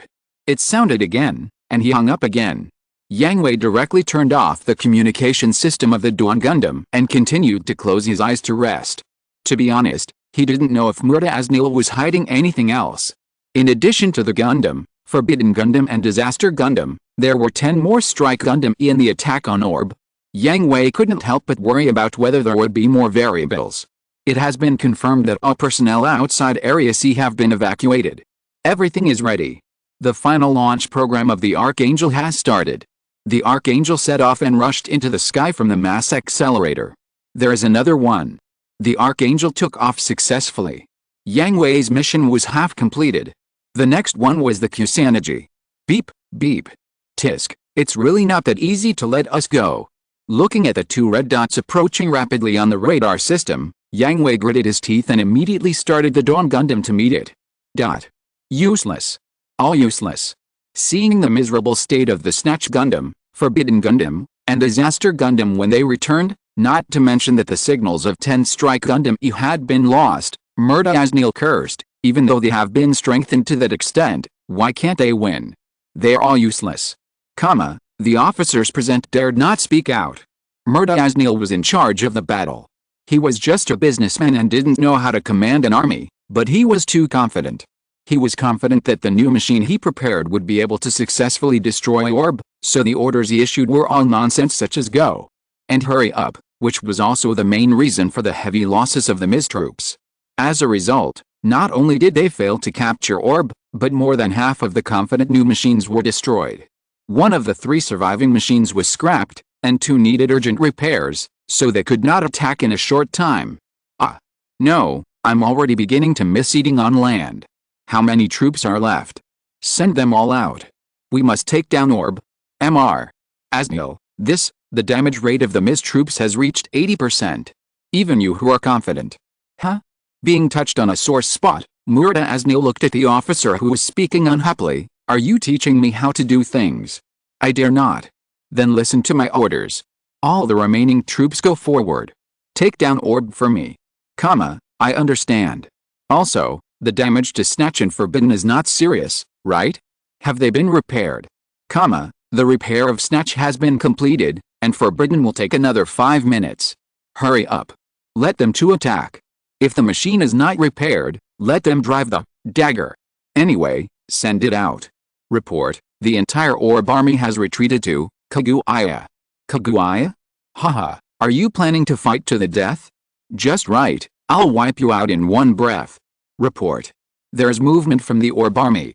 It's Archangel. Archangel is using the mass accelerator. What? Hearing this, Murta Asnil looked out the window and saw the Archangel taking off from the mass accelerator and entering the universe with a long tail flame. He had a bad feeling in his heart. Hurry up and attack. Quick. Yes. Thank you for the 10,000 yuan reward from Chu Fengzi. This is to make up for yesterday's reward. It's late but it's here. My mind hasn't been clear during this period, so I'm stuck. Please forgive me. I'm very grateful. Let me post another chapter and talk about it. I saw the comments from the readers in the comment section. Thank you for your support. Thank you so much. At the same time, all the readers who have opinions about this plot of the book, I wrote an apology letter before. I don't know if you didn't read it or you didn't accept it. I apologize to you again here. I failed to meet your needs. After all, you paid for the subscription. But there is one thing I want to explain. Maybe my writing skills are limited, and my imagination is limited. Many places cannot be written to your satisfaction. The biggest problem at present is that you regard this book as a whole article that is exciting all the way to the end, but I want to explain first that it is not. The protagonist is not invincible. But I personally know that there is a problem in the Orb attack and defense. The strength of the protagonist group is suppressed too much, or too deliberately, which makes you unhappy. I admit this, because I have always wanted to suppress the strength of the protagonist group to prevent a complete sweep. This is my ability. I am sorry to all readers. Also, the idea that the protagonist should directly defeat the Atlantic Federation with Orb is not realistic in my opinion. After all, Orb is so small. To be frank, the Atlantic Federation can defeat Orb even if it piles up its numbers, so Orb is bound to lose. Speaking of nuclear weapons, what happens after they are used? How many nuclear bombs does the Atlantic Federation need to bomb Orb? How many nuclear bombs does Orb need to bomb the Atlantic Federation? What happens after the bombing? Will the Earth be destroyed? Orb needs to be rebuilt. If Orb uses nuclear bombs, how many obstacles will it encounter during the reconstruction? Will there be support from other countries? After all, this is the international community, not the ancient cold weapon era. I have considered politics and diplomacy. Of course, it may be that I am just a writer and don't understand diplomacy and politics. I can't write well. This is my problem. I admit it, but it is also something to consider, right? Have you forgotten another point, that is, the hidden territories such as Papua New Guinea and the giant floating platform that were taken? If the power displayed by Orb scares the whole world, will there be anyone secretly helping Orb and the protagonists to keep these territories from being occupied by other forces? Forget it, it's meaningless to say more. As an author, facing all the readers who have spent money, I can only thank you for your support and apologize for your disappointment. I can only try my best to avoid the problems you are raising now. As for satisfying every reader, sorry, I can't do it, even the great gods can't do it, let alone me, who has failed. There are 1,000 Hamlets for 1,000 people, and everyone has different preferences. Finally, I want to emphasize one point. It is also a request to all readers. You can debate and discuss in the comment area, but please don't provoke war. Please be calm when commenting. I see that there is a hint of gunpowder in the comment area, so I plead here. Thank you very much. Very important. Very important. Very important. Important things are reminded 3 times. If you're listening to this novel on a channel other than Fanfic World, it means they downloaded and uploaded it without effort. We cordially invite you to visit our channel, Mundo Fanfic Novelis. There you'll find the original version of this story and you can explore many other novels of various genres. We're waiting for you to immerse yourself in a world of incredible novels. Chapter 366 The Lion's Roar. Seeing the incoming enemy, Yang Hui's mouth curled up, knowing that Murta Asnil had lost his mind. It had not been long since the damaged Gundam and the Forbidden Gundam were sent out again. The Forbidden Gundam had not been fully prepared, and the energy deflection shield had not been reinstalled before it dared to attack. Was it planning to give up? Without thinking too much, looking at the daggers attacking from the deck, Yang Hui knew that he could not drag it on, and directly went all out to meet them. The Gundam and the Forbidden Gundam were not happy to see that it was the Dawn Gundam that came to greet them. They were still thinking about revenge for the previous revenge, and the revenge for Aruga, who was still lying on the hospital bed. Although the 3 were not close companions, one person's shame was punished by all. They were punished unbearably because Aruga was a waste, but all this was caused by those 3 machines. But soon, their spirits were gone, because the wings of the Dawn Gundam were already wrapped in golden light. It spiraled to avoid Thor's hammer, spike-breaking ball, then stopped and rose sharply, bypassing the curved, evil vulture, plasma cannon, and arrived in front of them without giving Kurado and Shani any chance to react. Go to hell. Evil Dragon, heavy scythe slashed with a momentum, but was blocked by a wing, and swung the physical sword from bottom to top with his left hand. Swish. Fortunately, the Forbidden Gundam released the Evil Dragon, heavy scythe in time, and only the Evil Dragon, heavy scythe was cut off, leaving a scar on the chest, and the pilot's presence could be seen. Shani. The Snatch Gundam transformed into an MA and attacked, its claws shining with cold light, and the God of Light plasma cannon in the middle kept spitting out tongues of fire. The Dawn Gundam pulled away from the Forbidden Gundam, but just as the Snatch Gundam was advancing, the God of Light plasma cannon switched to a small beam sword, trying to pierce 2 holes in the Dawn Gundam. Kurado even felt his eyes blurred for a moment, and he passed by the Dawn Gundam. The display of the body parts showed that his claws had been disconnected. Damn. What the hell is this guy? Tisk, it's too dangerous. The Snatch Gundam and the Forbidden Gundam were damaged in just a face-to-face fight. The enemy looked relaxed and comfortable, which made the 2 bold men feel afraid. Are you scared? That's fine. Yang Hui looked at the time. The Kusanagi was about to set off, and he couldn't play anymore. It would be best to kill the Snatch Gundam and the Forbidden Gundam directly to ensure that there would be no accidents in the launch program of the Kusanagi. I'll send you down first, and Asnil will be sent to you later. The Dawn Gundam was fully powered, and golden balls of light flew everywhere, almost in the blink of an eye, surrounding the Snatch Gundam and the Forbidden Gundam. Seeing this, the 2 fled in panic, but no matter which direction they moved, They would be contaminated by the tiny balls of light, and their armor would be penetrated, causing an explosion. Ah. I don't want to die. Ah. Damn it. I haven't. Boom boom boom. Explosions continue to erupt from the bodies of the Snatch Gundam and the Forbidden Gundam. The two machines were like broken puppets, dancing desperately in the air under the impact of the explosion, and finally turned into a pile of debris and scattered into the sea. The first three little strong men, that's it. Yang Hui took a last look at the debris scattered all over the sea, and no longer worried about the dagger troops that were landing on the beach. He flew directly to Kaguya, and at the same time as the Kusanagi set off, he boarded the outside of the Kusanagi and went to the universe together. The seeds flew away, that's good. Seeing the departure of the Kusanagi, Yuzumi and others were relieved to confirm that the Dawn Gundam had caught the last train. Can we give the order to surrender? Asked old Sadok. Well, pass on the final order left by the Emperor. Okay. The order reached the ears of each unit. They were very unwilling. Even the officers who knew everything did not want to surrender like this, but there was no way. There were not many comrades left alive. Even if they all died, how long could they delay? The Archangel and Kusanagi had already taken off. In Yuzumi's words, the fire had left. What they had to do was to survive well and wait for the day when the fire returned, so that they could become firewood and help the fire burn again. All troops, evacuate Kaguya, and prepare to surrender. Woo woo woo. Yes. Men don't cry easily, let alone iron-blooded soldiers, but they really couldn't help it. They felt aggrieved, helpless, angry, and hopeful for the unknown future. Seeing that the troops were far away from Kaguya, Yuzumi turned the key in his hand and pressed the forbidden red button. Whether it's orb or the world, we will never let them manipulate us at will. Buzz boom boom boom. Aurora Society, and Kaguya, burst out with strong light, and the energy of destruction swept everything. Along with the flames of the explosion, Kaguya collapsed, and Aurora Society was razed to the ground.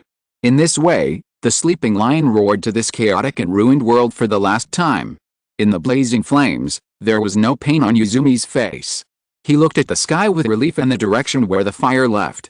Before the flames devoured him, he imagined that the spark would start a prairie fire again, and how prosperous and powerful Orb would be after its rebirth, and how the will of freedom and the belief in peace would become wind and blow all over the world.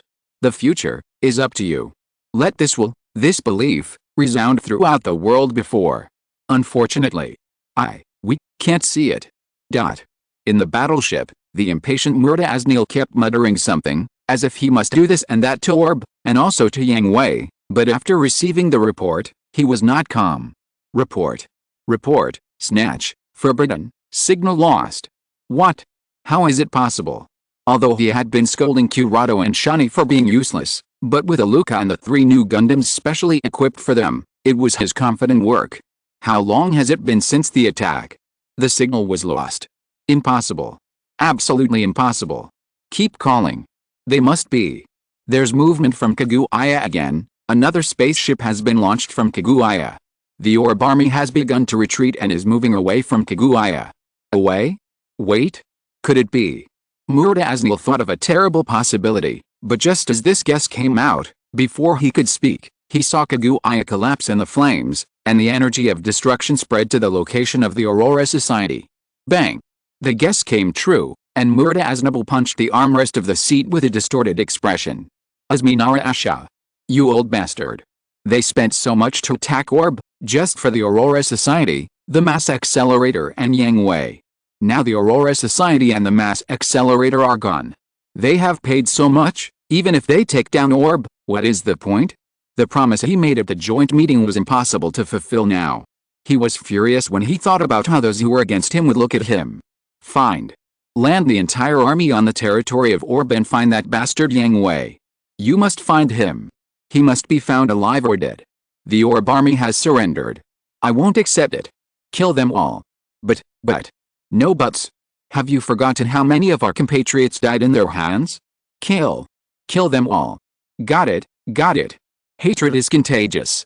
Once the order comes down, if one person starts to kill the prisoners, there will be a second, a third, with red eyes, venting madness at the Orb army who have given up resistance.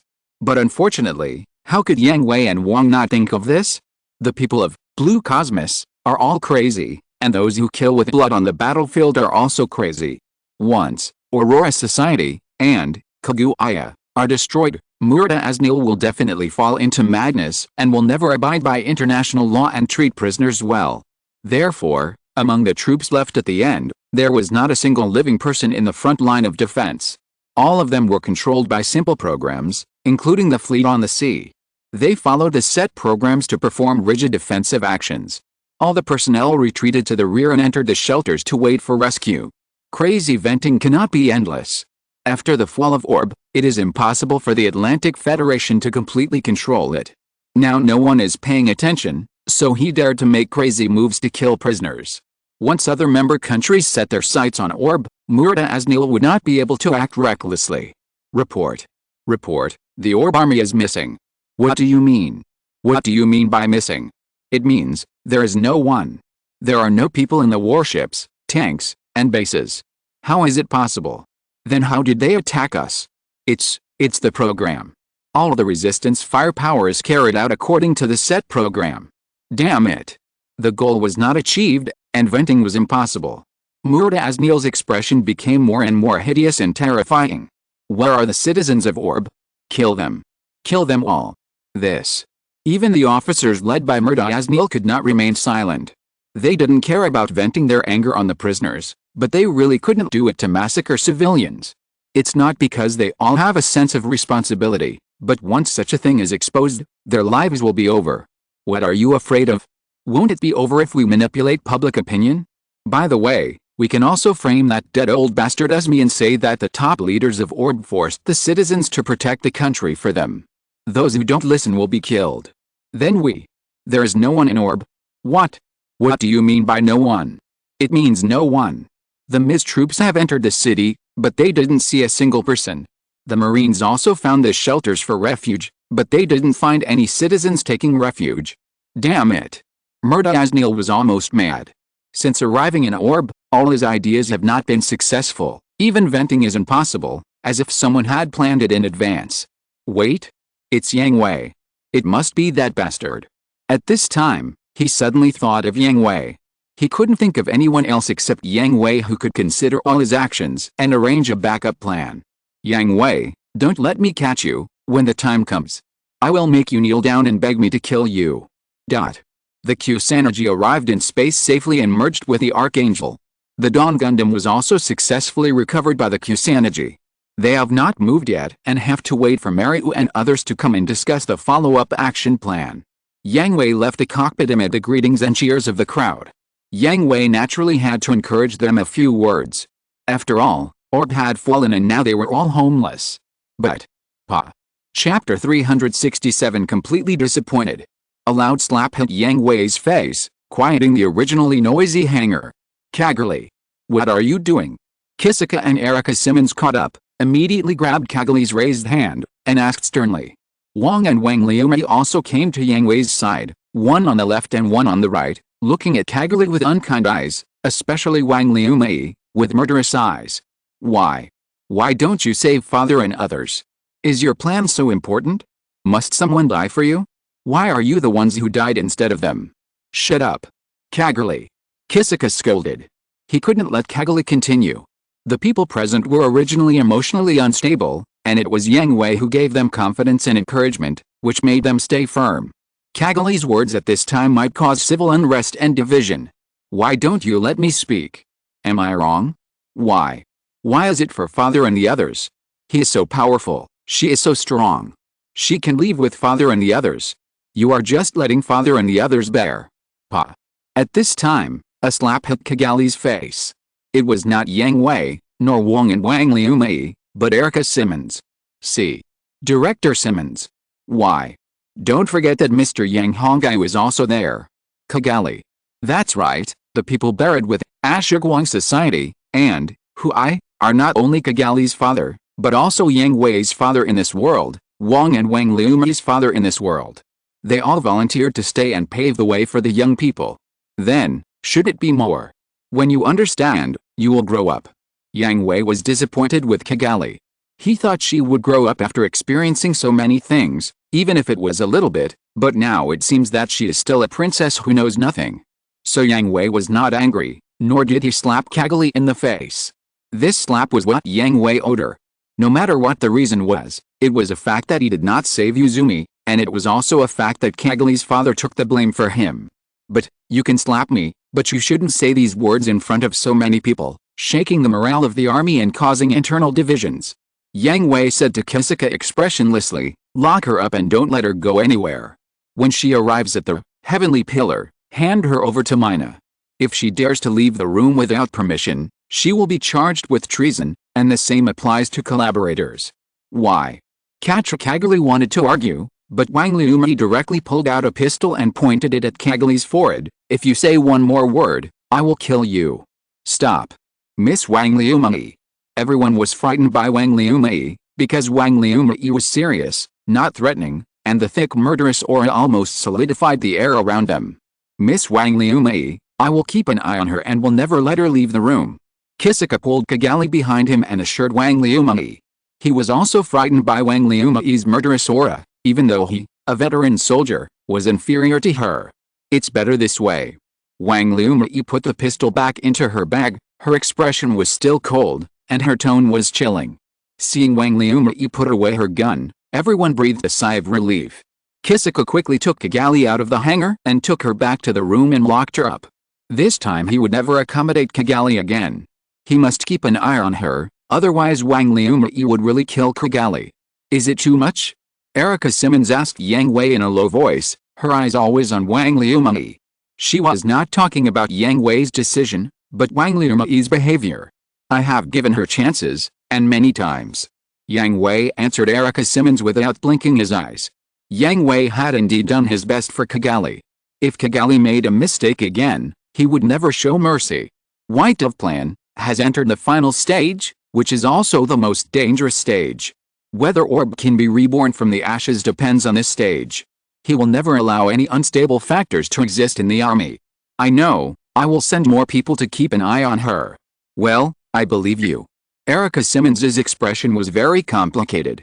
This sentence was not only to express Yang Hui's trust in her, but also to warn her that if she failed Yang Hui's trust, Yang Hui would not show mercy to her. Not long after, Malu, Mew, Bakalulu, Kira and Aslan came to the bridge of the Kusanagi to discuss the next plan with Yang Hui. However, after they arrived, they felt that the atmosphere on the bridge was very heavy. Kisaka and Kagami were not there, which was a bit surprising. But soon they thought of Yuzumi again, and misunderstood that Kagami had not yet come out of her grief.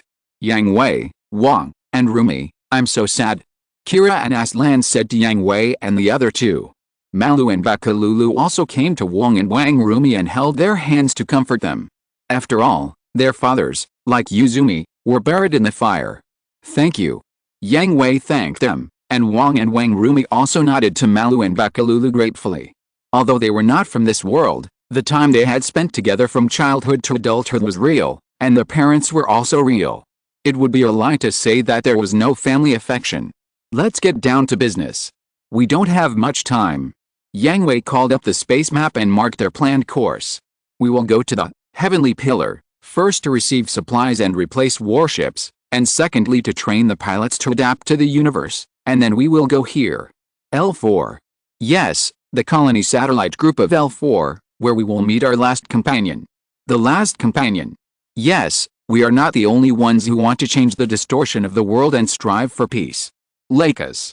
Kira and Aslan immediately thought of Lakis. Kira because he knew that Lakis and Yang Hui had a close relationship, and Aslan because of the conversation when he met Lakis for the last time.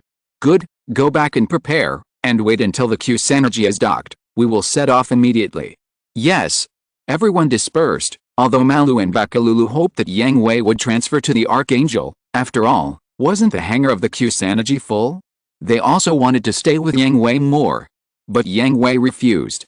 It was not that he did not want to stay with Meru and the others, but there was someone on the Kusanagi that he had to keep an eye on. Before arriving at the heavenly pillar, to hand over Kagami to Mina, he was worried about the others. Yang Hui, how is Kagami? After the disbandment, Kira and Aslan found Yang Hui and asked. She is locked up. Locked up? What happened to her? Kira asked. Then, Yang Hui told Kira and Aslan everything Kigali did in the hangar. It was not to win their support, but just because he did not want to hide it.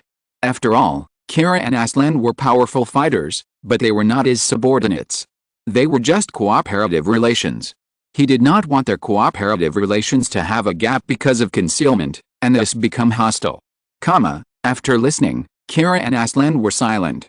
This matter was indeed something Kigali did not consider. Even if she had doubts, she should not have argued with Yang Hui in front of so many people. Kigali has no official position, but her last name is Esha, which makes her a unique existence for the people of Orb. If you have a dispute with Yang Hui in public, won't it let the people below know that there is discord among the top leaders?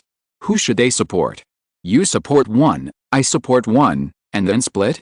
However, they also think that Yang Hui's behavior is a bit radical, and the treason is a bit too much. Can we meet her? Kira requested. 10 minutes, I want to be there. No problem. Kira and Aslan expressed their understanding of Yang Hui's request. They all knew that Kigali had a different brain circuit than normal people. Yang Hui brought Kira and Aslan to the room where Kigali was imprisoned. It can be seen that Erica Simmons really cared about it. Kisako was guarding the room, and 2 people were specially arranged to stand guard outside the door. The door of the room was locked, and it could only be opened from the outside. Commander-in-Chief. The guard greeted Yang Hui with a salute when he saw him coming. Thank you for your hard work. Open the door. Yes.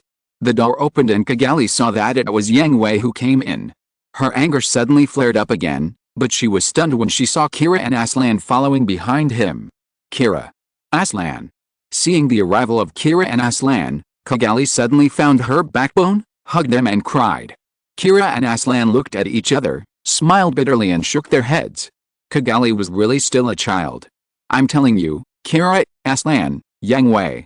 She was going to complain to Kira and Aslan, but when she thought of Yang Hui who had not left the room, she immediately held back. 10 minutes, you guys chat? Yang Hui said to the 3 people, but he did not leave. He folded his hands, closed his eyes and leaned against the wall. Seeing this, Kigali pulled Kira and Aslan into the room, deliberately lowering her voice so that Yang Hui would not hear. Yang Hui smiled and said nothing about what Kigali did. The room was so small that Yang Hui could hear even the smallest sound, but Yang Hui did not point it out and let them talk slowly. 10 minutes passed quickly. The conversation between the 3 people was basically Kigali crying, Kira and Aslan comforting her and trying to reason with her, but she probably didn't listen. It didn't matter. The most important thing was that Kigali took out the photo that Uzumaki gave her before she boarded the ship. Kira was confused, and so was Kigali. One was a natural person, and the other was an adjuster. One had the surname Asha and the other had the surname Yamato. They were actually twin siblings? Aslan saw it and breathed a sigh of relief unconsciously. He didn't know why.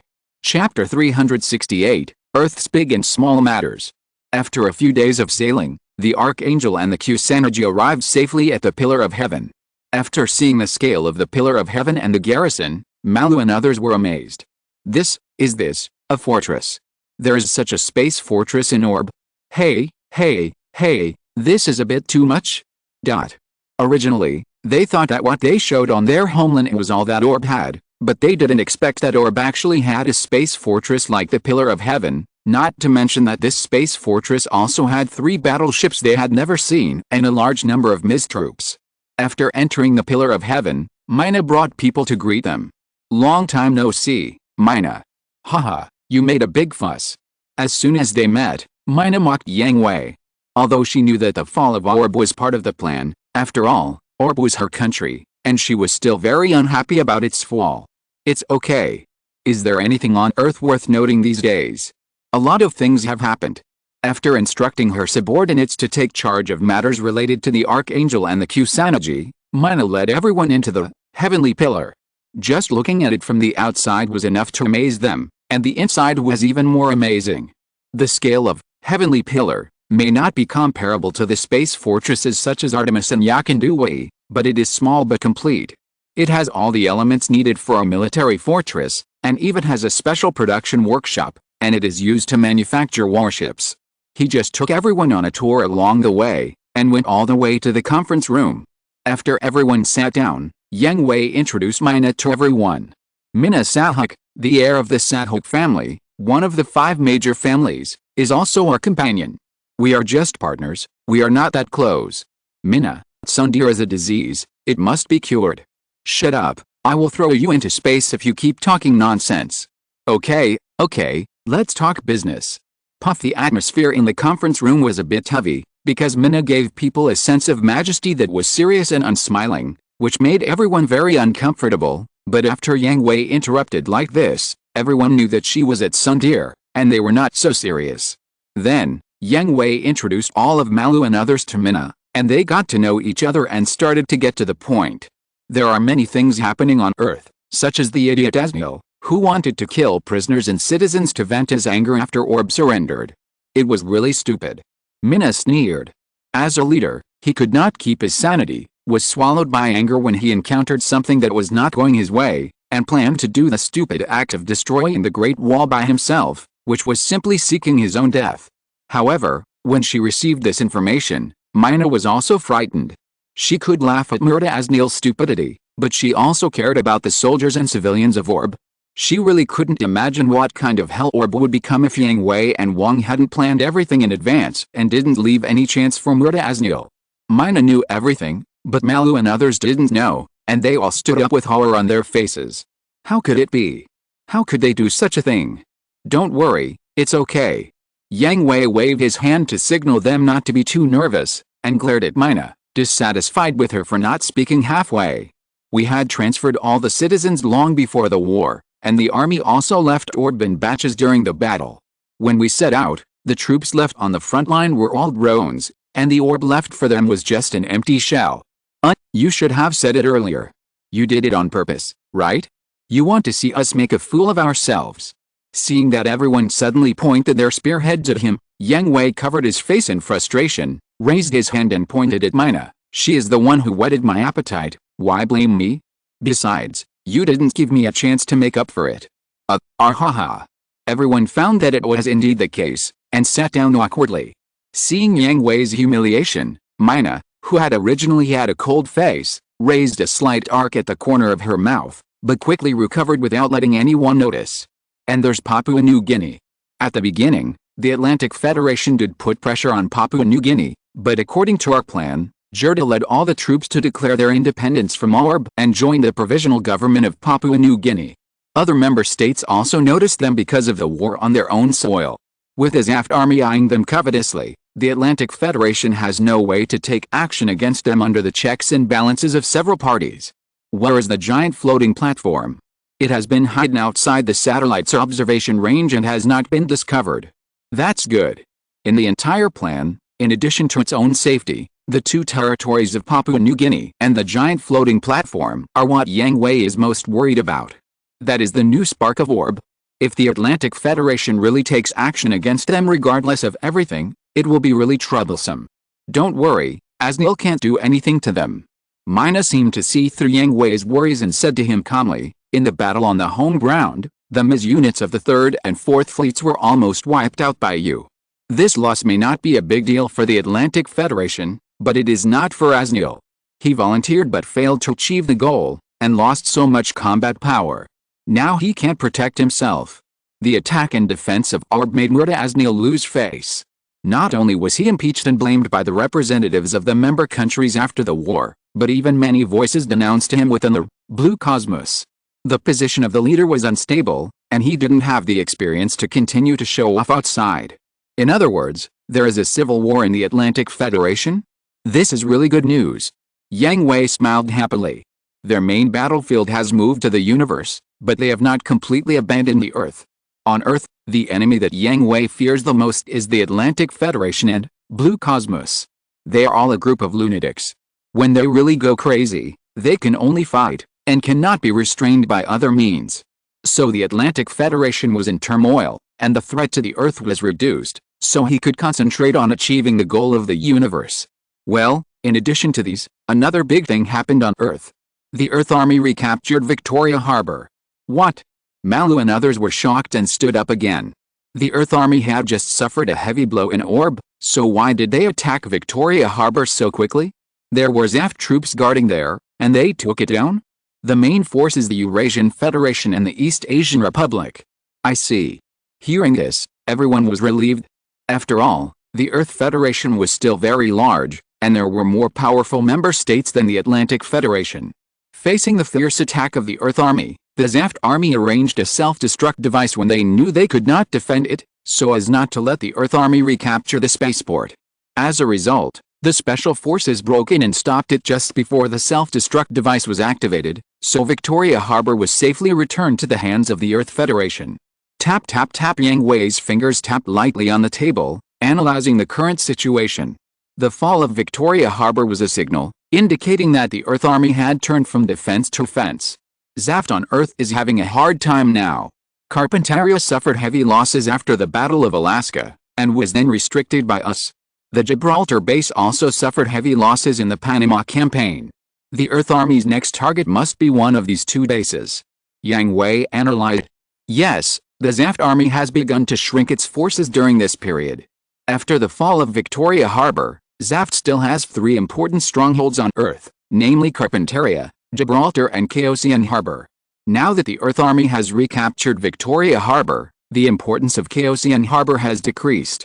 The Carpentaria base radiates the entire Oceania, and Gibraltar controls a large area of the Eurasian Federation. I think the Earth Army is more likely to choose the Gibraltar base. Wong also expressed his thoughts. The 2 important bases almost occupied the territory of the member country of the Earth Federation. The Earth Army could not just leave it alone. Compared with the 2 bases, the Gibraltar base is obviously more strategically significant. The Oceania Federation is already in name only, and although the Eurasian Federation has lost a large area of territory, it is still one of the top member states in the Earth Union and is not weak in strength. Whether it is for the purpose of appeasing people's hearts or strengthening their own strength, the priority is to recover the territory of the Eurasian Federation first. Yang Hui keenly discovered that Aslan, Nicole and Diego had complicated expressions and were hesitant to speak, which made him feel funny. Since he said these things in front of them, he didn't think about hiding them, and he didn't mind them tipping off Zaft, because it was meaningless. Let's not talk about whether anyone would believe the information they passed on. Even if they did, what would happen? Zaft is now helpless.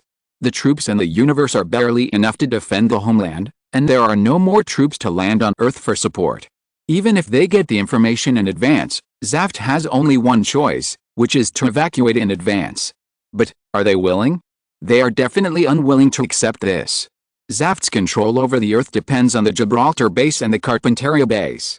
Once these 2 important bases are lost, it means that the Zaft Army has lost control over the Earth, and the remaining Chaosian port is even more of a fish on the chopping board. Okay, don't worry about these things for the time being. We can't intervene in the fight between the Earth Army and the Zaft Army now. The most important thing is to quickly complete the space adaptability training, and we also need to get familiar with the new warships. Yang Hui clapped his hands and said to everyone, "New warship. Yes, the new warship is also the main battleship of Orb in the future. The Kusanagi will be eliminated and used as an armed transport ship.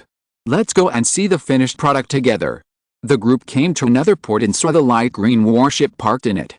They also understood why the Kusanagi had to be eliminated. Chapter 369, Changing Ships and Handing Over. Mina led the way and took everyone into the interior of the White Tiger, the first White Tiger-class battleship, for a tour. It looks like the Archangel. As soon as they entered the White Tiger, everyone felt a strange sense of familiarity. Only when they arrived at the bridge did they realize what this familiarity was. They are all the same. The Archangel is also produced by Aurora Society. Although the appearance is a completely different series, the interior still follows the same model. Mina introduced White Tiger class battleship, 371 meters long, with a maximum carrying capacity of 12 ms, 2 ms catapults. Nuclear power is the main energy source, assisted by 2 plasma fusion drives, and the entire ship is armed with 2 225 cm double-mounted high-energy beam cannons, Godfeld Mk71, 4 225 cm single-mounted high-energy beam cannons, Godfeld Mk70, 14, Porcupine formation, anti-aircraft automatic Vulcan cannons, 3 10-mounted missile launchers, which can be loaded with all types of missiles. To be honest, when I saw it from the outside just now, I felt that this White Tiger was a firepower monster. Now that I heard this specific configuration, I am more certain of this idea. Wait. There is no Lohengrin? Bujalulu suddenly asked. Everyone was silent, looking at Bujalulu with subtle expressions. What's wrong? Bakalu's face turned red and she asked in a low voice. How about I install 2 Lohengrin guns for you on the next White Tiger class? Yang Hui raised his eyebrows and asked Bakalu. He really forgot that Bakalu had a special liking for the Lohengrin positron city-breaking cannon. That's not what I meant. I mean, Lohengrin is powerful and can turn the tide of the battle when necessary, so. Well, no need to explain, I understand. Yang Hui patted Bakalu's shoulder and smiled delicately. Bakalu, humph. Yang Hui now really wants to know who designed the uniforms for the Earth Army. Why are the standard women's shoes high heels? ? It's right. Everyone present smiled with a gloating look on their faces. Who made Yang Hui so fond of acting? Except for Wang Lianmei and Malu, who among the people present had not been poisoned by Yang Hui? Then this battleship, will it be handed over to us? Maru asked. No, although the operating system is exactly the same, it is still very different from the Archangel. The Archangel is not much worse than the White Tiger. Instead of letting you adapt to this ship again, it is better to use the familiar Archangel. The crew of this good ship has been prepared in advance and can be on duty at any time. I bring you here to visit so that you can get familiar with your comrades in advance. More than that? Are you sure you don't want to show off? Bakalu looked at Yang Hui with a sidelong look and asked a sharp question. Yang Hui was embarrassed, but immediately hugged Bakalu shamelessly. Dear, you really know too much? Puha. Before he touched Bakalu, a heavy elbow landed on Yang Hui's stomach. In an instant, Yang Hui felt dizzy and his soul left his body. It was due. Seeing Yang Hui beaten by Bakalu twice in a row, everyone was delighted. As a companion, Yang Hui was very reliable, but he was also very naughty in private. What's more, no one could beat him. Now, hey, let's plan how to let Bakalu beat Yang Hui more. After visiting the White Tiger, everyone dispersed. They would stay in Shintiazi for a week, and the time was very tight. Have you decided? After everyone dispersed, Yang Hui found Aslan, Nicole and Diego. They participated in the defense of Orb, but it did not mean that they would participate in the subsequent battles. After all, they are still soldiers of Zaft.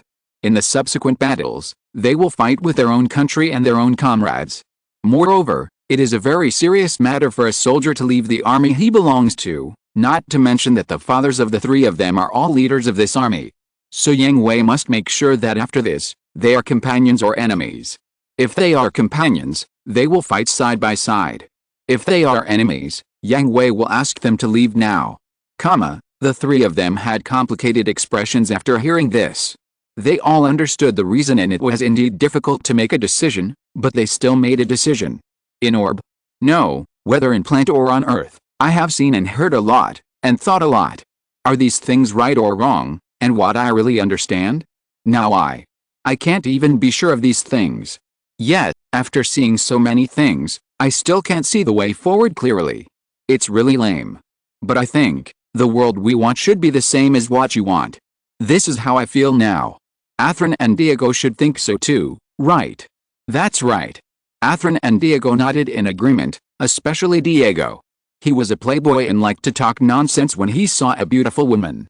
But when he came to Orb, he met several girls, all of whom were frontline soldiers, including battleship crew members and Miss pilots. Diego was very confused as to why these girls were not afraid of danger to participate in the battle. The answer he got was hard for him to accept, because Orb was their country. It was just such a simple sentence that made Diego waver. He also began to think, when he fought as a Zaft soldier before, was he fighting for his own country? Or for his own pride? Later, when he had nothing to do, Diego would go to Yasuki, Meira, and Jiuli to chat, and ask them if Orb had not encountered a war, would they still join the army to fight? The other party gave him the answer that without war, who would like to fight? Wouldn't it be better to put on beautiful makeup, find a boyfriend to go shopping and watch movies? Then, Diego was shaken again. Fighting for the country is just to follow the orders of the top leaders? What is the right way to fight for the country? He didn't know that his current behavior could be regarded as betraying the country, but, he was just thinking, if there was no war, What would this world and his country look like? Maybe the same as Orb in the past. Okay, I believe you. Yang Hui. Thank you. Don't thank me, this is your own choice. Since you have chosen it, stick to it. No matter how heavy it is, you have to bear the consequences. You are men, right? The three of them were stunned for a moment, smiled at each other, of course. Well, now I have a favor to ask of you. No. We just answered you and you started to order people around. Diego complained. The more capable you are, the more work you should do. You also know that the Miss Pilots of Orb have no experience in space warfare. I would like to ask you to help. I said please, not an order. But did you give us a chance to refuse? No, The three narrowed their eyes slightly, turned around and left, and kept muttering, when you have time, please ask Lieutenant Bakalulu to teach you a lesson a few more times. You are the one who deserves to be punished. The three people's voices were not loud, but Yang Hui still heard them. He was stunned for a moment, then shook his head with a wry smile. He counted the women he had now. It seemed that only Bakalulu would punish him. Even if others could, they would not do so. But there was no way, he could only bear it. Who made him so fickle?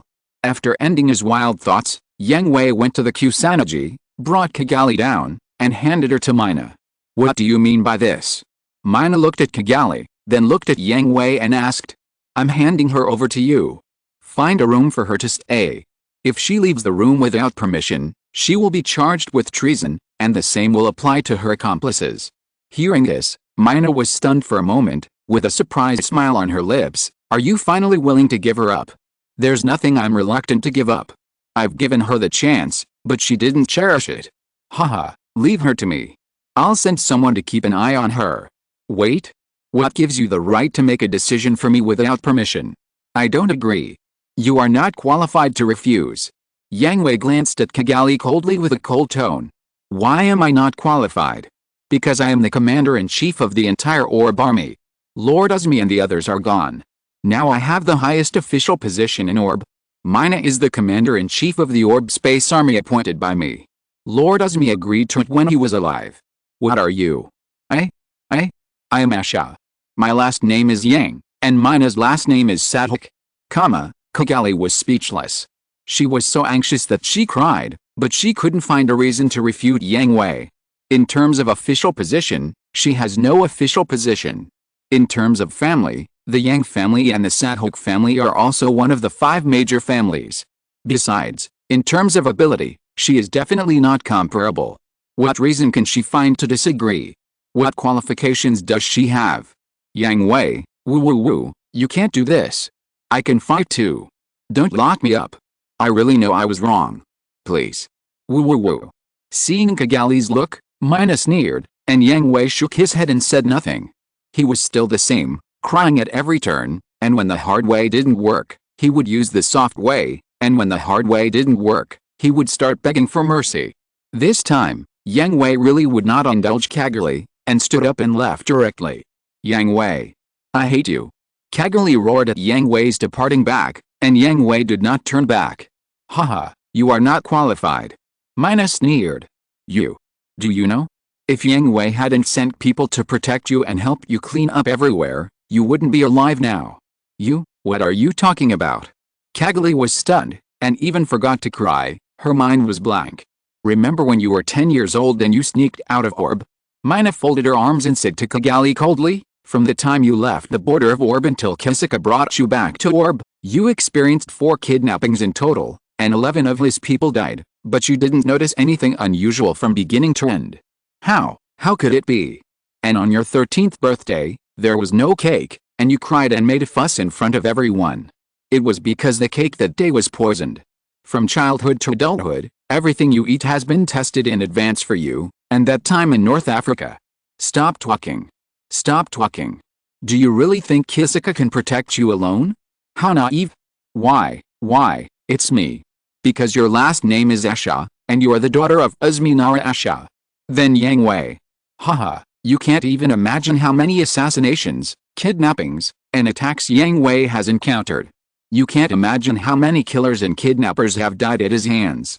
I don't know, woo, I really don't know. Mina took one last look at Kigali and left. Before she left, she said to Kisaka, "Someone will take you to the room later. Keep an eye on her." "I know." Mina left only after seeing Kisaka nod. In fact, Mina was the one who wanted Kigali to die the most. Kigali was too easy to lose control. Mina did not allow factors that might affect the plan to exist. Moreover, the grudge between the Sadhok family and the Asha family did not end with the previous generation. Mina herself hated the Asha family very much. If it weren't for Yang Hui's face, she would have found an opportunity to get rid of Kigali long ago. End of this chapter. Thank you very much for reaching the end. Don't forget to like. Looking for more exclusive content and immediate access? Subscribe to our Patreon. Remember, every like, subscription, or donation encourages us to continue. Thanks to everyone. See you in the next video.